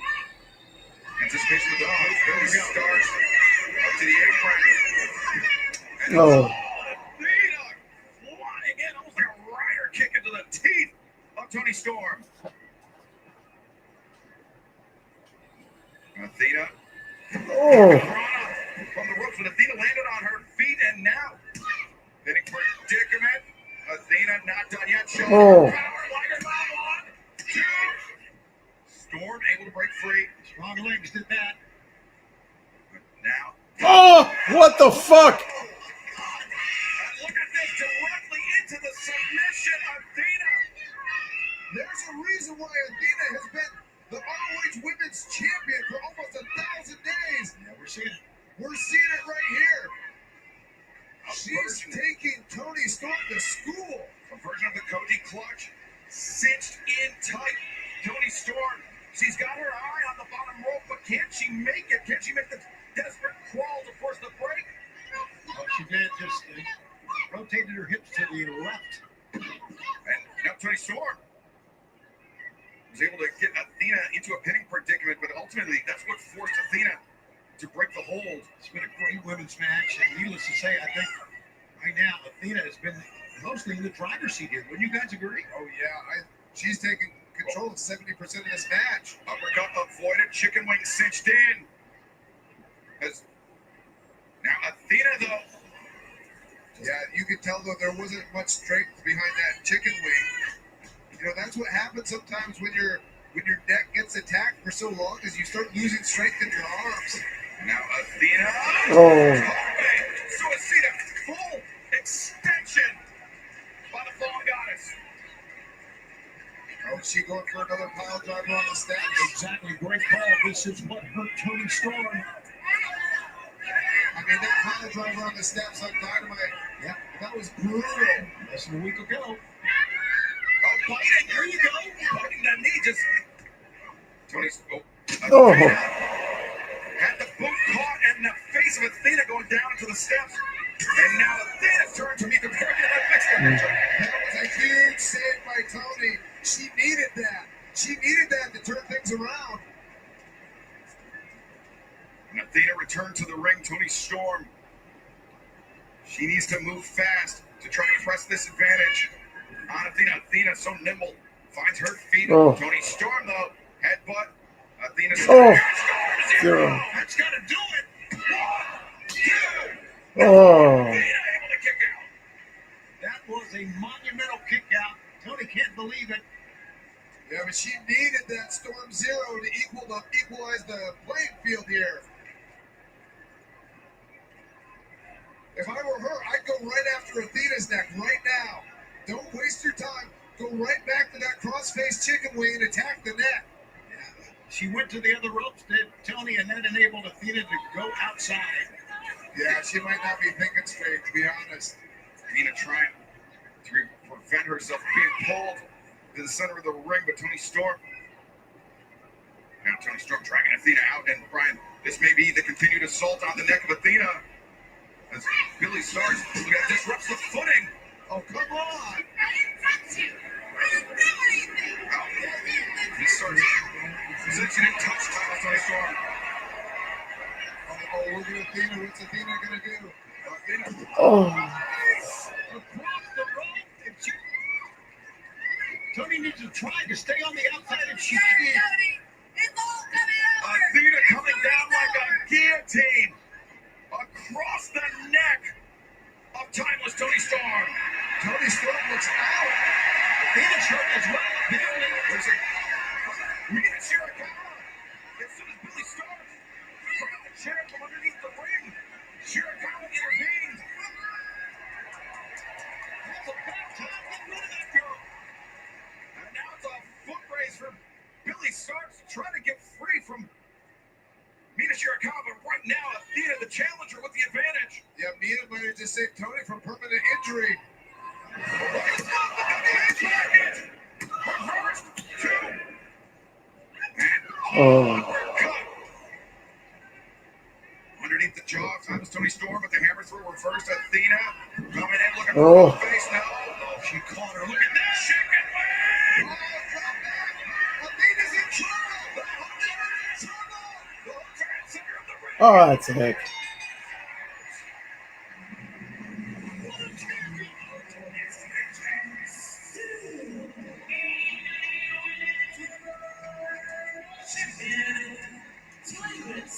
Tony Storm. What an incredible performance by Tony Storm. Getting through the neck injury. Tremendous poise, perseverance shown by the four-time and still AEW Women's World Champion, timeless Tony Storm. 18th win here in this calendar year. Great effort. You have to agree, Brian Danielson, by Athena. Well, from the AEW Women's World Championship to the AEW Men's World Championship. Coming up next, Maxwell Jacob Friedman, MJF, will challenge Hangman Adam Page for the richest prize in our sport. I am the champion. All right, 2 matches left. Sweet Jesus, let's get through it. Hated man in professional wrestling has his contract. Going live again in front of you for just before Jim one of them, someone named Mark Briscoe. You have to look me in the eye and tell me you are executing a casino gauntlet contract. I'd rather be looked at as the devil than be paraded around and be a false idol like you. Because unlike you, I am weak. He's trying to goad Hangman into giving him that shot, keeping that contract as an insurance policy. On your contract, but you won't take your shot because you are afraid. Forbidden door! I execute that contract! I have always looked up to the Briscoes. you are at your most vulnerable when you're angry. Say hello to your vulnerability. So here's the demands. Number 1, the title can change hands via disqualification. Number 2, the title can change hands via countout. And number 3, I do not have to use my contract in order to get my match at Forbidden Door. We're going to find out if the people like it when MJF lights things on fire as much as they do when their hero Hangman goes. Fine, got it. Really? You know that you don't have what it takes to take this championship away from me, you insecure, gutless coward.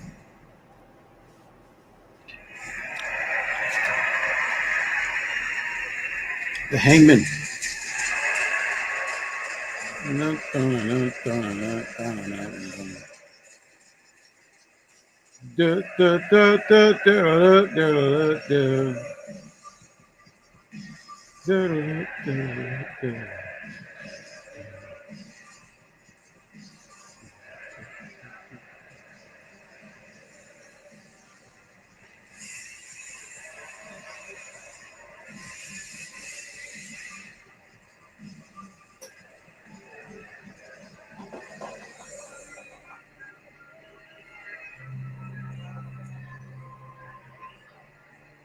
The former AEW World Champion, the man who owns the longest reign in the history of that title, Maxwell Jacob Friedman, MJF, using very, very underhanded tactics to get this match with Hangman Adam Page.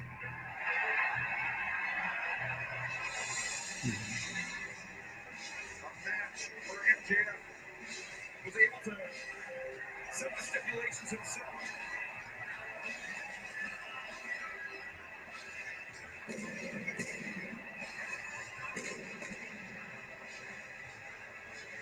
The AEW World Championship typically can't change hands on count out or disqualification. But Hangman Adam Page, he was forced to agree to that stipulation, and also the stipulation that MJF didn't have to execute that open contract to challenge for the AEW World Championship.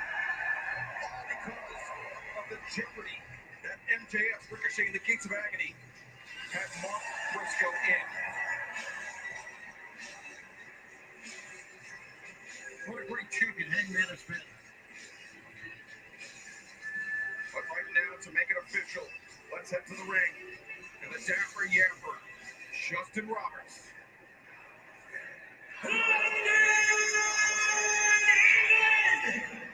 This man set for one fall is for the All Elite Wrestling World Championship.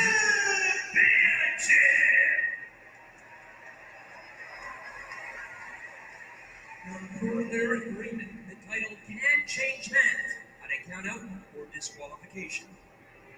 Introducing at this time, the challenger from Lakeview, Long Island, New York, weighing 126 pounds, he is the CNLL World Champion, Maxwell Jacob Friedman, MJF.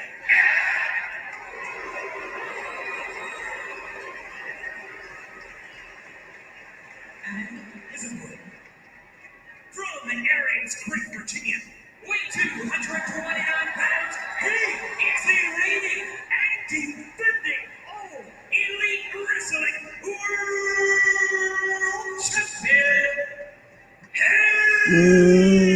Man. Page. The Hangman. The man that finally broke the grip of John Moxley from around the neck of All Elite Wrestling just over a month ago.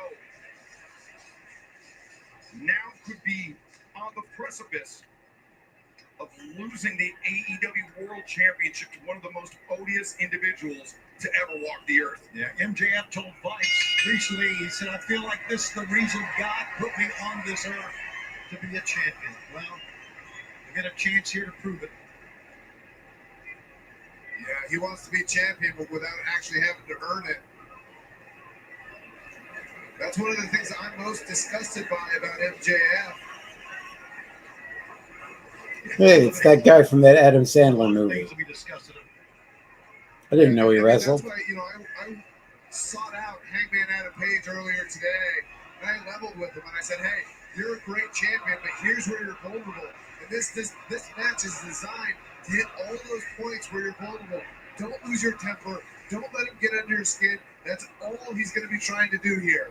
That's right, because Hangman Page, when he gets temper, it's very widely known that Hangman possesses a very fermented temper, but if his temper gets the better of him in this match, Hangman gets disqualified. The title will change hands. MJF will be the next AEW World Champion. Likewise, if he gets counted out as well. Yeah, and that's a great point. And once again, Hangman's temper, we've seen what it's done. We've seen in the battle with Swerve what it'll do to him. You know, just stay in there, Hangman. Hangman Adam Page and 18,992 looking on this crowd for professional wrestling in the O2 were at least for a few moments frustrated by the antics of MJF, and now Hangman pouring it on, but he has to be careful as we covered, Brian. If I'm Bryce Remsburg, I'm a little bit lenient with Hangman here. If I'm Bryce Remsburg. You know, one thing MJF will do, he will hook himself in that corner. He'll take punishment, hoping that Hangman will disqualify himself. Yeah, and I think Hangman has to be very careful out here on the floor because he can be on top. And as soon as it starts getting close to 10, you might see MJF switch it around and then just try to slide in the ring and get a count-out victory. Well, MJF said chest first into those steel ringside barricades. Is now a second time. MJF driven down hard as Hangman rolled underneath the bottom rope to break the count, or to reset the count from referee Bryce Remsburg. Yeah, that was smart of Hangman to go in there and break the count. He has to be very diligent about watching the count during this entire match. Brian, we know how powerful that buckshot lariat can be. You know firsthand how powerful that can be. If MJF suffers any damage to his upper chest from those tosses into the barricade. Hey, if I'm Hangman here, I wouldn't be opposed to go in the ring. Get MJF going out right now. I agree. Get in the ring. It would serve him right. MJF sent over the barricade. Fans at ringside, a potential souvenir to take home, but I can't imagine anybody would want to bring MJF home with them.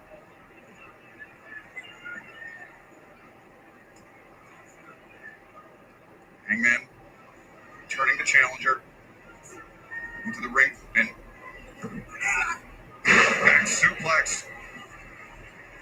MJF rolls out to the floor. See, MJF, this is part of MJF's strategy. Keep taking it to the floor. Hope he can get Hangman in a vulnerable position so that he can go in and get a count-out victory. Or anger him enough so that Hangman gets disqualified. Hangman went outside, which surprised me because he doesn't want to take the count-out victory. Hangman charging at MJF and delivering a forceful boot to the jaw of the challenger.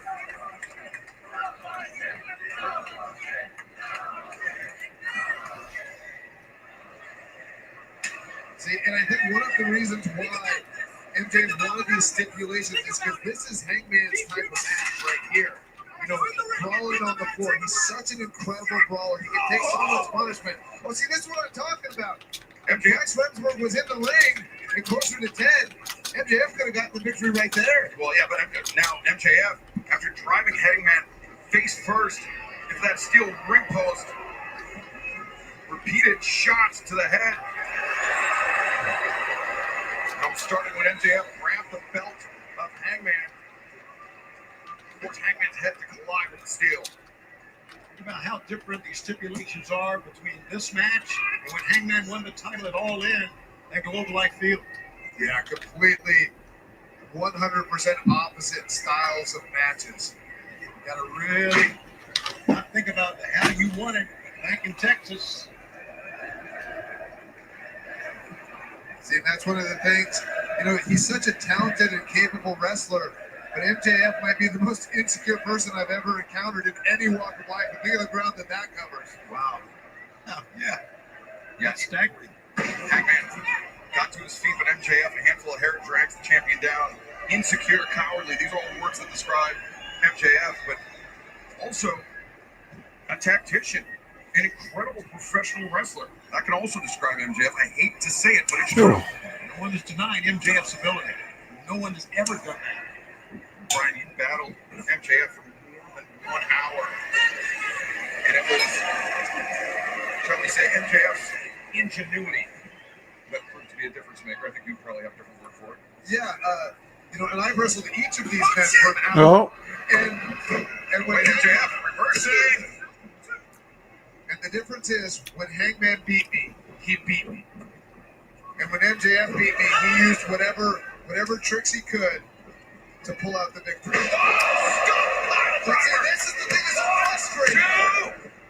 He can do things like that, and yet tries to take as many shortcuts as possible. It's infuriating. Yeah, you see feigning the left knee injury, stepping over, and just a quick, swift, forceful pile driver. Yeah, Ryan, you were exactly right. That was a tremendous move by MJF. Look at that big hammer throw, would you? See, and then when he gets advantage like this, he's so good at taking control, about being very deliberate, being very tactical. Tony, you and I were on the call in 2019 when Hangman Page and MJF met in the match that would determine the first ever winner of the Dynamite Diamond Ring. It was MJF that got the better of Hangman that night, and that Dynamite Diamond Ring has played a pivotal role in so many of MJF's victories over the last nearly 6 years. The Dynamite Diamond Ring, which only he has held through all these years. And that makes you think that, well, would he use it tonight? Of course he will. Yeah, should the opportunity present itself, I'm sure MJF will show no hesitation as the back elbow waiting for Hangman and the stomps on the arm, and MJF, that salt of the earth arm bar, Fujiwara arm bar, is proven vital as now Hangman top. Yeah, he's such a gifted wrestler. That's what's so infuriating. Is that if MJF would put it in a little bit more work and not take as many shortcuts, you know, he could be one of the greatest professional wrestlers of all time. But, you know, I think he is what he is, Brian. I don't think that's ever going to change with him. It's just his makeup. Whether it comes from upbringing or what, just not a good person. And there are some people. MJF fighting Hangman. See, and Hangman has to be very careful right here to not get angered by this in a way that would get him disqualified. Let me see something. Let me check something real MJF quick. looking to continue to attack the left arm of Hangman Page, but now Hangman. Okay. Turn him out was fair play. That's the best you can say about that, buddy. The headbutt sends MJF back. You know what I say? Okay, That's what I like. There you go, Brian. I like it. Hangman. There you go. Flying Larry from Hangman. And now MJF. Who was picking off moments ago. Hammer throw reversed. Hangman. Picks up MJF. Hallway slam. Awkward landing for MJF that time.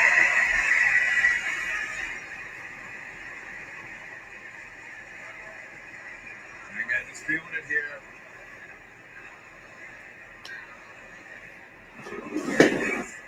But Larry sends MJF over the top, and Hangman's got to be careful. He likes that Orihara movesault, but it is of a very, very high risk. Here it comes. Oh, Yeah, perfect placement of the moonsault right there. I mean, Hangman Adam Page right now is showing you why he is the AEW World Champion. MJF hit very hard. Hangman could roll in, get a 10-count win, maybe. Yeah, but that's not how Hangman Adam Page wants to beat MJF. You're right. Yeah, and that's not the kind of AEW champion that I want either. MJF swings the miss. MJF kicking out. We mentioned, Tony, their first encounter back in 2019. MJF came with victory. It was earlier this year at Revolution. Hangman Adam Page defeating MJF. This match, the rubber match, and it seemed to be going. okay. How we doing, chat? Let me know. Yeah, Hangman is right now, I don't know. He's up in a position for the bump. How are we feeling, everybody? He's not in position, but he's waiting. Look at this. MJF. Smart move by MJF Ah. there, getting too close, closing the distance, so Hangman can't hit the buckshot. That's a smart move by MJF. An even smarter move by MJF, targeting that left arm. As now MJF. Maybe think of the heat seeker, but no. Once again, Oh, buckshot here! watch out now. Shot to the air, center of the ring. That may be the best counter I ever seen for that buckshot Larry. Yeah, MJF was waiting for it. I think he once again feigned the knee injury to lure Hangman in, and now MJF. Fujiwara armbar center of the ring, Hangman. But Hangman's so tough. I mean, when you look at the matches that he had with Jon Moxley, the things that he survived, the things that he got through, smart move by Oh, MJF. wait, accident here, the roll up. And MJF now finds himself in a crossface, courtesy of the AEW World Champion. Oh, but MJF now. Another great counter by MJF. He's back into a chin lock. Let's go. Trying to get the energy going. MJF has. Let's do it. Ooh, ooh, ooh. And that was more of a sleeper. I'm not sure he had it on completely tight. Whoa. Beautiful knee. And great anticipation by MJF. The heat seeker once again avoided. Oh! MJF launching Hangman in, catching with the cutter. The hammer lock. And the Oh. DDT. MJF. Lateral press. Oh. Yeah, when he gave me that DDT, it sent shivers down my spine. See, Bringing Hangman in. A momentum shift from the top rope. And then the DDT. Yeah, he drives your head straight into the mat with that. Him having one of the arms hammer locked makes you unable to protect yourself.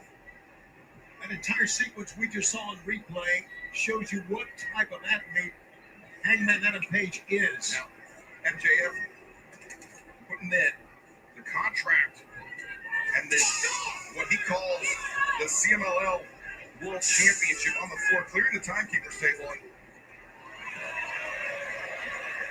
And MJF. I mean, I don't understand the thought process here. He's on top. He gets disqualified. The match is over. No championship. Yeah, those are all great points, but it is hard to even fathom what goes through MJF's mind on a regular day. Much less in this situation, but you're right. Yeah, good point, Tony. I would never be able to think like MJF does. Well, we see MJF takes some crazy risks. He has an opponent on the table on the outside. Yeah, he hit me when we wrestled in our Iron Man match. He hit me with an elbow drop off the top rope through the timekeeper's table. Right. And now Hangman up to his feet. MJF still raking the eyes, trying to back Hangman off. Oh, Hangman making MJF eat those words and eat food at the same time. Hangman. oh, oh, oh. That could do it. Great sequence of events for Hangman Adam Page, but you can see the damage, the fatigue, preventing him from taking full advantage of the opening.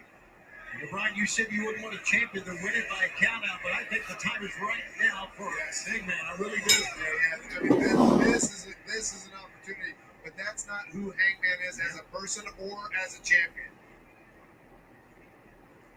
Hangman Broke the count. Look at this. Hangman having some second thoughts. Oh, come on. You're the champ, Hangman. Make him wrestle your match. Don't get caught in this trap. Hangman. I think this is it. This is a tactical error. You've got MJF hurt. Get him in the ring and beat him. I mean, think of all the despicable things that MJF has done. I mean, not just to Hangman, but to Mark Briscoe as well. And everybody loves Mark Briscoe. Hangman. Oh, my God. Hey, get him now. Get him in the ring and pin him. Get him in the ring and pin him. Fans think so. Many are standing here at the O2. They think the moment is now. Yeah, it is. Dragging dead weight here, though. Hangman Adam Page could be just 3 seconds away from defending The his leg, title. 2, and there it is. Too close to the ropes. Yep. The referee noticed the boot on the bottom rope. That was not the case just a few weeks ago when Mark Briscoe boot on the bottom rope. Yeah, Bryce Remsburg took a lot of heat for that, but he was right on top of this one. Oh, wait a second, Hangman. Shout out to the 2 viewers on YouTube continually watching. I appreciate you guys. For the buckshot lariat from That one that MJF. checked it out on Twitter and the one on Twitch. I appreciate you all. Trying to put some distance between himself and the world champion, but We are currently in the middle of Hangman versus MJF.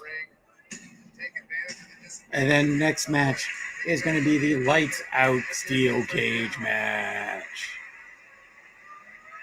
No, fuck your life, Hangman. Bing bong. once before, but now this time, MJF was waiting for him to drop toe hold, and Hangman went face The first to Hangman. that step. Or, excuse me, that chair. Squall watch. Look at this. MJF just so sad. And Now MJF gets in the ring. He'll take a count out win. Well, That's why he wants the count out win. He wants the easy way out. There was an accident. Now this surprises me. He rolled in, then he rolled back out. Maybe he thinks that he wants to make sure, right? Yeah, but you know, we talked about MJF being insecure. I think one of the things that he's cautious about is I think he wants to beat Adam Page to prove people wrong. And he's using that as a backup plan in case he needs it to get. In case The Hangman is bleeding. In case he can get it. Just like you, he fucking sucks. We apologize for the language of Maxwell Jacob Friedman. Yeah, it's you know, I would love to just go in there and punch him in the face right now. Hangman. We'd love to see you do it, but I understand. But no, I think that's what he wants. Of He course. wants somebody like me to go in and punch him in the face. Hangman Hangman did match, yeah. Yep, cost Hangman the match, and all of a sudden he's the world champion. You see some blood pouring from the head of Hangman Adam Page. I'm not sure if that was from the ring post earlier or if it was that driven into that steel chair at ringside. But either way, Hangman is busted open. I think it was from that front toe hold on the chair. Is he going to tombstone on that broken table? On the half of the table.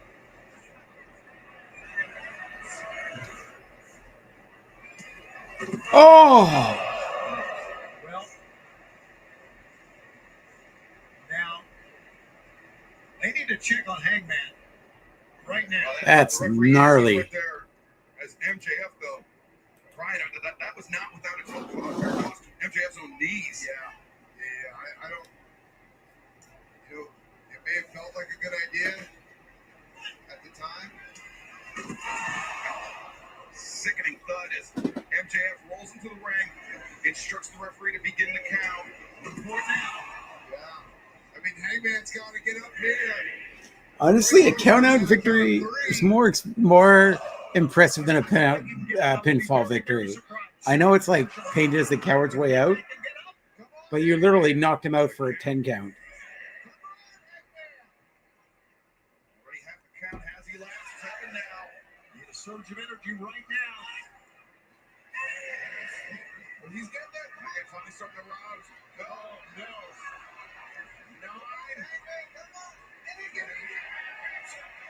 What an effort by Hangman. What an effort, and MJF cannot believe it.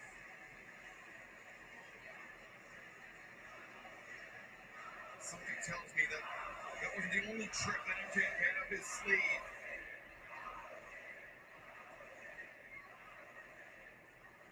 He's insecure, he's cowardly, but he is devious. Yep, look at what he's doing now. Exposing the steel of the turnbuckle.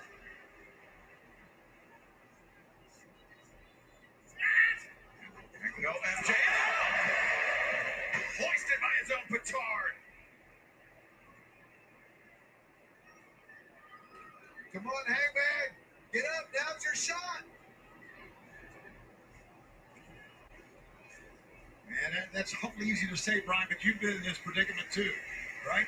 Everything you can do just to pull yourself and will yourself to your feet. Yeah, but I've got to say this. I've been in the ring with a lot of tough men. I don't know if I've ever been in the ring with anybody tougher than Hangman.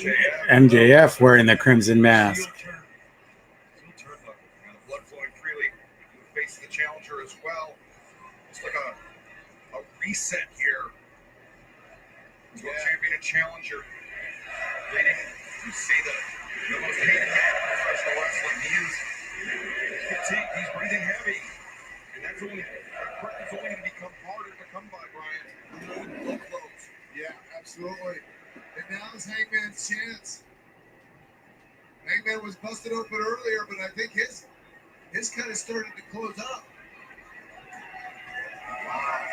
Take a look at these two giants just staring at each other. These two men, over 6 years ago, were earmarked as foundational pieces of all elite wrestling. And now here, setting records in London, England for professional wrestling at the O2. Look it out for the AEW World Championship. And if I'm Hangman, this is the fight I want. Oh, they're slowing down. Oh, Man, looking for that rolling elbow strike. Man, connect. woo!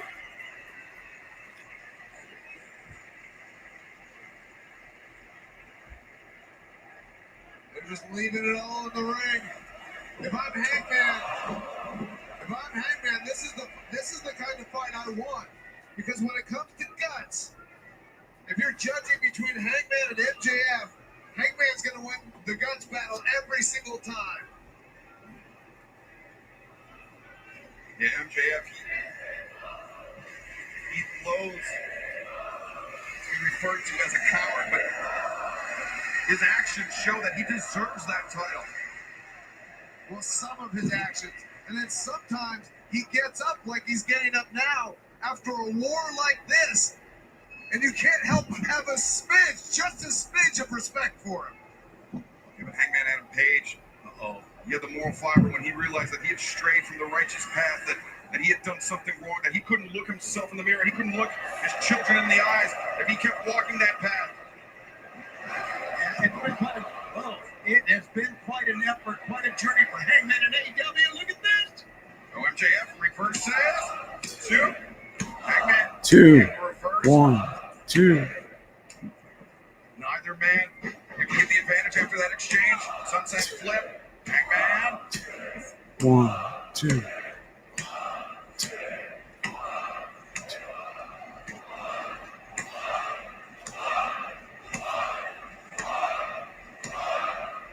It is amazing. Oh, Hangman. Oh, he's going for a jackknife and jab. Deadeye. Cover it now, my God. 2.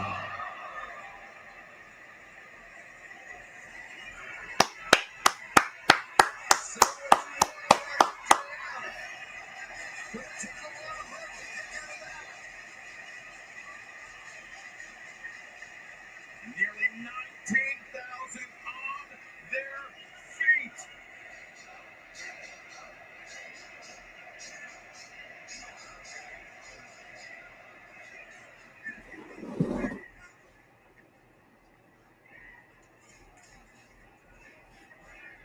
Talk about a battle of attrition. Holy smokes.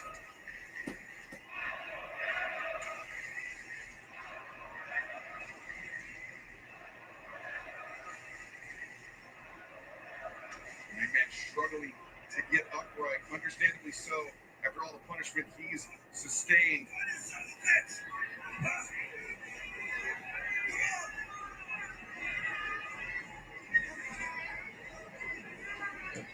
Oh, look at this. He's inviting Hangman to hit him in the head, which will be a disqualification. That aforementioned diamond ring that has been rolled on so many of MJF's victories over the years. Hangman. No, just throw it away. Don't do it. Don't do it. It's gonna bounce out. Come on, Hangman, think with the fans going.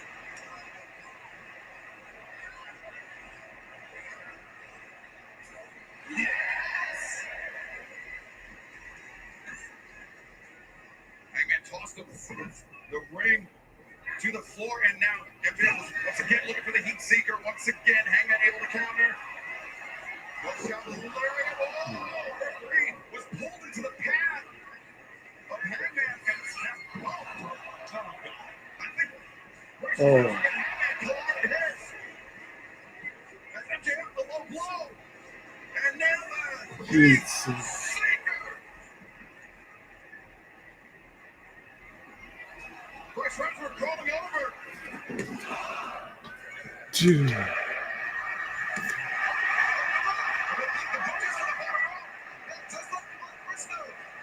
Just like MJF did earlier in this match. It's very apparent. Look at this. The foot is still there.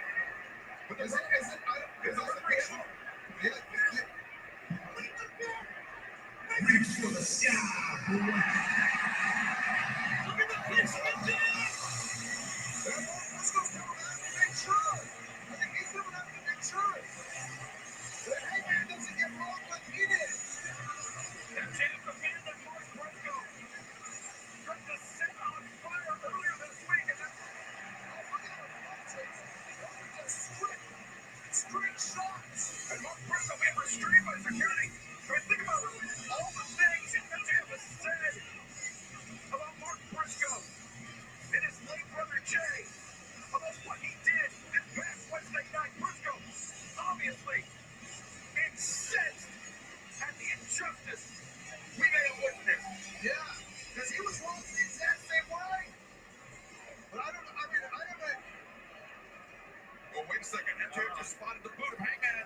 And now he loves it. He loved the injustice.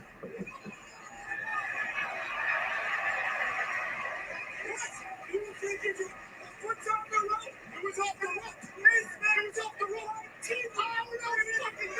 Bryce Armstrong, he hasn't made the official announcement. He caught Hangman.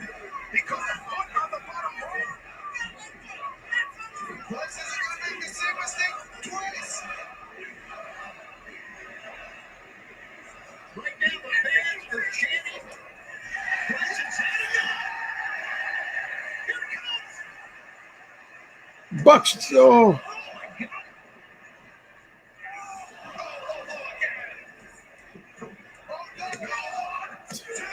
two. Oh my God, how close was that, Brian? So many attempts, so many low blows. He thought he stole it. He thought he stole it a second time, Brian. That's all he could do. That's all he could do was steal it. And I think he's realizing he's not going to steal it from Hangman tonight. And the fans trying to get behind Hangman here. MJF resorting to those same dirty tricks that have carried him throughout his AEW career. Those dirty tricks that carried him to the AEW World Championship, and now throwing that title that he calls the CMLL World Championship into the ring. He wanted the referee to grab it. You know what? Steel case. Oh, no. No.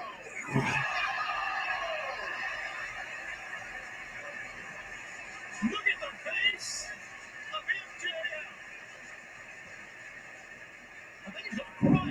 He is crying. I'm telling you right now, he clocked him with that contract, but did not cover the shoulders that he paid for.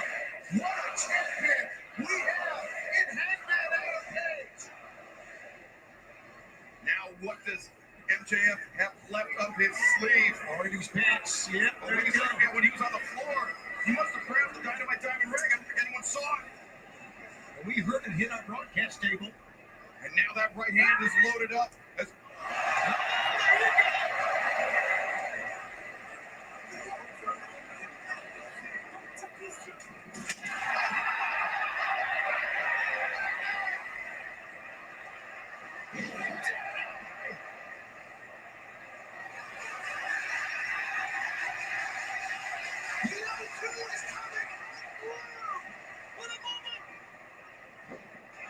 Shot lariat. 1, 2, 3.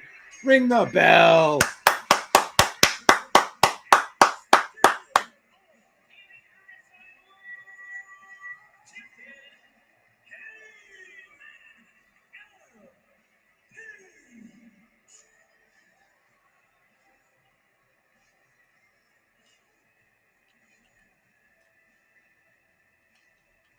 Hangman Adam Page able to overcome Maxwell Jacob Freeman, MJF, and remain AEW World Champion. But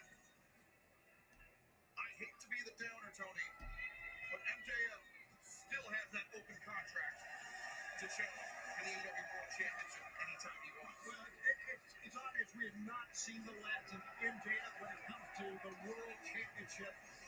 But man, Brian, what a struggle we saw tonight for the title. Yeah, and I think MJF is going to really hesitate to sign that contract anytime soon because Hangman has proven that he is not easily manipulated and that he is the deserving AEW World Champion.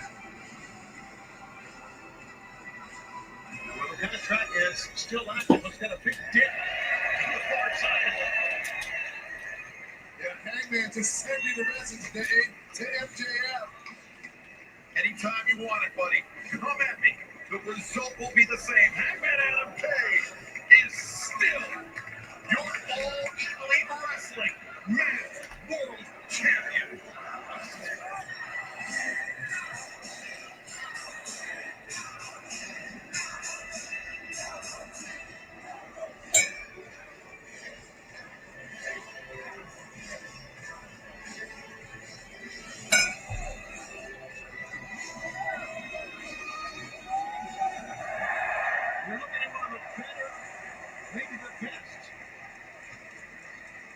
big match wrestlers that we've ever seen. When it's on the line, man, he can come through. Absolutely. I am so proud to have Hangman Adam Page as our AEW World Champion. An incredible victory tonight for Aaron's Creek, Virginia's own, and all of our AEW World Champion.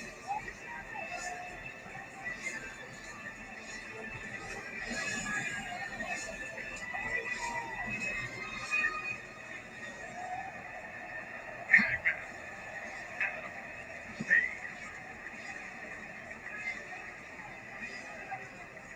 This December, the best wrestlers in the world return to the United Kingdom. Alrighty, main event time, folks. And Collision.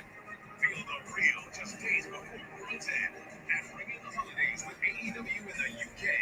First, AEW Collision from Utility Arena in Cardiff, Wales. Then, AEW Dynamite and go up live in Manchester, England. Yeah, it was a really, like it picked up right at the end, Maria. I really enjoyed that. Well, we had such a great time in the UK this week. We couldn't wait till next year to come back. A return to Cardiff. And Be nice if you came back to Montreal, guys. Even though the sales weren't so great. But Brian Danielson, thank you for joining us tonight here at the desk. But I understand that you have some news about the next match. Yeah, I'm going to have to recuse myself from commentary for this match because of personal issues I have with people in the next match. And so I just hope everybody stays safe here. I hope people don't get injured. And yeah, I'll see you guys on the flip side. The man, Brian. Yeah, Brian, we appreciate your commitment to professionalism due to the unsanctioned nature of this match. As you see the steel cage that's been looming large above the O2 all night long begins to set. Because of the unsanctioned nature of this match, it is anything goes. There are no disqualifications, no countouts, no rules, and all elite wrestling takes no responsibility for what happens next. It is the main event. It is lights out.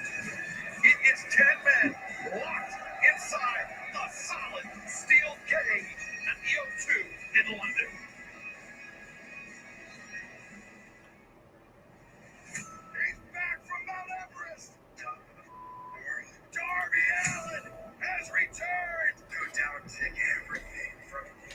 8 months ago, young fella named Darby Allin got himself thrown down a flight of steps, and since he didn't succeed in getting himself killed, Oh, I forgot this match. I thought it was the cage match. Oh yeah, we're going to fucking 6 p.m. last week I got given the worst news, and it's all because of what a death riders did to me. You don't want to set Darby up? I've got a better idea. You get your friends, I'll get my friends. Meet me in London.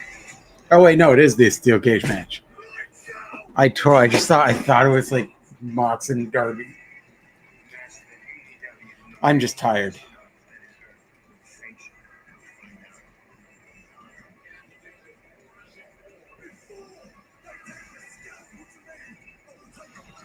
Oh God.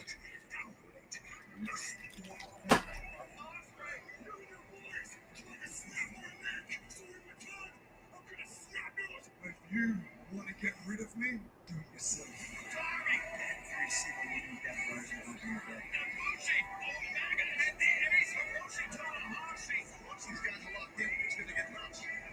dead. I know what's saving New Japan, not you. I'm excited for the Young Bucks entrance. I want to see how they mess with him. Boy, howdy, am I tired. I'll be honest, I might take a nap after this. I'm debating either going to a show or taking a nap and just playing Madden later. I bought myself a new Madden. Ladies and gentlemen, the lights are about to shut off. Ending tonight's Everyone kiss! Everyone kiss when the lights are off! AEW will not be responsible for what takes place.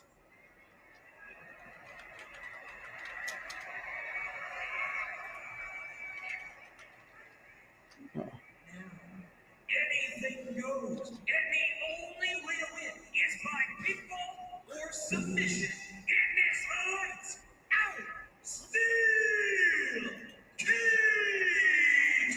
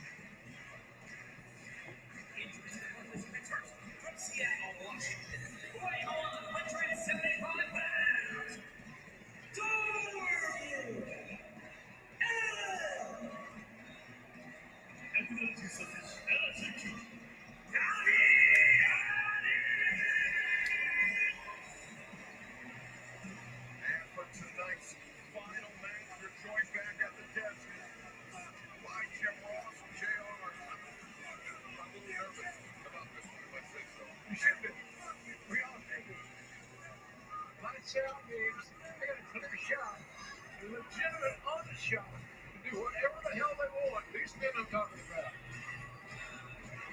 Now, when Justin said AEW's Jim would not be responsible for what happens, that means you enter at your own peril here. That's right. Exactly right. Anything goes. And by God, when anything goes. Darby Allin, who It's like a shorter, wider Hell in a Cell. upstairs by the depth of the ticket for now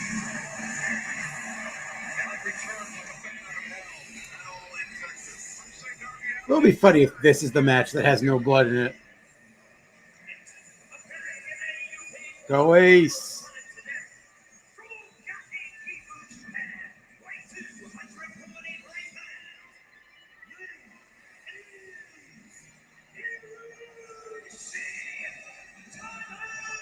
Rest in peace to your knees, buddy.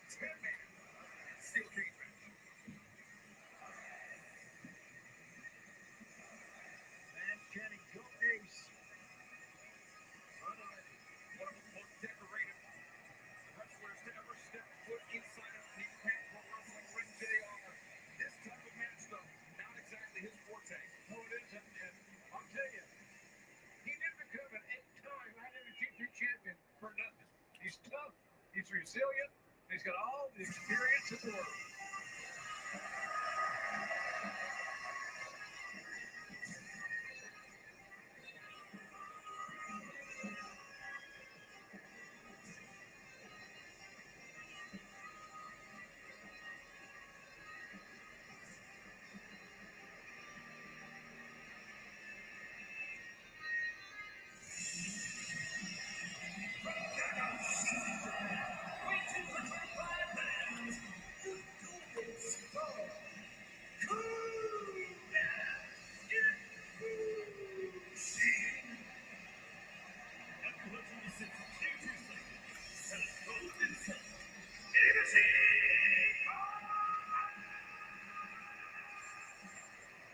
One of the most inventive wrestlers to compete in the sport over the last few years, or the last few decades, I should say. Kota Ibushi is someone that seems to take a mischievous delight in coming up with new ways to risk his body in pursuit of competing inside of a wrestling ring.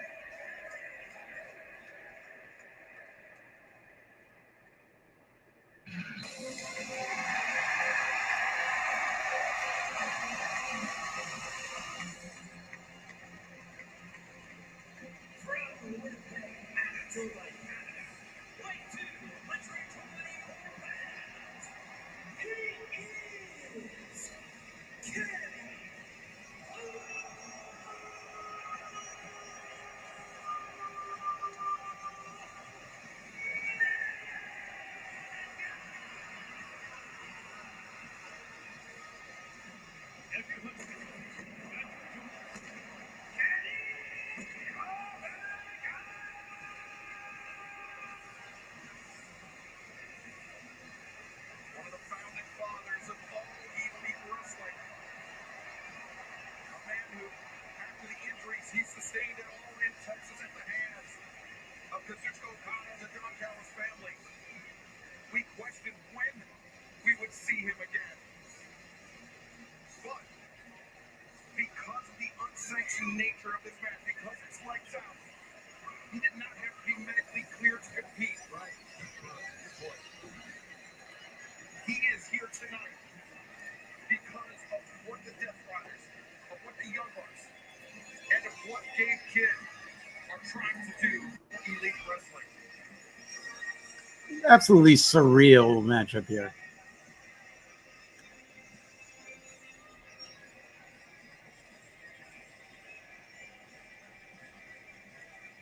just like Kota Ibushi is a creative and inventive risk taker. Kenny Omega, a man cut from the very same cloth.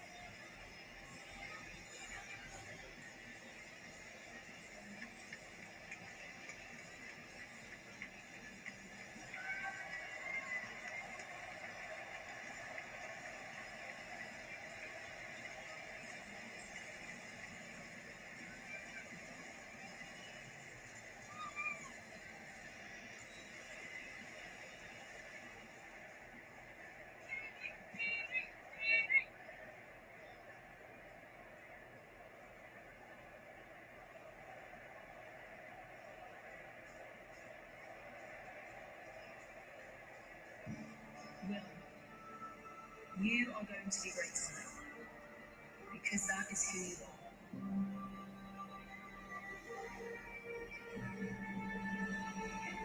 I've heard the crowds chant your name.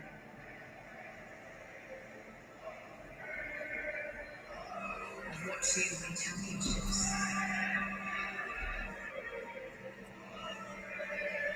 To me, the biggest victories are playing the character yourself. Through pain, through setbacks, through nights you wondered if you could keep going. You taught me that no mountain is too high, no opponent too strong if your heart refuses to quit.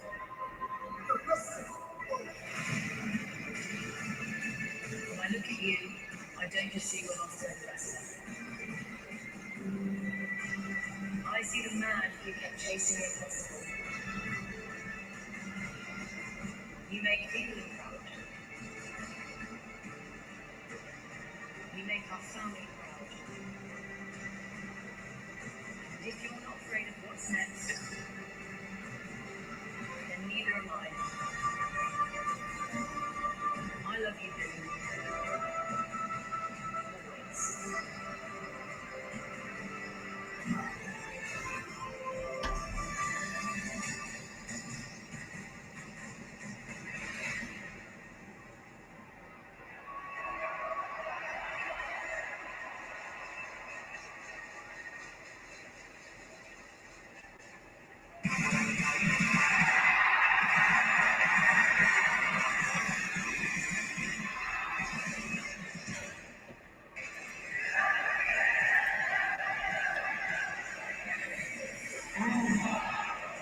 This is England, fight to 125 pounds.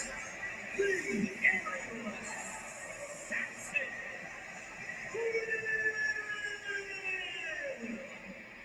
Oh, spring.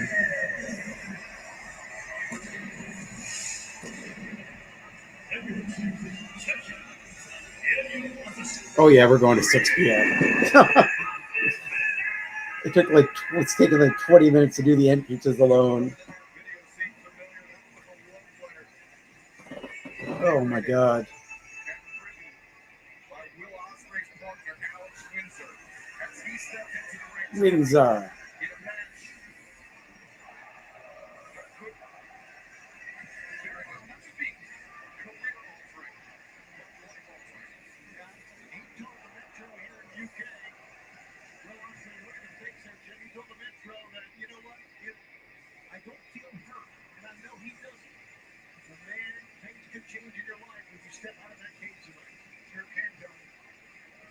I was raised on my Saturday. That's the Mid-South restaurant, right? Anything can happen. And here's the deal. So it's all legal. If the rules tell, hold me accountable if you want, but it won't count. You can see this cage takes up much of the ring side area.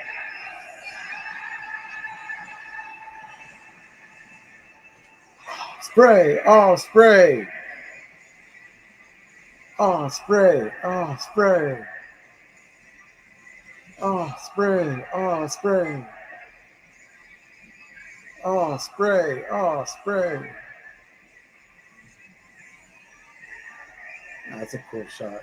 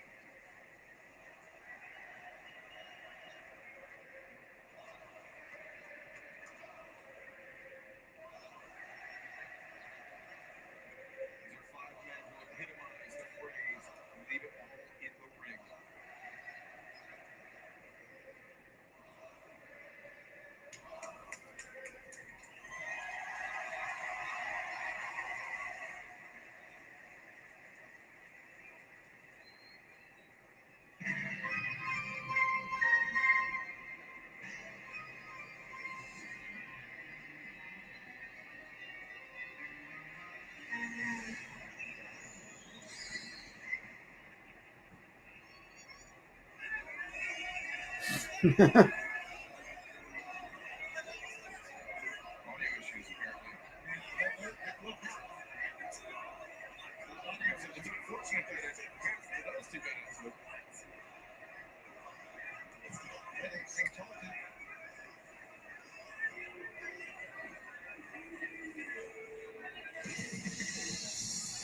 to Slick Nick. Mr. Instant Replay. that they wanted their own music back. Little did they know it was going to be their first ever music. First ever music. Well, that takes you back right to the next calendar. Yeah, yeah,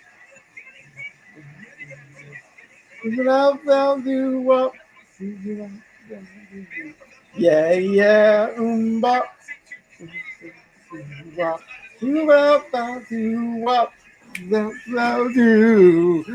yeah.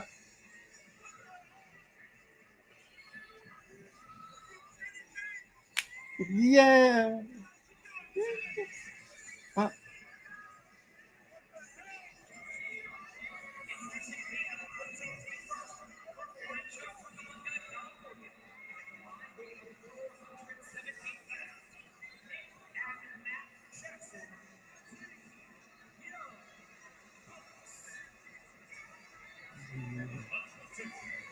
Do what? Embarrassing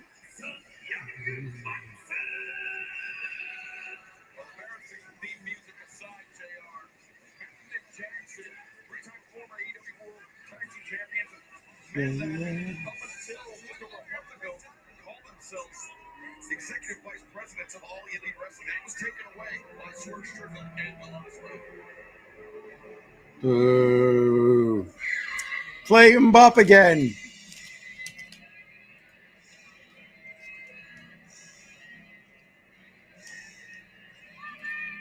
Yeah. Like I get Ospreay getting his own special entrance. But like Ibushi and Omega could have come out together. At least the heel team is all coming out together. Other than Matt and Nick Jackson.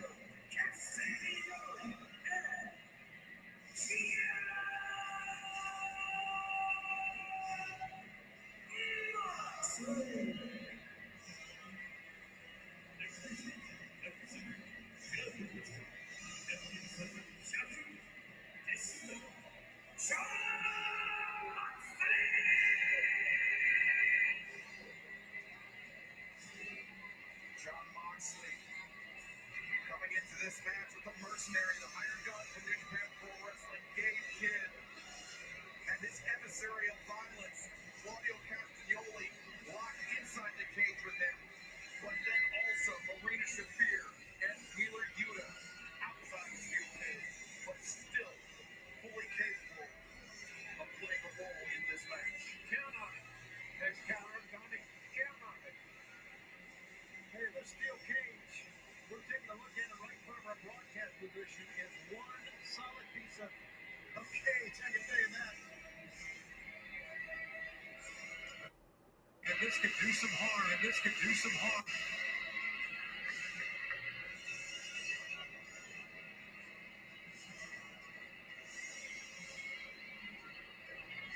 Look at this crowd, would you? What a night this has been. What a night for AEW. What a night for pro wrestling.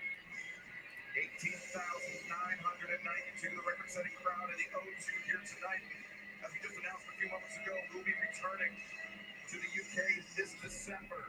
And then next August 2026 for the return to Wembley Stadium and all in London for all Elite Wrestling. I wouldn't wait too long to get my tickets for any of those big events. I can tell you that right now. If you can look at this arena and see, AEW is red hot. Big cheer for the fans. We found out that we were returning to Cardiff. We were going to Manchester for the first time. As you mentioned here in December. Wait, here we go.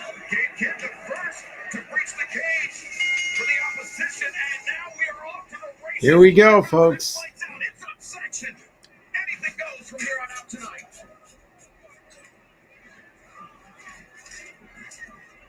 No easy way out in this arrangement. Oh, Darby starting things off. Darby has had that vendetta against John Moxley since last year. He said he was going to take everything from John Moxley when he returned last month at All In Texas. And now inside the ring, the president of New Japan Pro Wrestling, the ace, Hiroshi Tanahashi, finds himself once again, as we enter this main event, the party continues here at Love Wrestling as Pluggo with special guest Ella J will be doing the post show, giving their in-depth reaction to every single match we just watched today. I appreciate everyone hanging out with me. Please do us a favor. If you can spare more time and we're not driving you crazy, please watch Pluggo and Ella J give their expert opinion. I'm just a bozo on here cracking jokes and singing Bop. Yeah, yeah. Bop, do it up, bop, do it up, do up, do it up, dee. Will Ospreay's gonna do a flip. Bop, do it up, do up, do a flip. Now he did.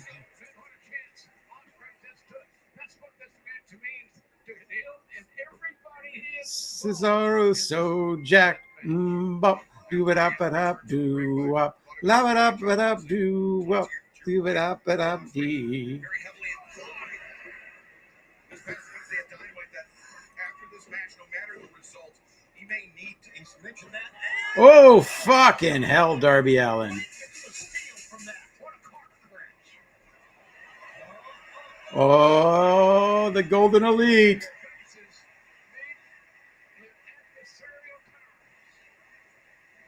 The Golden Lovers, Kenny Omega, Kota Ibushi, the Young Bucks, Matt and Nick Jackson. This is not their first rodeo. These two teams know one another extremely well. They've been teammates.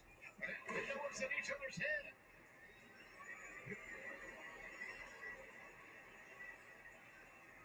Young Bucks at one time, one of the most popular duos ever in pro wrestling. They're still popular with their legion of fans. But now because And again, if you haven't, hit that like button. It helps with the algorithm.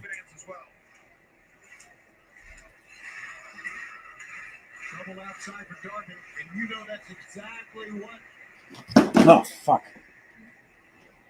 Darby keeps trying to anchor Moxley to try to prevent him from entering the ring, but meanwhile, Oh, hey. Everybody will take every chance available to them. I think Darby has been handcuffed to John Moxley. Oh my God, yeah, but who handcuffed who? Does it really matter? That's Moxley hammered Darby with his right hands. Moxley calling Claudio in. Oh, Darby wide open for that kick to the ribs. Yeah, is Claudio Trying to break the handcuffs. and Claudio's tremendously strong, but is he that strong? Oh, that was impressive. Claudio Moxley goes down as well, and finally, the handcuff, the leg has been broken. Maybe a wrist as well. Moxley is hurting. there's going to be a lot of hurting going on before this match is all said and done. Remember, lights out, anything goes. It's non-sanctioned. And because it's unsanctioned, Kenny Omega and Will Ospreay, they didn't need to be cleared to compete tonight. They are taking this risk on their own accord. It's a hell of a time to be hurt when you're sitting inside a giant steel cage. Oh, Omega wasted a little too much time. You can't take much of that on the midsection, I can tell you that. oh. Kenny face first. Great counter there. Great counter. Bushi, nope. Breaks the grip. Oh. Matt Jackson Nick comes in with the knee strike.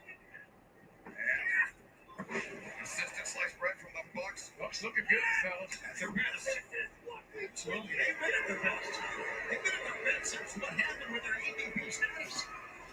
I think it took the combined efforts of Will Ospreay and Swerve Strickland, two greats of their generation, to defeat the Young Bucks back in Texas. This is like calling an all-star game. Yes, it is. Good call. Well, look at this. An all-star game with a Whole lot of plunder involved. What's in the bag? What they put in the bag? Lego. A little bit himself. Boy, did he ever. And now. I called it. Oh, Nick Jackson, he demanded gummy bears. from the production team the most dangerous implements they could find, and apparently all they could find was gummy They're all in good shape. So yes, gummy bears would be the most dangerous instrument. The decorators are angry. Goes right at Moxley. Right in the face. That'll make you blink. Oh, boy. Will took a hard shot that time, guys. Yeah, corkscrew kick by Nick Jackson. It's Kenny Omega back in. God, their boots are gonna be covered. Nick trying to block. Wait a second, Tanahashi. Oh. Yo.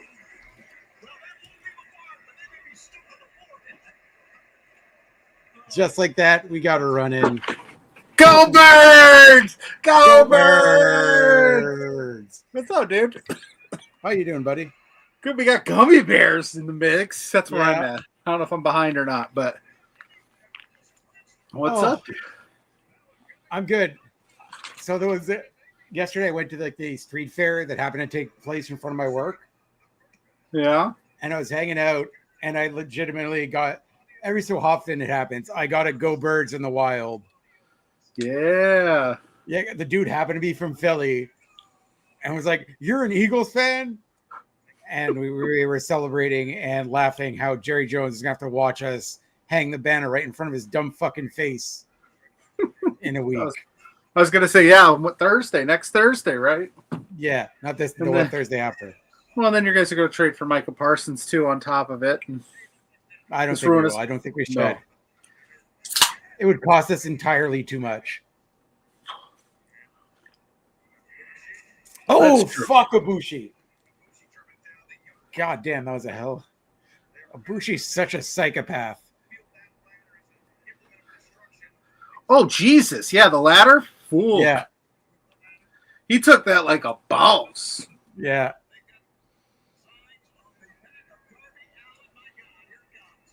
Oh, Handcuffs, ladders, gummy bears. Oh my. Darby's ear is bleeding. What just these? Yeah, Darby's a crazy person.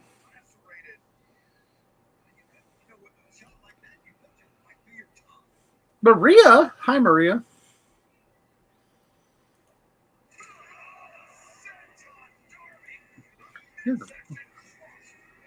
Yeah, so I was heading into this match. I think we all were like, "How are they going to put all these dudes in the?" This cage Yeah. is different. It's smaller. I mean, it's bigger, but it's shorter. So hey, Yeah. it works. It's working. It's like a shorter Hell in the Cell. Osprey's bleeding. So it's like purgatory in a cell. Yeah.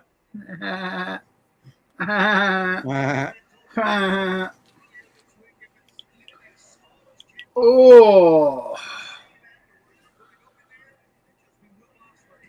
is that Rod or Todd? Todd. God, Osprey's busted up. Jesus. Yeah.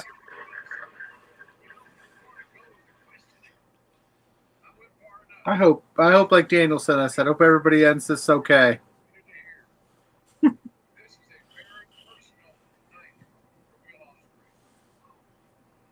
What if with the returns we've seen, maybe Jack Perry comes back. Yeah. That'd be nice. Oh.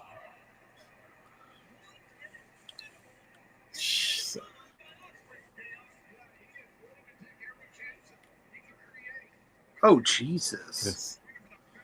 He's still got it. Oh.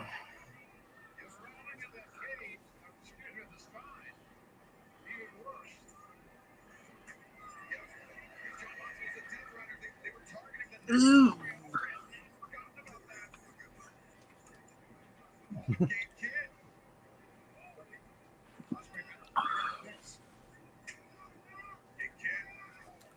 Oh.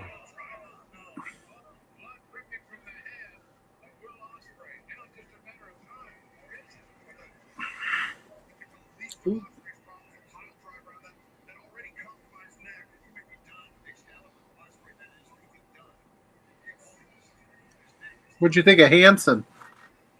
I quite enjoyed Hanson. Oh yeah. Well, for the last like few minutes, I've been singing it on here. Like it's definitely gonna get us a copyright strike. Oh, watch out now. Yeah. Don't be getting us in trouble before I go on and sing Hanson. Yeah, for those that don't know, as soon as this show is over, if you want my and Ella Jace reactions, we will be on the Triple P, the PLE, the Pluggo PLE post show. There's a lot of P's in there. This one I kind of came together on a whim. I wasn't planning on doing it. I was only going to do Heat Wave, and then I, for some reason, got convinced myself that I could handle both today. So I've just been watching wrestling since 11 o'clock this morning. Like a maniac, Pluggo. Yeah, I don't know. I was like, honey, is this a good idea? And she was like, if you think it is, go for it. I was like, that means I'm going to be pretty much like just watching wrestling all Sunday. And she was like, what's different than any other day? Yeah. And I was like, that's fair. Oh. So I get these goofy ideas in my head, and I'm like, ah. And then, of course, Spencer and Zach are sweethearts. And I'm like, do whatever you want. I'm like, oh. Yeah, goofy ideas like streaming for 5 hours and 20 minutes. Yeah, you're definitely crazy. I don't know if I could sit still for that long.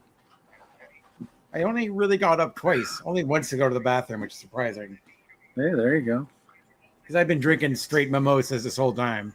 Mimosas? Yeah. Nothing wrong with that.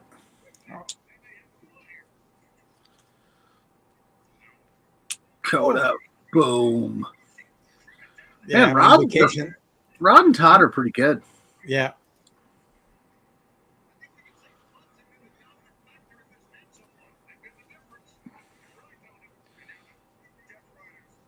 Going on vacation this week? Is that what you're saying? Yeah, I'm off work this week, so I'm doing chores around the house. I literally took a week to do chores, and I've got to do prepare stuff and buy some stuff for my brother's wedding. Nice. I'm taking vacation the week I go to Boston for Bound for Glory. I'll just take the week off that week so I don't have to worry about anything. Damn! He just yeeted that fool. Yeah, that's what I'm saying. You're a few seconds behind me. God, Cesaro's so fucking strong. What are you watching it on? I'm on pay-per-view.com. So am I. Yeah, I'm enjoying Mason and Mansoor's chat. Oh, do they have are they in the chat right now? Yeah, they've been giving away shirts the entire time. Tell them to give us a shirt, dude. Well, like they pick one person at the end of every match. Yeah, I haven't. I was gonna go through Amazon Prime, but then I realized I don't have an Amazon Prime subscription, so I was like, well, then I have to subscribe to Prime and then order it. And I was like, I can just go through payperview.com and just order it. And apparently, Peggy, she toasted that she's having technical difficulties with Prime. I did see a bunch of people on Twitch or Twitter today before this main event started. Their screens all went green. Yeah, I don't know if they're still green or not, but their screens definitely went out. So that sucks. But then again, technically speaking, this isn't a real sanctioned match. This isn't the main event. The main event already happened. No. I'm saying the second the lights went out, a whole bunch of people in that crowd kissed. It got real weird afterwards. It got real weird, real emotional. Everyone made out the few seconds they turn off the lights. The power of professional wrestling. Yeah.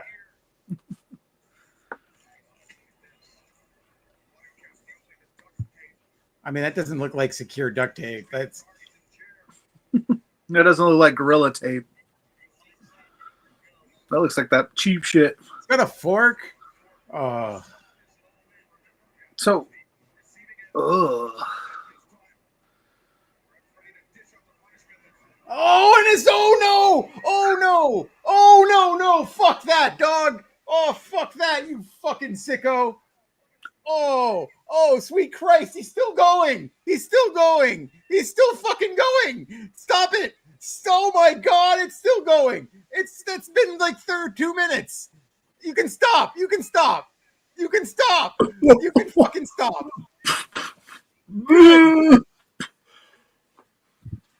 Whoa, it's not. Oh, he's like in there. Oh. Oh, Oh. Darby Allin. Oh Darby my Allin. God. Oh, Oh, and he stuck him to the chair on top of it. Oh, and then oh. I watched GCW Homecoming last night, and I didn't see I anything still have to watch that. I didn't see Oh. anything that nasty in that end of that main event. Oh. His name Tasada took on Slade in the main event. Yeah. There was all sorts of fuckery, as Emil J says, in that ring, and I didn't see anything that gross. Oh, God.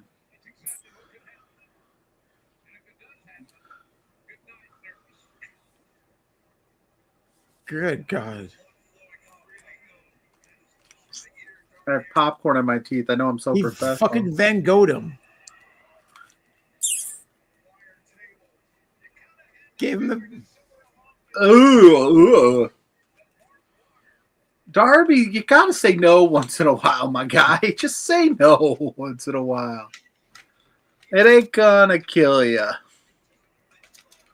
If you go, look, I like having ears. Please don't take those from me.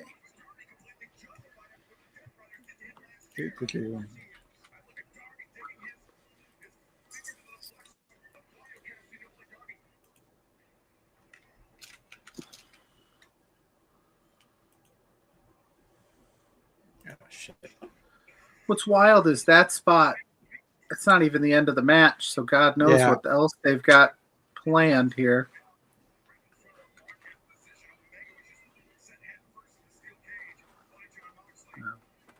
Todd just punted him across the room. Ugh. I'm still not over that. My stomach is still... Yeah. It went on for so long. Yeah, that did.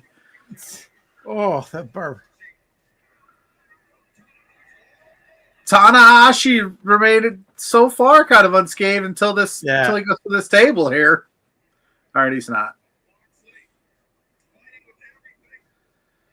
Not the ace. Yeah, they're like, we're going to leave the ace out of this, kind of. God, his knees are almost done.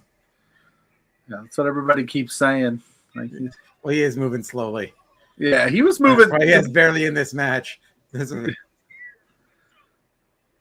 I ain't knocking him because I can't do what he does, but he was definitely moving slowly, getting down to the ring today. So I can't imagine he's got a lot left in him on this.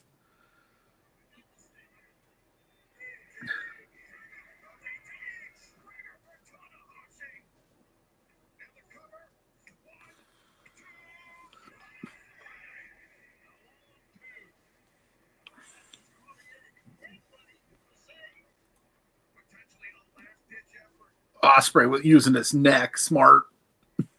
Every spot Ospreay's taken, it's made me wince. Yeah.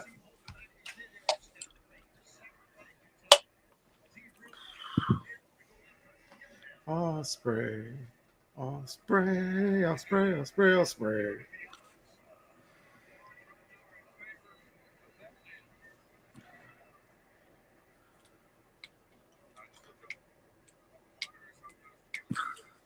Ospreay. Oh.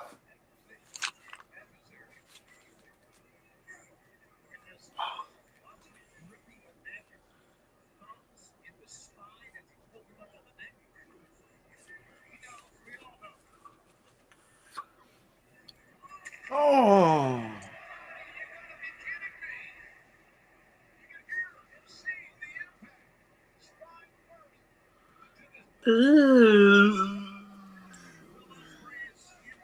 Oh.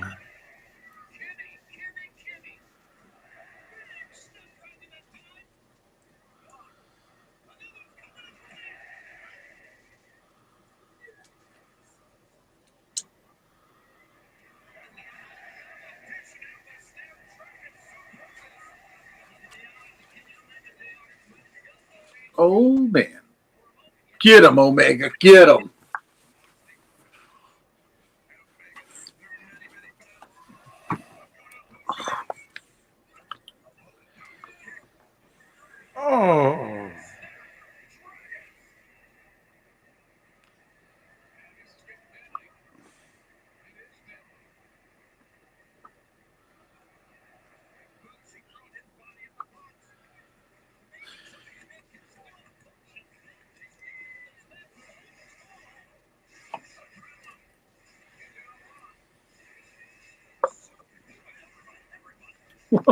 Yeah, Shivani goes, it's amazing some of these men can still function.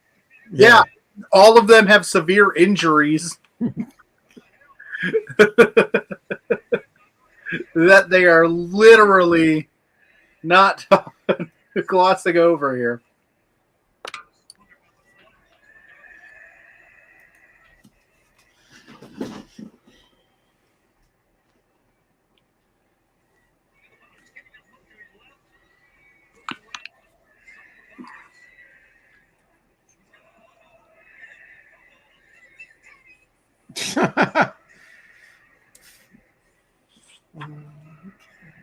Omega. Oh, Kenny Omega. No, the crowd's been hot all night. Yeah. This-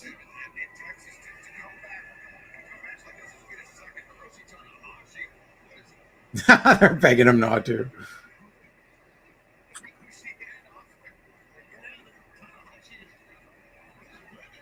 Ugh. It's just nuts.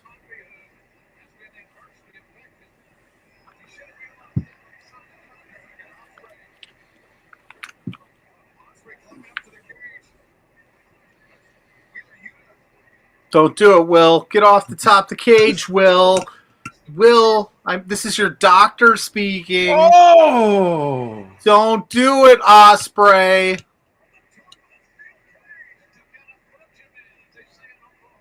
Oh, he did it. Yeah. Oh.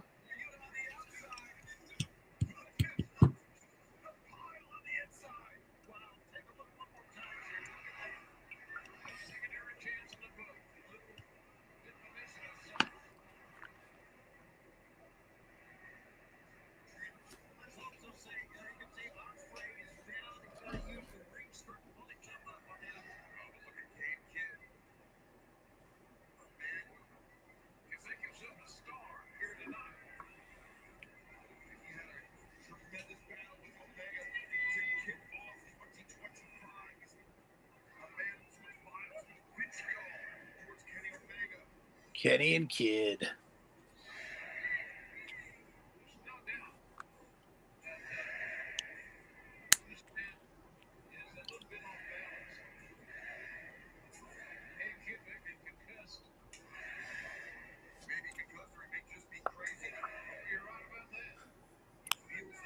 You can tell they're all kind of slowing down a little bit. Yeah. They're like, you know, this thing's been rough.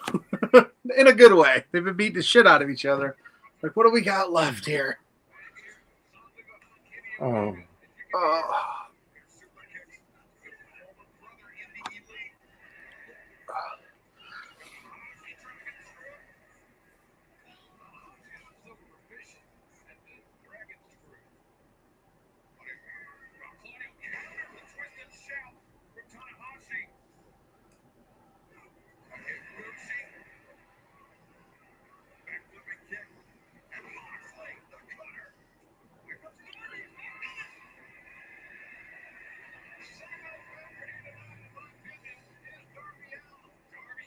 With an RKO out of nowhere.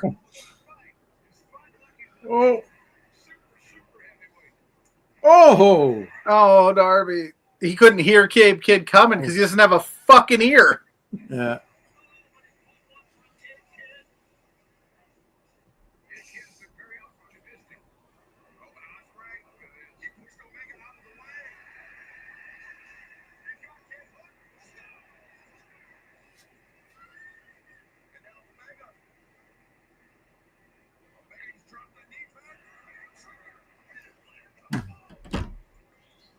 Wow. That was the slowest breakup by Cesaro ever. He was barely shoving. He's so done. No. Wow.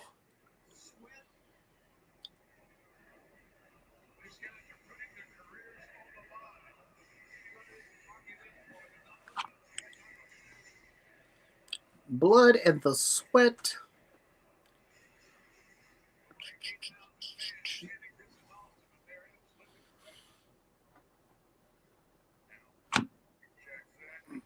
Oh.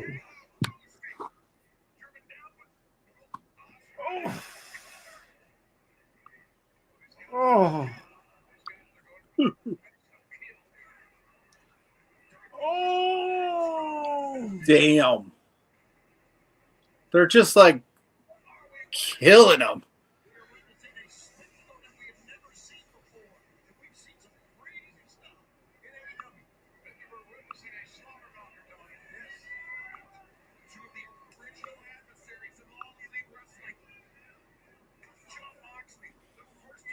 This is super random, but you ever seen the movie Rollerball? I've never actually watched it, but I've heard of it. Like I remember seeing multiple trailers. Okay. This reminds me of like the ending where they're just like, we're destroying everything this company has left. They're just like, we're just breaking everything down. Everyone's dead. Dynamite this week is going to be 2 hours of John Silver and Alex Reynolds, baby. Because everyone is out. It's one of those things that I like would see at the video store all the time and just never pick up. It's super corny, but I don't hate it. Like I've seen it a few times. I don't hate it, but it's definitely like Chris Klein trying to be a badass. It's kind of funny. Yeah, Shivani, that's right. How is this going to end? Because I don't exactly know.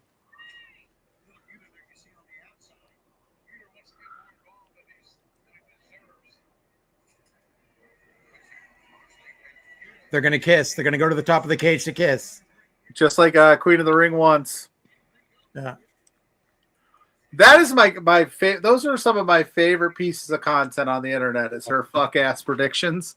That's such a smart way to go about this because everybody makes predictions and she's just like, I want everyone to kiss. Yuta, get in there, Yuta. Or is he trying to get Mox out? Do you win by escaping said cage?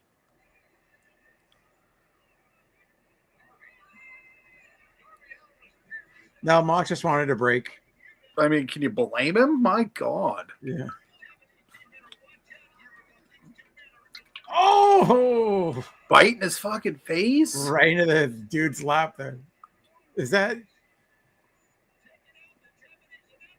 Oh, shit! Wheeler Yuta's dead. Yeah. Wheeler friggin' Yuta, man. There's no room. Yeah, there's nowhere to move right there. That is claustrophobic dude's nightmare. Yeah.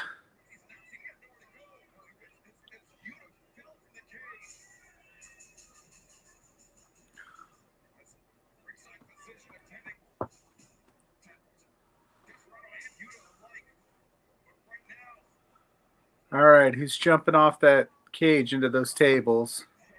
Darby's going to do it. He's a crazy person. Oh God!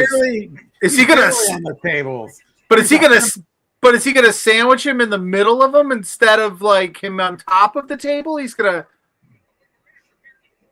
cut his neck and he's gonna slice his head off with the table snaps. Oh, there you go, Marina. Good thinking. Good thinking. Oh, he's gonna. Oh.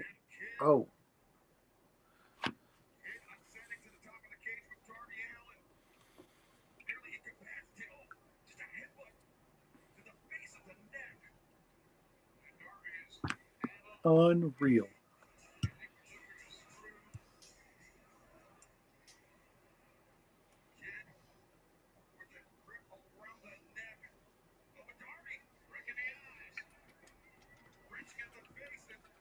Oh!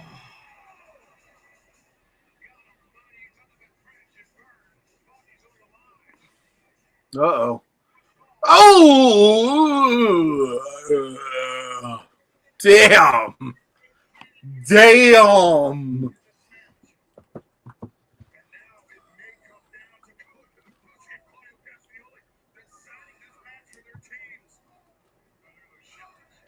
I don't think any insurance company in the world would insure Darby Allin.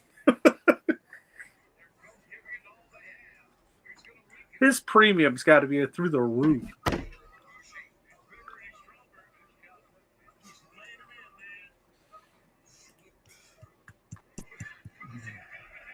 Jeez.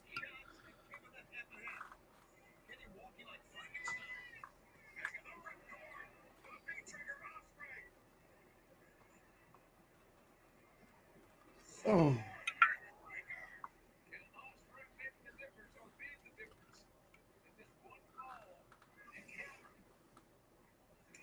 Oh.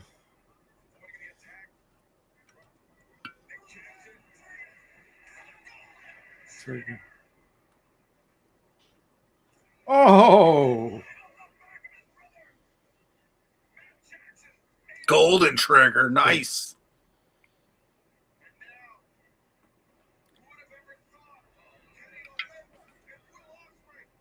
Hidden Blade, One Winged Angel.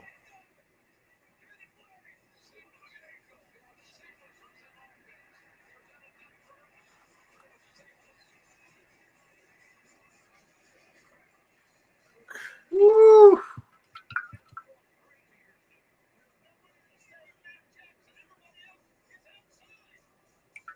Tanahashi. Frog Splash. 1, 2, 3. There it is. It took a while to get that frog splash off. Yeah.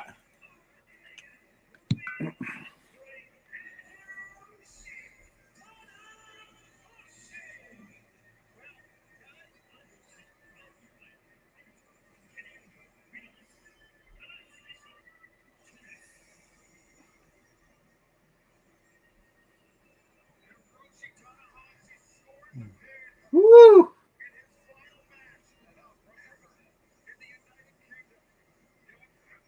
Osprey, Osprey.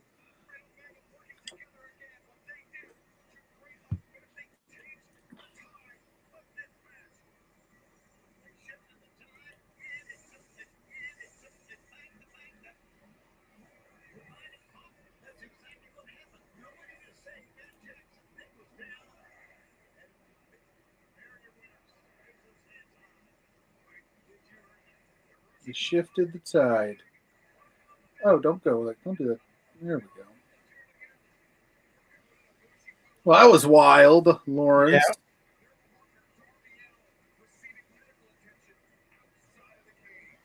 Yeah. Yeah, I would hope Darby gets medical attention. They're all celebrating. Darby's outside dead. Yeah. They're just like, at least we won. No, you know they're probably thinking? They're like, Darby's fine. Yeah. It's Darby, dude. But a scratch. They're probably like, get up, man. Quit dicking around, dude. We know you're fine.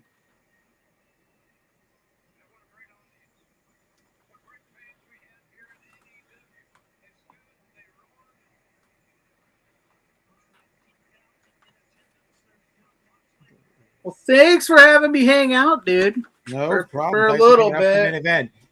I have been plugging your show like multiple times throughout. Thank you.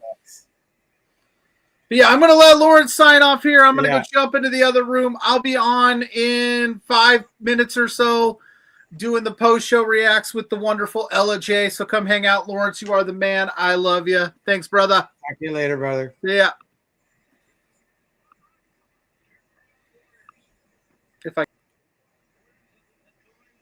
There we go. It's just us again as we wrap up.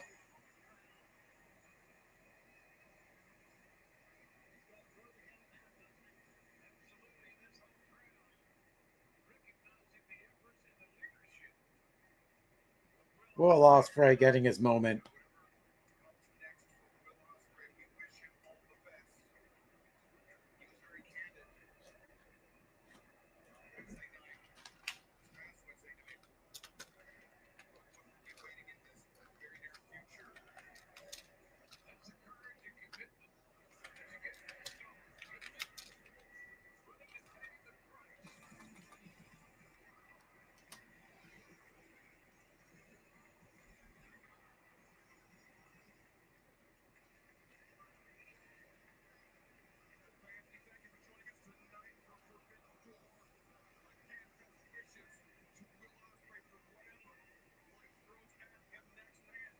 Oh,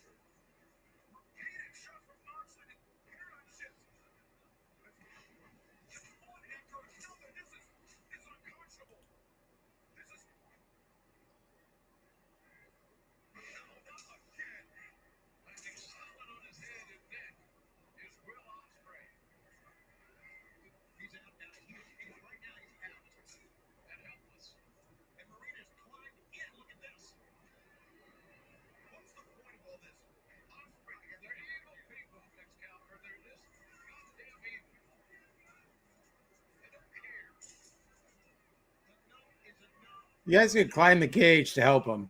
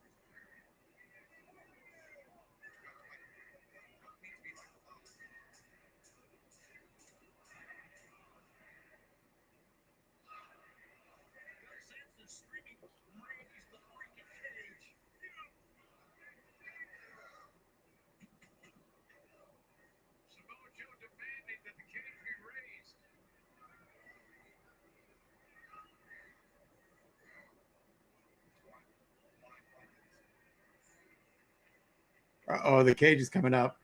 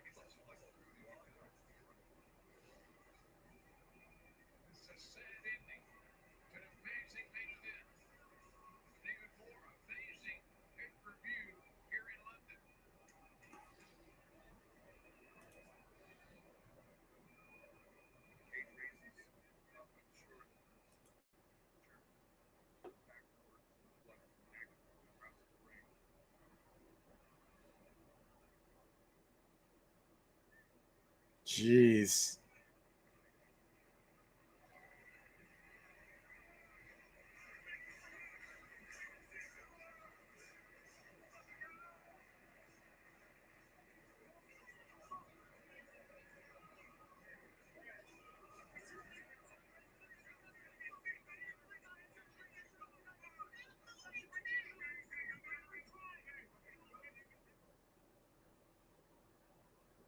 Well, that's the show, folks. Will Ospreay, uncertain future. I want to thank everyone for hanging out in the chat. I think my thing froze. Uh-oh. There we go. Okay, we're good. We are good. As I sign out right now, Pluggo, Ella J, full reactions, hang out. I will see you back here next week. It has been 5 hours and 48 minutes. I am out. See you next week, folks.